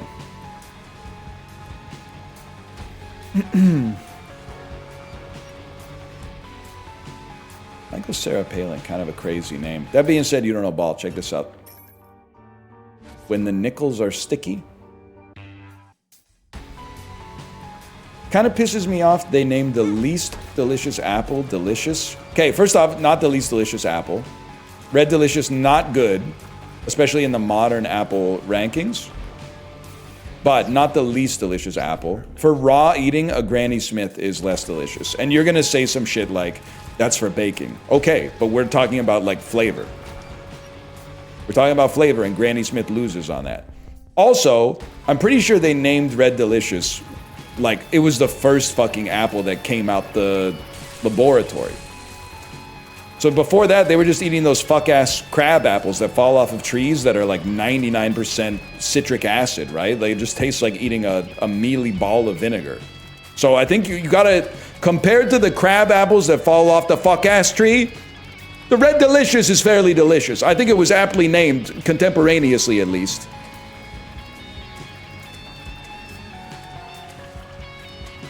Come on.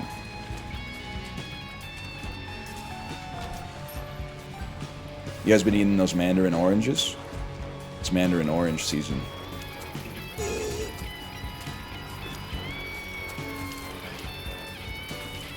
Yes, sir. Always. Honest, I really feel like the next evolution in Mandarin oranges, I don't know if they could do it. If they could make one that doesn't make your thumbnail smell like orange peel for like the next 8 hours, no matter how many times you wash your hands, it would go from being a 9.9 out of 10 to a 10 out of 10.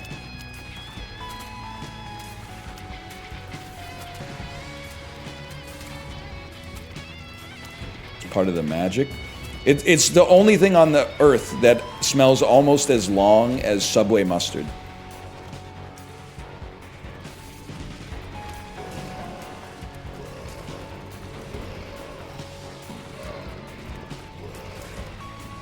Oranges are shit. There, I said it. They're literally like one of the most delicious foods on the planet.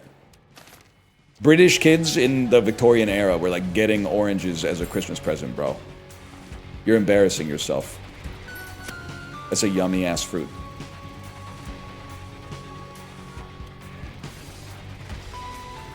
Coming from the guy who put banana in S tier. I've recanted my banana claims, okay? I don't think banana's an S tier fruit anymore. I was elevating it high because of convenience. I put way too much focus on convenience for the fruit tier list way back in the day. And there's no doubt that banana is perhaps the most convenient fruit on the planet. That being said, mandarins are pretty close to a banana in terms of ease of consumption. Especially when you get the ones that are like a little soft, so the peel's sort of loose and it comes off in one good go. Oh, man.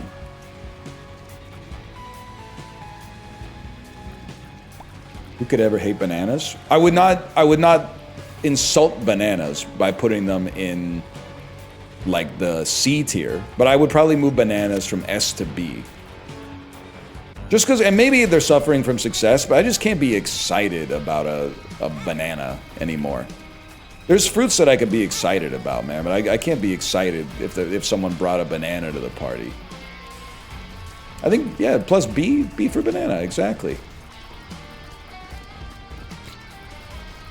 I gotta lock in. I could easily take too much damage here.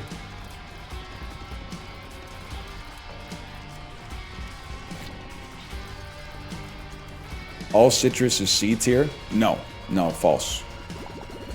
Mandarin oranges have a chance to be in a relatively high tier. Did you fucking see that? Oranges as well, although oranges are way more annoying to peel than mandarin oranges. Pomelo is way up there. I don't care if you bought a pomelo because of me and you didn't like it, you did it wrong. You bought the wrong kind of pomelo. You fucked up, and it's literally not my fault. And grapefruit's probably a C tier fruit, but they got their place. If somebody else is preparing the grapefruit, I love a grapefruit, man. But the thing is, just can't be fucked to take all the pith off. But if you take all the pith off, that's when a grapefruit really shines, much like a pomelo. You eating persimmons this time of year? Yes, sir. Yes, sir. How did you know? I think I know how you knew.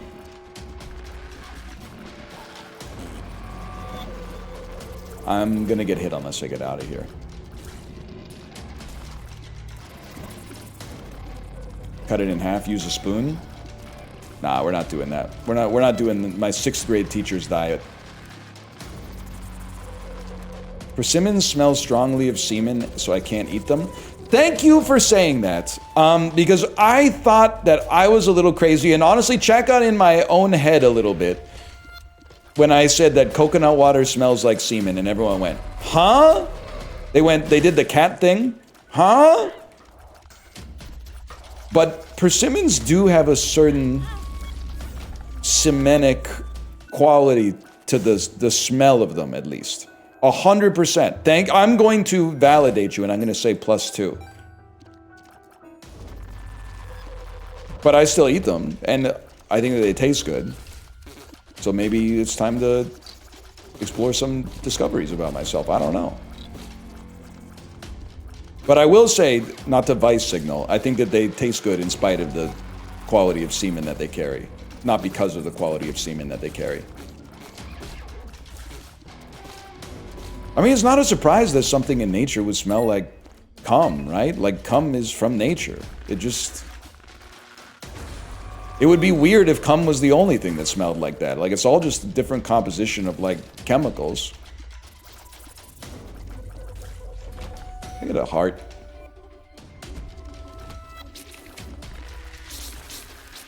Relatively high degree of difficulty on this room. Lock in.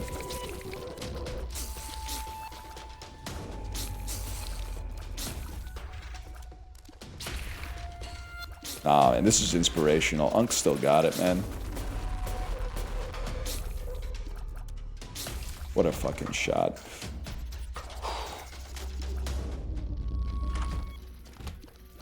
Is it good or bad that mine doesn't smell? Your persimmons or your semen? Because your semen definitely smells. And if you don't smell it, you should take out the trash in your room. Because you have gone nose blind. Which is a disaster if you have someone come over. you do not want it. You got to take care of that like right away. Go next time you're at the store, just get like a candle or something.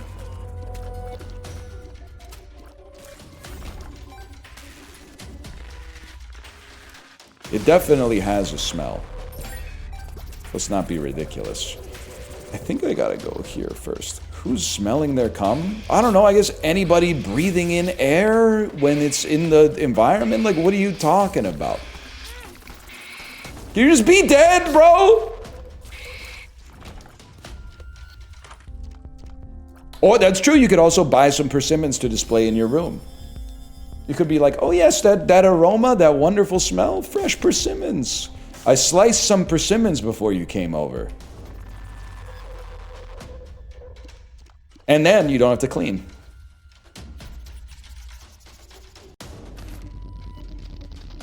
Librarian, we've had our differences today. This is a very pivotal moment for a guy like me. Is this any good? Is this any good? It's bad. Okay, okay, thank you. You've saved me. Horrible! I mean, I need this. Maybe I fucking need that. Maybe I fucking blow this shit up. And then just hang out for a second. I don't know if you're at like a work meeting, but I probably need you to tell me what this does. Here go two more for y'all.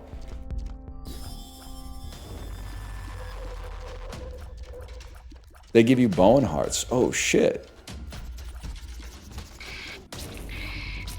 I think it's cool that the whole game is champion enemies or whatever. I think we have to do it like this. We need to control the space on the map.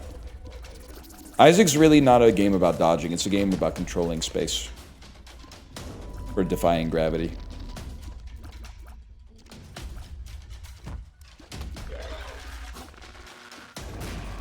I really thought you were gonna get hit.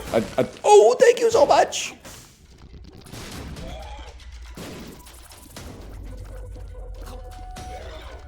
Hold. Sorry, I'm locking in. Has to be done. Although sometimes you lock in by locking out. Literally, you blow that guy up, he just turns into flies, right? I saw on Reddit a family got their kids computers, but they said it was for solstice, and I think this is the fault of atheist millennials. I don't know what to do about that, man. The question was, is this your handwriting? I don't know. I mean, put me in a tight spot here. Solstice might be like something that people have been given presents for years in like a country where I'm not familiar with their traditions, or you're just trying to get me in a lot of trouble. I have no idea. Nice try, bud.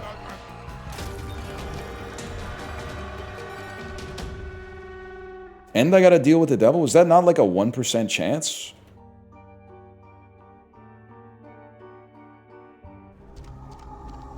And it fucking saved me. And it's fucking mint! Grab that. Grab marbles. I don't remember what this does. Does it give you a bow and a heart? I don't remember what any of this shit does, man. Whatever, we mog. Gives you a bone heart? Oh, so I don't need it then. Gives you one per floor? That's not very good.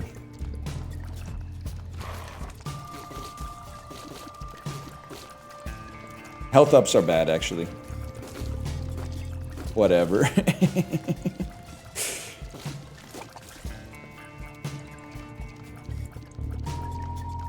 Good items.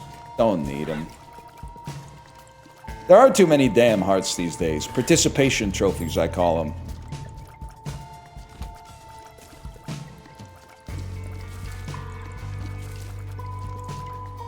Bro, fuck off.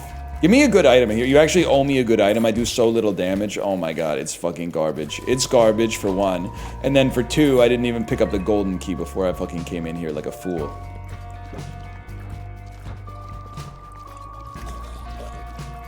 They added item descriptions for old people like you. They literally added it for young people who have been trained to play games with like a wikia open, okay? Old people like me, we know how it is, man.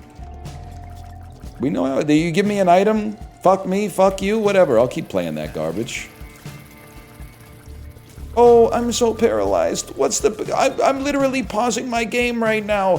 What's the best epiphany to take with Rin? Bro, just take when you're in Dark Mist stance, you get +1 hit. Are you stupid? Look at your crit chance, bro. It's an obvious choice.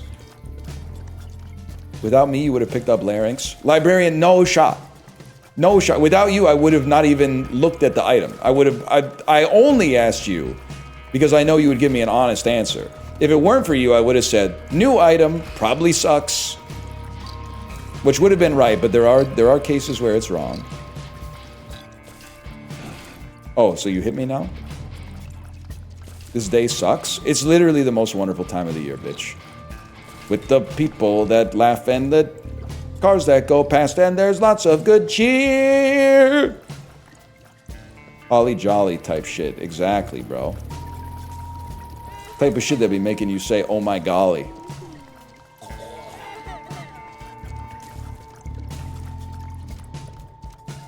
I got so invested in the stream, I forgot it's Christmas.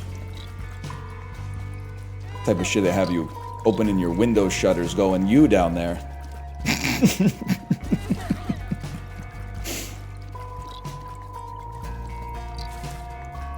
You know what I mean? Like from the end of the Christmas Carol. So true. I would just once in my life, I'd love to do that shit, man. What's crazy is that, like, everyone thinks Scrooge fucking sucks. And he's really mean and greedy, for sure. But, like, you ever think about the fact that he's actually not... He can't be the worst business owner in London.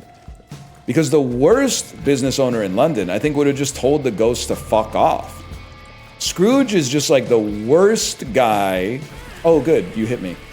Who still has a chance to change. Like, I'm pretty sure Jacob Marley would have been like, get the fuck out of here, ghosts, I'm making money! He's like Kevin O'Leary, I guess, in my head. It's about the money, you dummy!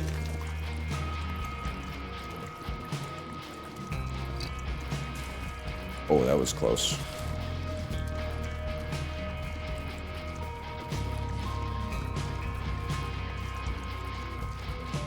We gotta stop this guy. This could be big. We're leery and leery. Anybody here Canadian and watch a shitload of Dragon's Den, probably like season 1 to season 5? Kevin O'Leary will forever be my worst of all time. I think he is like an idiot's idea of what a rich person is like. He's a good businessman in the sense that his company sucked and he managed to offload it onto Mattel in what many people have called one of the worst business deals in human history. And then for the rest of his life has essentially just benefited from idiots being like, he can't be stupid, he has lots of money. So I wish him no goodwill, let's put it that way. But I will see Marty Supreme regardless, and I've said it before, I think he's gonna fucking own in Marty Supreme. I just feel it in my soul that he's the perfect man for the role in Marty Supreme. Sadly. Then who else we got? I'm just gonna go ahead and say it, and I don't care who this offends. Number 2 judge that I'm not fucking with is Arlene Dickinson.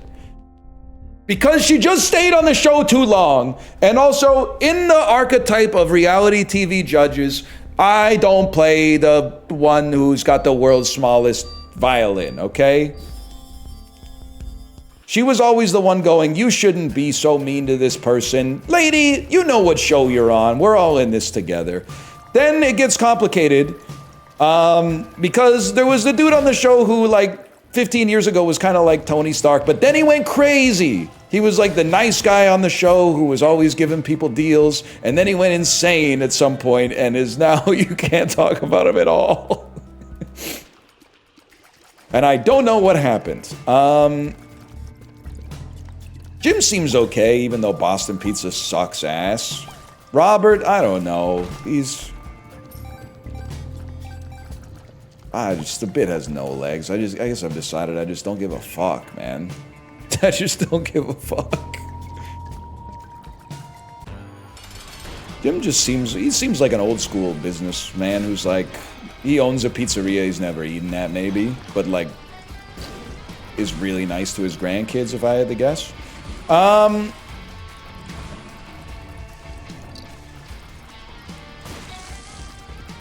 liked when they had the Rich Dad Poor Dad guy on there. He was all right.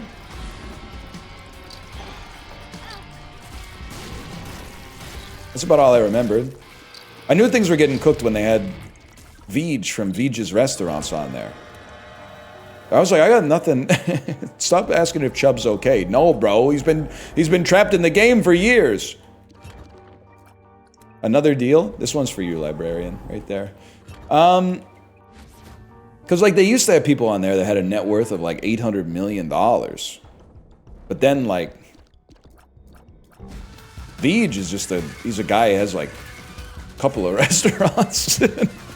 And apparently the restaurants are, like, really good. It's kind of crazy that I've lived in Vancouver for this long and I haven't eaten at... I guess I ate at, like, the bistro one once, but I've never eaten at the real one, but... I was kind of like, what are you doing here, man? You're just... Shouldn't you be in the kitchen? Which sounds really rude, but he's a restaurateur. Sounds really offensive, but...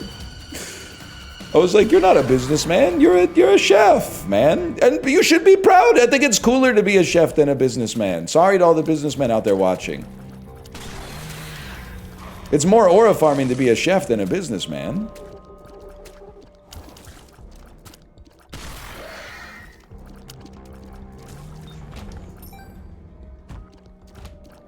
Yeah, but the 1.5%? No kidding, man. That fucked me up, man. 1.5% seems like a pretty slim margin. If that report is true, you gotta imagine there's a lot of days where they're like, why the fuck are we doing this, man? We're doing all this to turn 100 into 101.5? Really?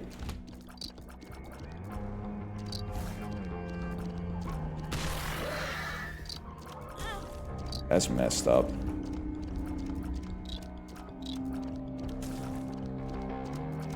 Isn't Rich Dad Poor Dad guy a hack with $1 billion of debt? You know what? Sorry, I got it wrong. Oh my God, thank you for saving me. They did not have the Rich Dad Poor Dad Robert Kiyosaki on. That was not who I meant. I meant the wealthy barber. Oh my God. I felt like I just saw my life flash before my eyes and you saved my life. Holy cow. Rich Dad Poor Dad is the guy who's like 80 years old and like every interview he gives, he's like, the world is coming to an end. You need to buy silver right now. Holy shit. It's the best day of my fucking life.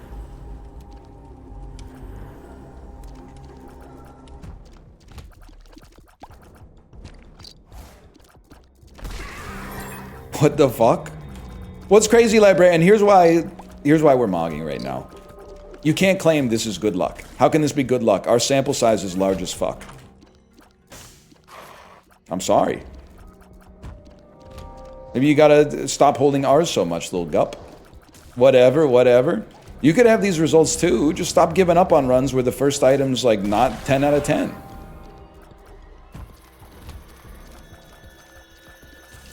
Second item could be an 8, man. You could still make it work.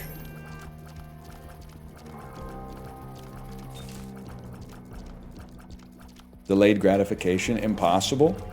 You guys can do it. I know you could. Didn't you invent edging? I think you guys got it in you. Hi, U.S. Field Manual Piss Guy. Thank you for saying that. I just... Thank you for acknowledging them. I appreciate that. Oh, man. The person in orange is the new black did? Pusey invented edging?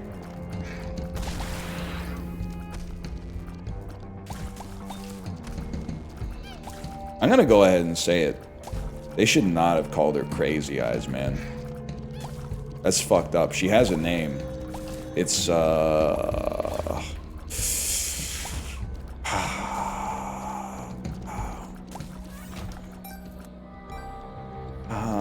Suzanne! That's her, thank you. I just needed a little assistance on that one.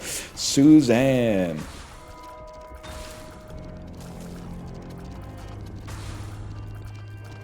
They were getting up to all sorts of hijinks on that show. That's the thing, that's the reason I don't like that show. It made prison look like too much fun. Cast of kooky characters getting into all sorts of little situations. I like my prison shows fucked up. I like to watch Oz. Bro, Pusey dies? I literally stopped watching before that happened. I stopped watching when Lori Petty got on the show. She started just doing, it was like, maybe she's evil, maybe she's gonna kill Piper. And I was just like, we're doing like a Dexter thing right now? Like every season we're getting like a new guest star who's like a new villain or something like that. Like I'm sorry. Orange is the new black. You're not the Sopranos. She does die? Yeah, Pusey dies. I assume it was like a prison riot type situation. I haven't seen it. I remember all the characters though. Strong character work. Piper. Donna from that 70s show who would go, Piper. She's always saying stuff like that. Lady who looked like 80s Madonna who was always talking about Christopher. Yep, Russian lady who was always saying no soup for you. I remember that. Russian mom. Porn stash, the guy with the porn mustache. Other guard with the prosthetic leg who is kind of framed like a good guy, but definitely should not have been up to all this stuff that he was up to in the show. Lauren Lapkus and Mike Birbiglia as seasons went on. Yes, that's true.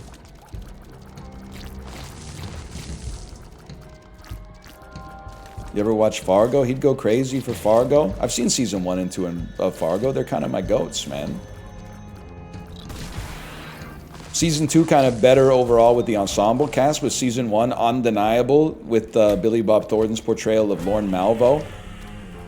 A true personification of evil.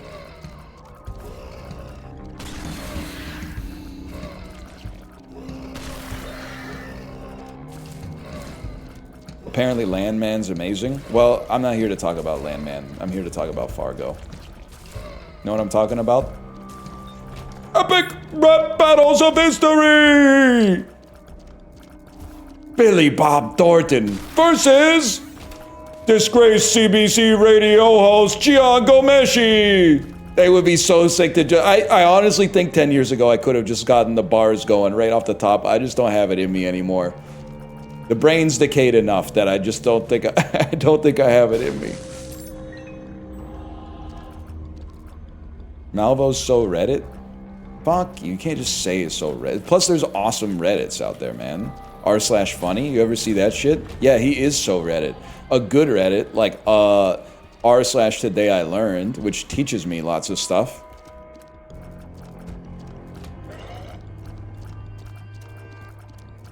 Teaches me how to fold t-shirts, which will be really useful the first time I ever do the laundry.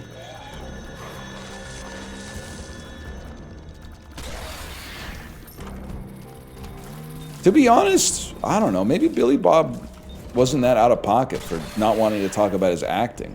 I'd probably get sick of talking about it. I mean, I get sick of some of the shit that you guys bring up in chat. All of a sudden, I'm like, finally, someone wants to talk about my sweet band, and he starts asking me, like, what was it like to work with Halle Berry? And I'm like, what the fuck, man? You fucking lied to me, John Gomeshi.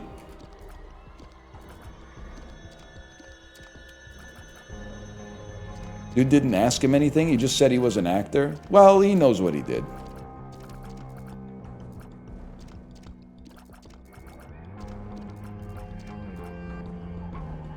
Passed on Tinted Skull like 80 times? Bro. Okay, XX the big foe. What do you want me to do with the Tinted Skull? I'll even give you a hint, okay? We're 30 minutes and 14 seconds into the run. What the fuck do you want me to do with the Tinted Skull? What do you think's inside of that motherfucker?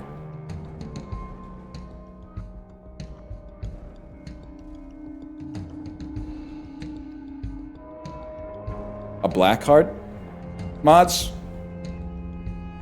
Make him realize after he's left the house that his sock has a huge hole on the sole of his foot. Not at the toe, but on the sole of his foot, so he can feel his shoe rubbing against the pad of his foot the entire time he's out. And then when he gets home and he takes his sock off, there's like a big, like, black leather mark on the bottom of his foot, so he has to wash it in the shower, but it's ticklish, so he's holding his foot up and he's washing it in the shower, but he can't stop giggling.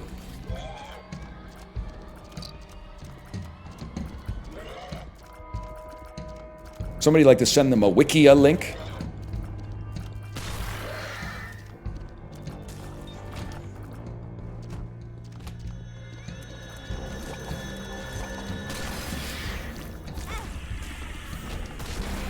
A pill. Perchance to dream. Why did this turn into a kink? I think you could say that people have feet without it being a foot fetish, but I might be the last honest man on earth. Sure.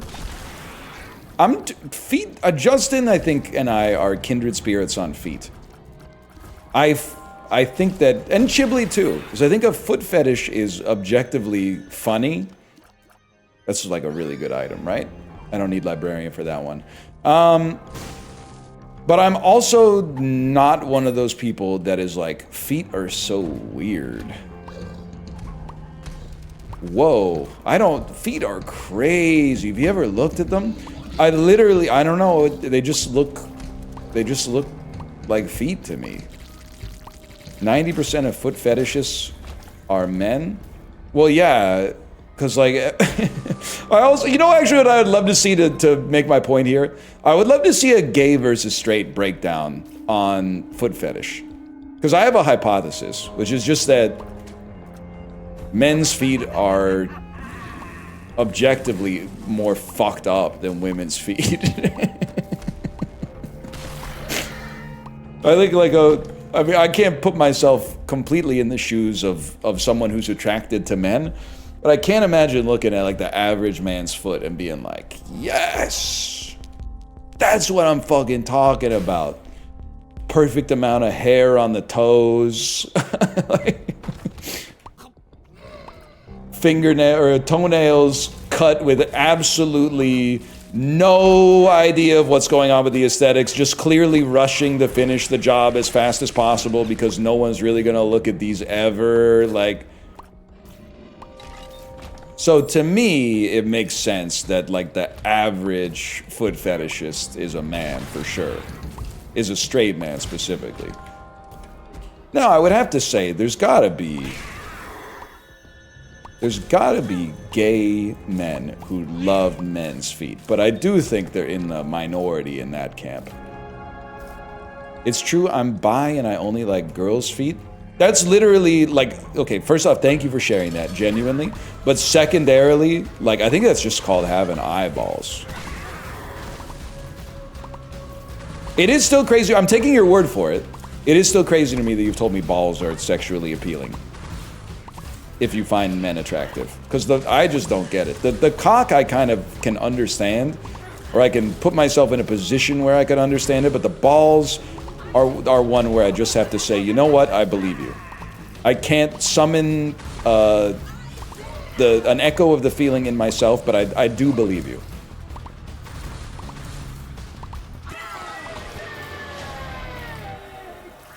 It's like big boobs. That's insane. What you've just said to me is so far outside of the realm of logic that you've temporarily short-circuited me, to be honest with you. I don't believe you. I don't believe there. Is anyone here? Do we have any bisexuals in chat? Is it the same thing? Is nice balls and big boobs the same thing?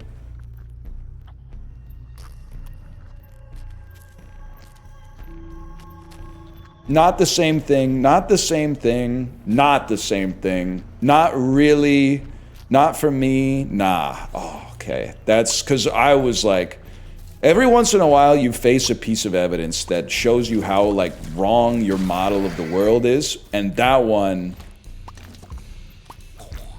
that one threw me for a loop, for sure. People have different tastes though. Yeah, obviously. I'm asking if I put you in an MRI machine as a bisexual and showed you a picture of some big boobs and then showed you a picture of some nice balls and then I showed the pictures to the person that was doing the test, would they be like, interesting. It's got exactly the same brain activity for both of them. It turns out big boobs is just like nice balls.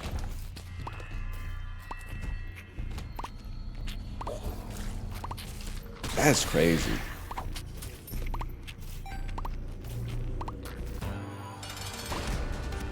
Nice balls are cold. It does feel nice sometimes when your balls are cold for no reason, but I think we touched on this like a week ago. Define nice balls? It's not for me to define. I'm assuming there's a level, I think it depends how horny you are. Might be, some days you might be a total degen and be like, I want to see the biggest balls I can see. And some days you might be like, oh, just a normal pair of balls are just fine. Just a proportional pair of balls would hit the spot right now. Sometimes it might be like, wow, the balls are like really symmetrical or something like that. I don't know. Some days it might just be that's well groomed.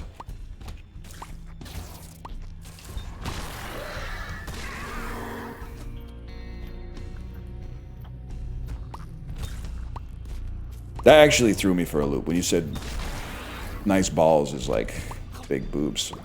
That's crazy. I felt like Tom Hanks and Elvis. Stop hitting me! I need to hit this guy! Stop hitting me!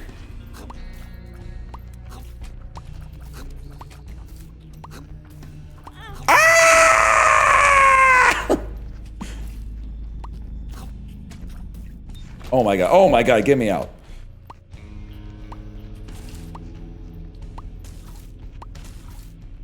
That sucked, man. I guess they both go pretty hard if you jiggle them. I'm just gonna go ahead and say this. This is just one guy talking. Having your balls jiggled does not really feel good. Like, you know how in Arc Raiders you bleed out faster if you crawl while you're downed? That's kind of like your balls are kind of permanently one shot. When they're juggled, it doesn't feel nice. Yeah, a little sway maybe, but they should never be completely subject to the whims of gravity. Let's put it that way. Like this, it should never be like a drop zone type movement happening.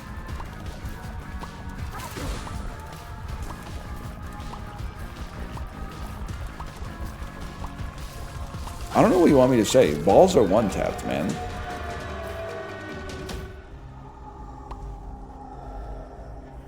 Bro doesn't know about CBT. Actually, thank you for bringing that up. That is the one fetish I'm aware of that's funnier. Like, there's a lot of funny fetishes, not to ruin anybody's day, but like I hope that if you have them, you at least acknowledge how humorous it is. But like, foot fetish, pretty funny. Having a fetish where you're like, I can only achieve climax if someone like punches me in the dick and balls is actually funnier. And it's not even close, which is crazy to say, but it's funnier, I think. Other ones, and I don't know how widely represented these are. And let me just also say, if you have these, I'm not saying fuck you. I'm actually, if anything, I'm saying, I guess I'm a little sympathetic, because like, this is somewhat impractical, or at least adds some wrinkles into it. The like inflated latex suits is crazy to me. Like that just seems like you're buying all sorts of like apparatuses to get into it and stuff like that, and then like I just don't even really know like what it is. I don't even really know like what it is about it. I don't know. Like it does. It seems like an expensive one. Yeah. Vacuum sealed one. It's just seems like a lot of work, I guess is what I'm saying.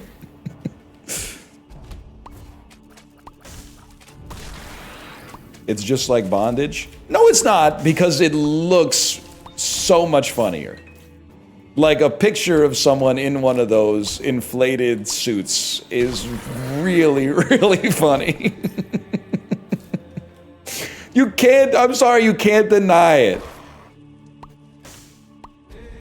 I saw a video once of someone getting lift lowered into a floor and sealed. They sealed them in the floor? Like, like in Jumanji when Robin Williams is like, they turn the floor into quicksand and he's going like, roll the dice, roll the dice.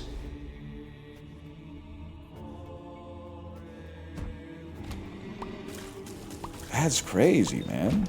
That is a thing. We also, if you'll allow me, we also need to stop saying it's a thing when like one person on Earth has it. Like everybody in chat is talking about the same video right now. It's not like they're like, oh, I also saw another independent video of that happen. They're all talking about the same video. So like I'm not saying it's something that doesn't exist. I'm saying that with 7 billion people on the planet, there's like, you know, if like 200 people have it, I don't have to treat it as just as a serious part of the discourse. Whereas I'm pretty sure with foot fetishes is probably, I don't know, 8% of the population, something like that, if I had to guess. And then the cock and ball torture, I don't know, maybe like 0.5% or something like that. It's gotta be on the low side. It's super common. I don't think it's super common. I think it's represented a lot online, if I had to guess.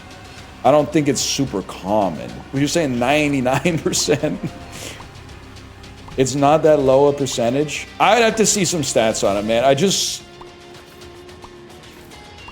like, getting close to climax and then, like, having your nuts crushed just seems like so niche to me. I'm not saying, by the way, when I say niche, you're probably saying, no, I could find that content really easily. That, A, is not a skill. B, I completely believe you. I'm saying represented in the population at large.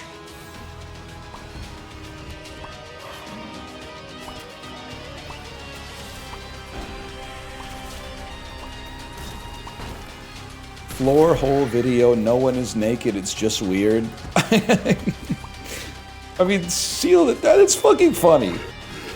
Fetishes are awesome. The fact that there's people out there that are like the human brain is so funny. People are watching that shit going like, I'm getting horny at the idea of like, I guess being the one who gets sealed into the house? Like, that's funny as fuck, man.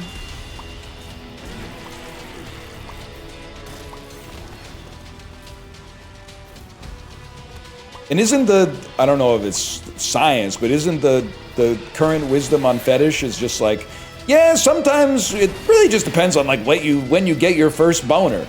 If you get your first boner watching Jumanji, then you're probably gonna have the quicksand fetish. Like, that's crazy.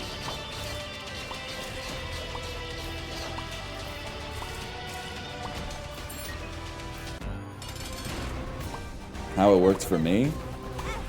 That's wild, man. That's why I think you gotta have a sense of humor. You didn't have any control over it, probably. Unless you incepted yourself into having a funny fetish by, like, just jerking off way, way, way too much. And then, like, I guess your tastes start to, like, accelerate a little bit. And then you find yourself getting into, like, the floor one. In that case, that's a self-inflicted wound. By the way, we Mog. Probably one of the hardest Isaac runs I've ever had in my entire life. And look at that. Well, well, well. What are we at here? Oh, 10 wins in a row. Let me slash marker that. And then, is Kate live right now? Yes, she is. I will send you over there. I will send you over there.